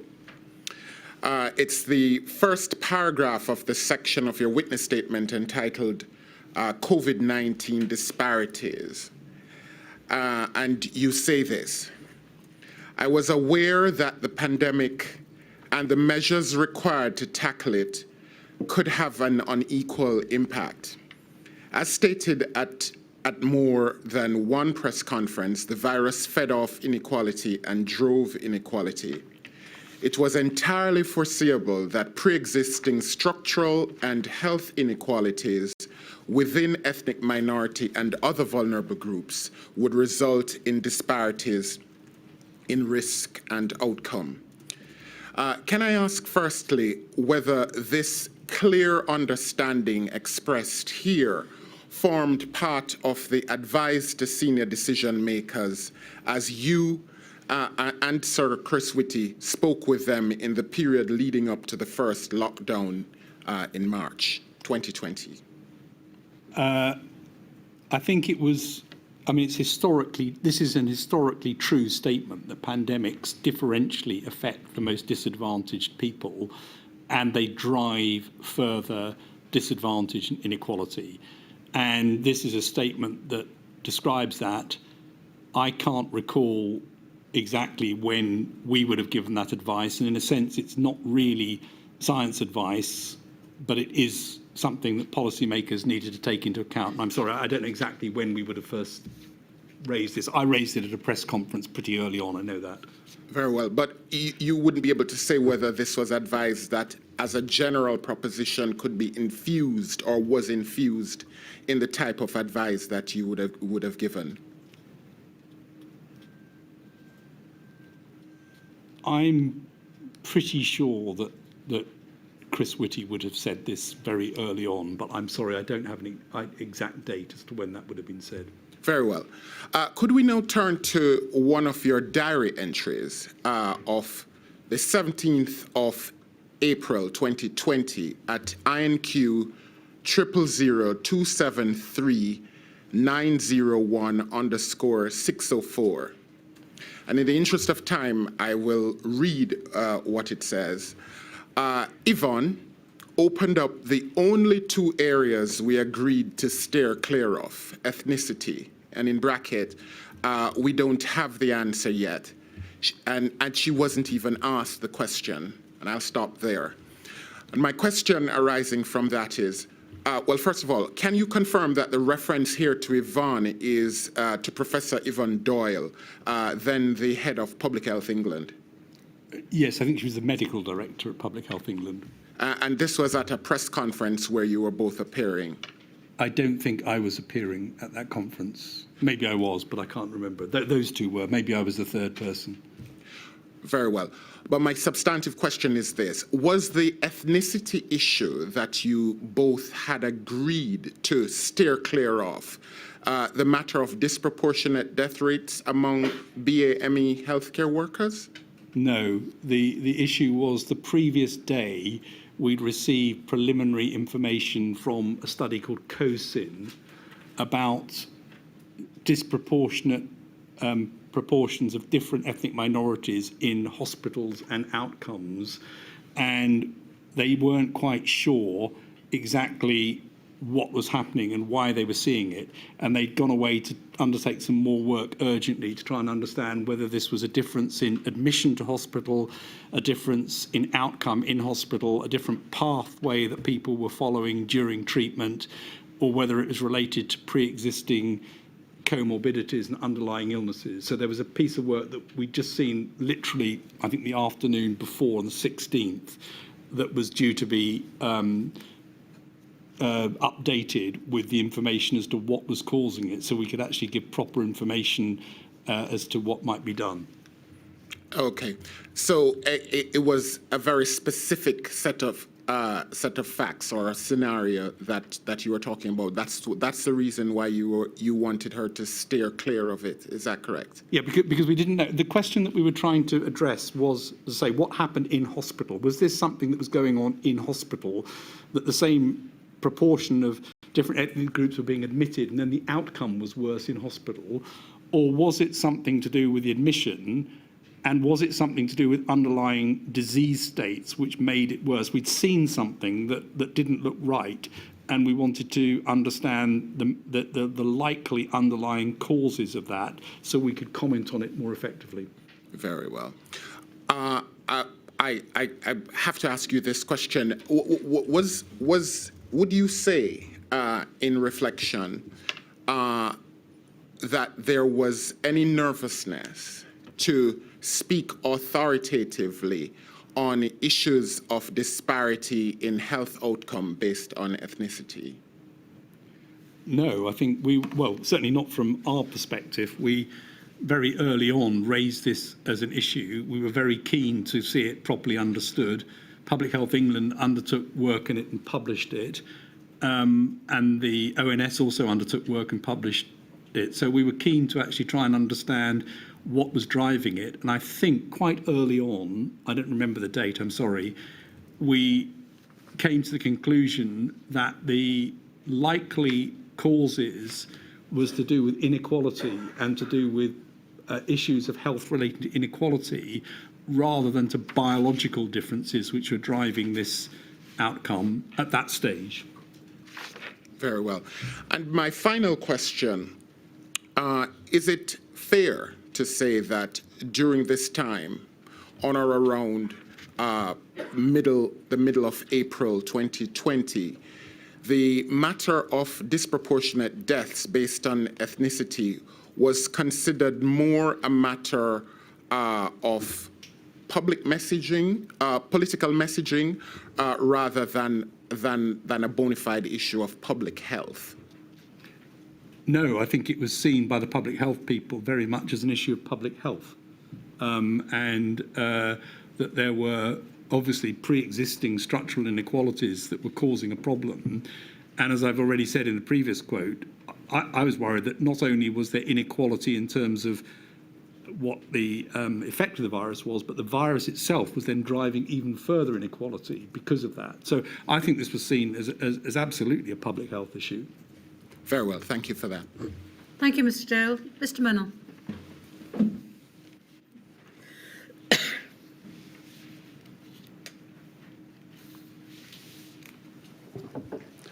Thank you, my lady. Good afternoon, Sir Patrick. I ask questions on behalf of a number of children's rights organizations. I have a few questions on three topics. Firstly, the inquiries heard evidence from Dr. David Taylor Robinson, a public health expert, to the effect that social isolation for children is totally different than social isolation for adults, as there are critical and sensitive periods in children's development and windows of opportunity, as he called it, in children's lives that you can never get back.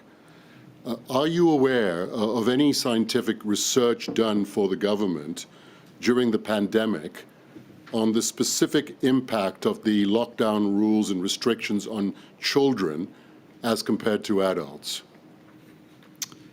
I don't know of the specific pieces of research that may have been done.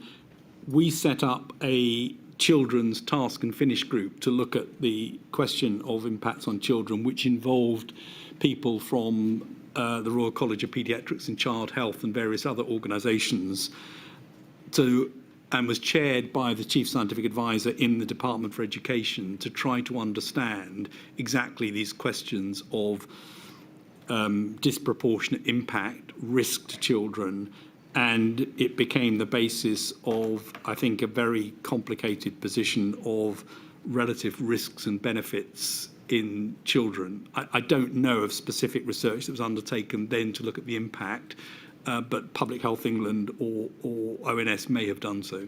So am I right that you can't assist as to whether any of that work, research or otherwise, was in fact presented to the key operational decision makers in government? Is that right? Oh, no, the Task and Finish Group, all of their work was fed directly into all of the decision makers, and it was deliberately chaired by the Chief Scientific Advisor in the Department for Health to make sure that the officials in the Department for Health could listen into the group, understand all of the work that came out of it, and it was plugged directly into the highest levels in the Department for Education and indeed into number 10. So it was considered within the remit of scientific advice being provided to the government, is that right? Yes, it was. Thank you. Secondly, in February 2020, did you ask Professor James Rubin and Professor Brooke Rogers to run SPI-B? Yes. And did this in turn lead to the creation of a specific subgroup on education that came to be known as SPI Kids? No, that came later, I think, and was part of the what started, I think, as a task and finish group to try and undertake a piece of work, and then it morphed into Spy Kids, which brought together lots of the people who'd worked on that to become a more regular way of looking at things relating to children. And Spy Kids, for example, produced a paper on the role of children in transmitting COVID. Is that right? So in what? In transmitting COVID. Yes. Transmission. Yes. Do you know whether Spy Kids ever researched or considered the wider impact of the government's non-pharmaceutical interventions on children and their long-term social and psychological well-being? Yes, there was a very extensive report published by them on the negative effects of NPIs, and there were some very vocal inputs from people around that subject. I think there was, I'm not sure about this actually, there may have been a report from Public Health England as well, but yes, it was a topic that was, the reason that group was set up was exactly that sort of risk balance between these interventions versus infection. And can you give an approximate date for that? I'm sorry, I'd have to come back to you on that. That's fine, thank you. And that was subsequently, was it fed into the key political decision makers? Yes, all of the outputs from that group would have gone to Department for Education and into Cabinet Office and across Whitehall. And that material would have recognised, I think you're saying, that there were differential impacts in relation to non-pharmaceutical interventions vis-à-vis children and adults. Is that right? It was certainly focused on the impacts of school closures on children's mental health and well-being. It also focused on, if I remember correctly, vulnerable children and what the risk they had in relation to isolation and being taken away from services. I can't be 100% sure it covered all of the MPIs. And just to be fair to you about this, in your witness statement at page 113, paragraph 341, we no need to put it on the screen, you say explicitly that school closures have obvious, unequal, and potentially long-term detriments on children. Yes. That's your view, isn't it? And that was the view of that group as well, and that's precisely why it was set up, because in all of these cases, just take a step back if I may, all of the NPIs carried risks as well as the obvious benefit of stopping spread. Yes. And it's often perceived that somehow they were an easy option, whereas stopping the spread was the priority. But we were aware at all times that these carried significant risk, and they carried particular risk for children. Thank you. And thirdly and finally, I have a question for you about something that appears in your handwritten notes. I don't think I can put this on the screen. I don't think I'm allowed to, but I'll just give the reference for the record. It's INQ 000280061, page 223. It's a note of yours. I'll just read it to you. It's a note of yours dated the 15th of October 2020, and it reads as follows. SAGE pushing for, quote, can't we exempt children from rule of 6, end quote. We said no, not unless CO want to revisit. I'll just read it again. SAGE pushing for, quote, can't we exempt children from rule of 6, end quote. We said no, not unless CO want to revisit. Can you explain that note, please? I don't know what context that was in, but it sounds like it was a SAGE meeting where people wanted to think about whether the rule of 6 should or shouldn't include children, and Cabinet Office didn't want to revisit that policy. And would that view of SAGE have been communicated to the Prime Minister or any other government minister at the time? This is October 2020. Well, I think on the rule of 6, we were pretty clear that we didn't actually think that that had an enormous basis in anything. In other words, it was why 6, why not 8, why not 10? We couldn't tell anyone which was better or worse, only that the more contacts you had, the more likely it was to create a spreading environment. Exactly how that was organised was a policy matter. And would that, can you assist as to what the government's response was, if any, to that view that SAGE apparently held in October 2020? I can't recall. I think, if I remember correctly, the government had made a decision that it wanted to stick with 6, and that was the policy decision. And it wanted to stick with 6 in England without making any exemption for children, unlike Scotland and Wales, Yes. who took a different approach. You know that, don't you? Yes. Thank you very much. Thank you, That's all I Mr. Menon. Mr. Freeman.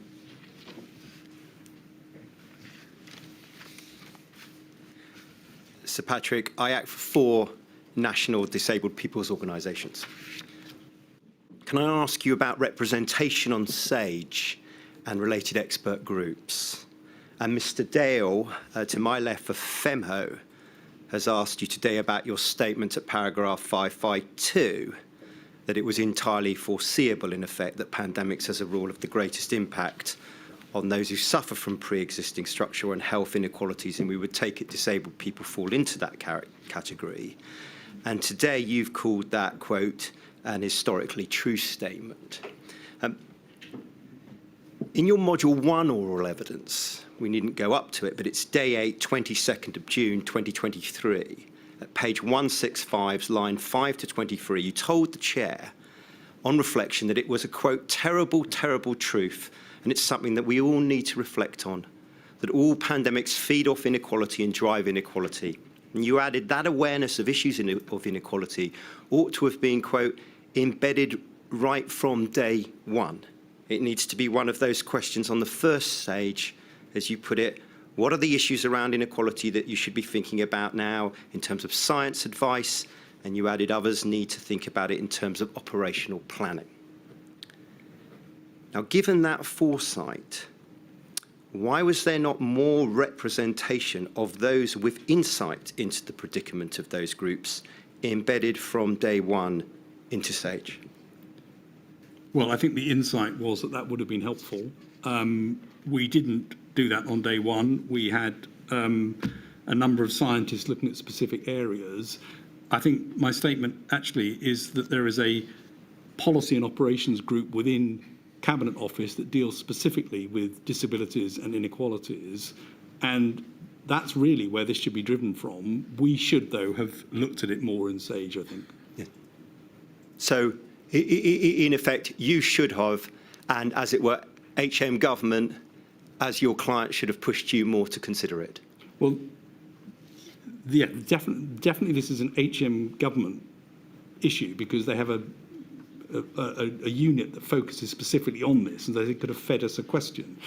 In terms of the science, though, the 2 areas that I think are most important that were repeatedly covered was keep the prevalence low and look out for special institutions. And I'll pick up one example. In May 2020, we received a piece of work that had been done by a subgroup on forgotten institutions that was specifically looking at those institutions where spread might occur, including residential homes for people with disabilities. That's a sort of science question we can address, but I would argue it's primarily a policy and operations question for a Cabinet Office unit to think about that. Yep. Well, can I move on about, as it were, prompts then that came within the course of the work? You've just referred to one. Can I just then ask you about the work of the Office for National Statistics that the chair has seen, that in effect showed disproportionate impact upon mortality rates and quality of life for disabled people, becoming apparent from their papers from June 2020 onwards? Again, it may be a similar answer, but can I just ask you why, when it was recognised by that time, or thereabout that time, that SAGE standing committees could benefit from a wider diversity of expertise in terms of inequalities, was no dedicated expertise sought regarding disabled people?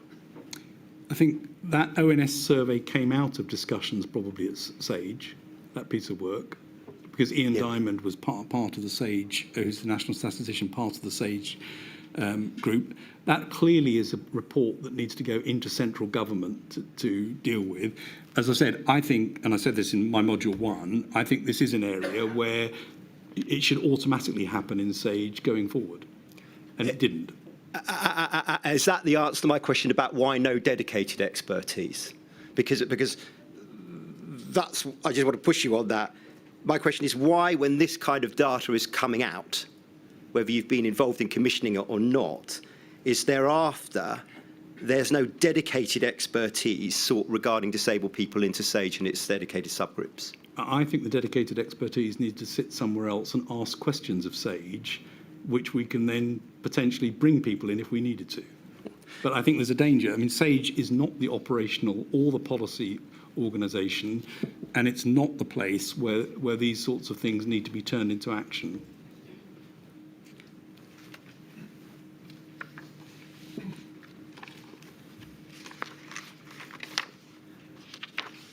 That may then follow on to my next question, which is, in effect, the work that is commissioned of SAGE.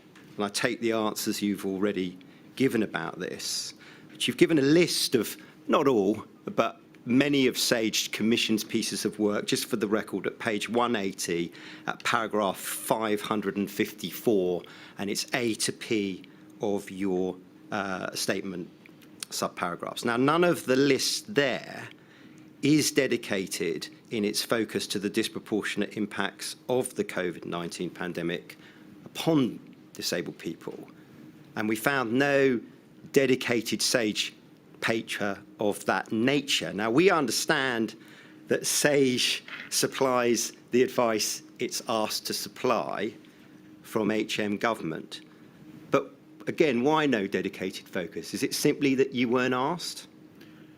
Well, I'll go back a bit to an answer that Professor Kamlesh-Kunti gave in relation to a similar question, which is the science advice was largely around making sure that the prevalence was low, making sure that those people who are particularly vulnerable were protected, and making sure that there were mechanisms to provide that shielding that others needed to put in place were the key things that we needed to do.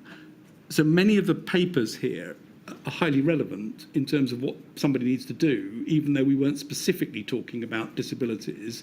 That is, again, where the advice from SAGE comes out in terms of science. Here are some principles. The operationalisation of that needs to be done by teams with a dedicated focus. And I do think that's one that needed dedicated focus. Yes, well, we understand that. We've heard from the Minister for Disabled People in terms of what was done or not done by the Disability Unit. But if we stand back and we think of the problem, for whatever reason, the HM government is the client and its dedicated units don't ask the question or seek the advice from SAGE, then again, does that not underscore that actually sometimes the expert advisor needs to have people with that focus on its main groups or subgroups in order to prompt its client to think about those kind of matters? Which is why in statement one I said, yes, I think that needs to happen. And I think that would have been helpful, and we didn't have it.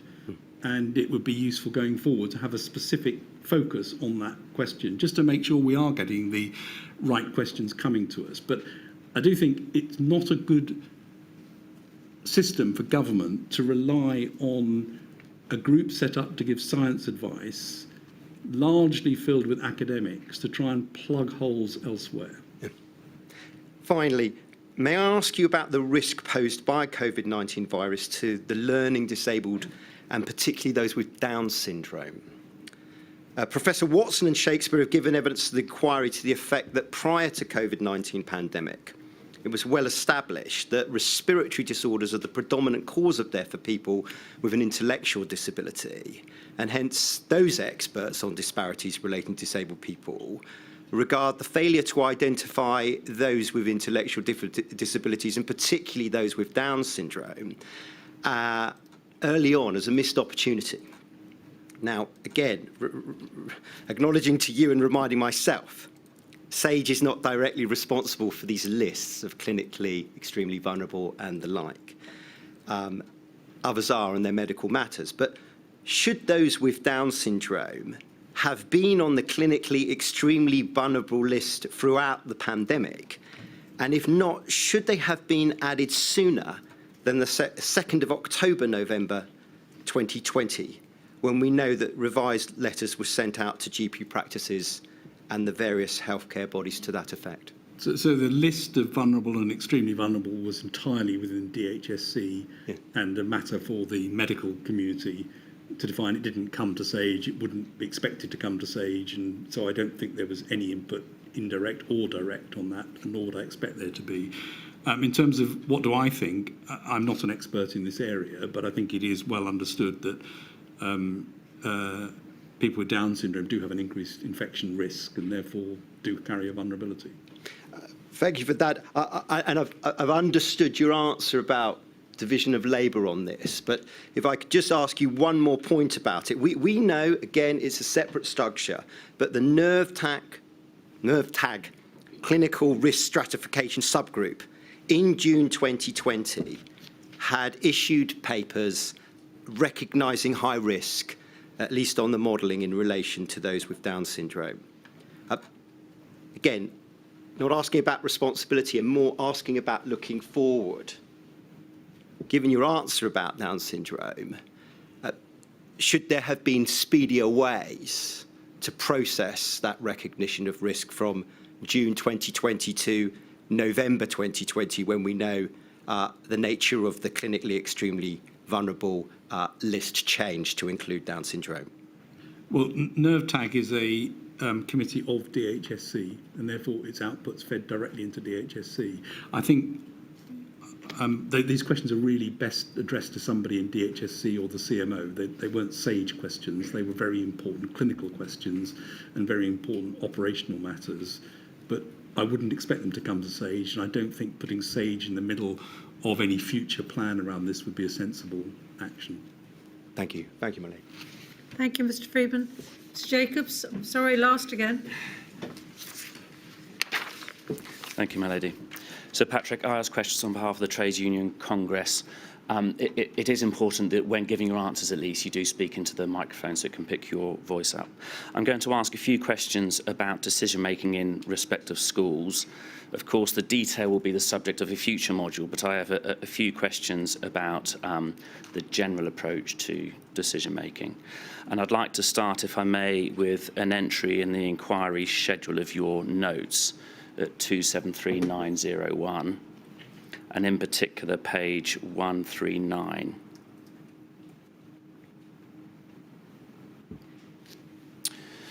So when it arrives, we're going to be looking at an entry from the 6th of August 2020, a PM COVID-S meeting on schools, quote, "Don't want to hear about plan B and C for failure.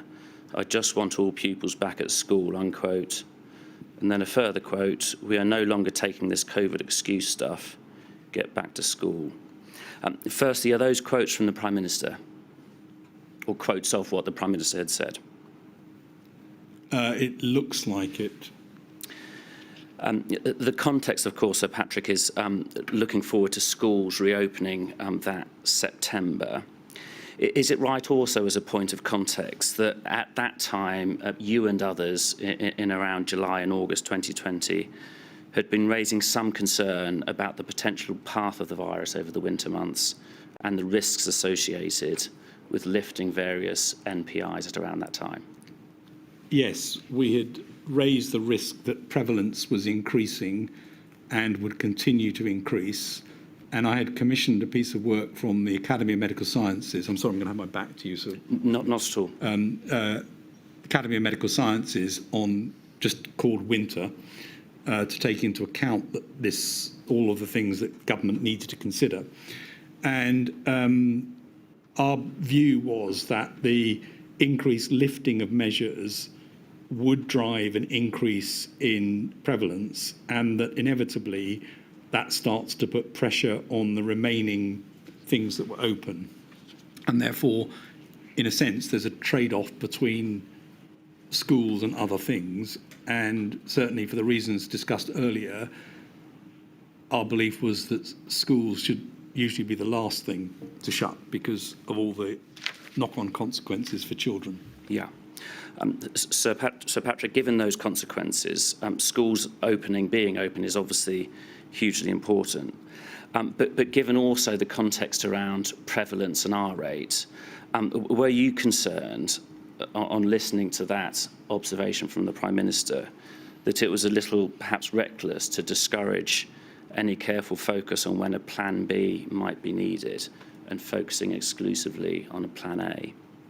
Well, as you might imagine, I was rather focused on evidence-based plans, and that there needed to be a series of scenarios, not a single option. Yes. And give us a sense of the importance of those scenarios being considered in advance rather than just holding tight to the plan A of schools open. Well, these are very difficult operational questions that require planning, and we're now straying outside my role, but it's pretty clear that you can't just flip from one plan to another without preparing. So, Patrick, you spoke earlier in your evidence about meetings going round in circles. Is it quite a simple consequence of having plan A but no plan B or C that one ends up in the face of very difficult issues just going round in circles? It makes it much more of a binary choice, and it makes it much more difficult, I imagine, to operationalise if you do need to change. With that in mind, I'm going to look at just, I think, 2 entries in your notes in which you describe subsequent decision-making. The first in the same document is page 181. And this is from the 16th of September, so just 6 weeks or so after the have a plan A but no plan B or C.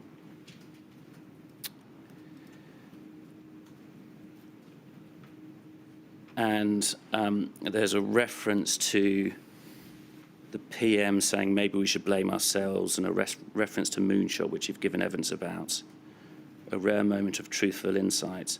And then you say complete chaos over schools and what they should do. No one had any answers. So, Patrick, give us a sense of what the complete chaos was and why it was that no one had any answers.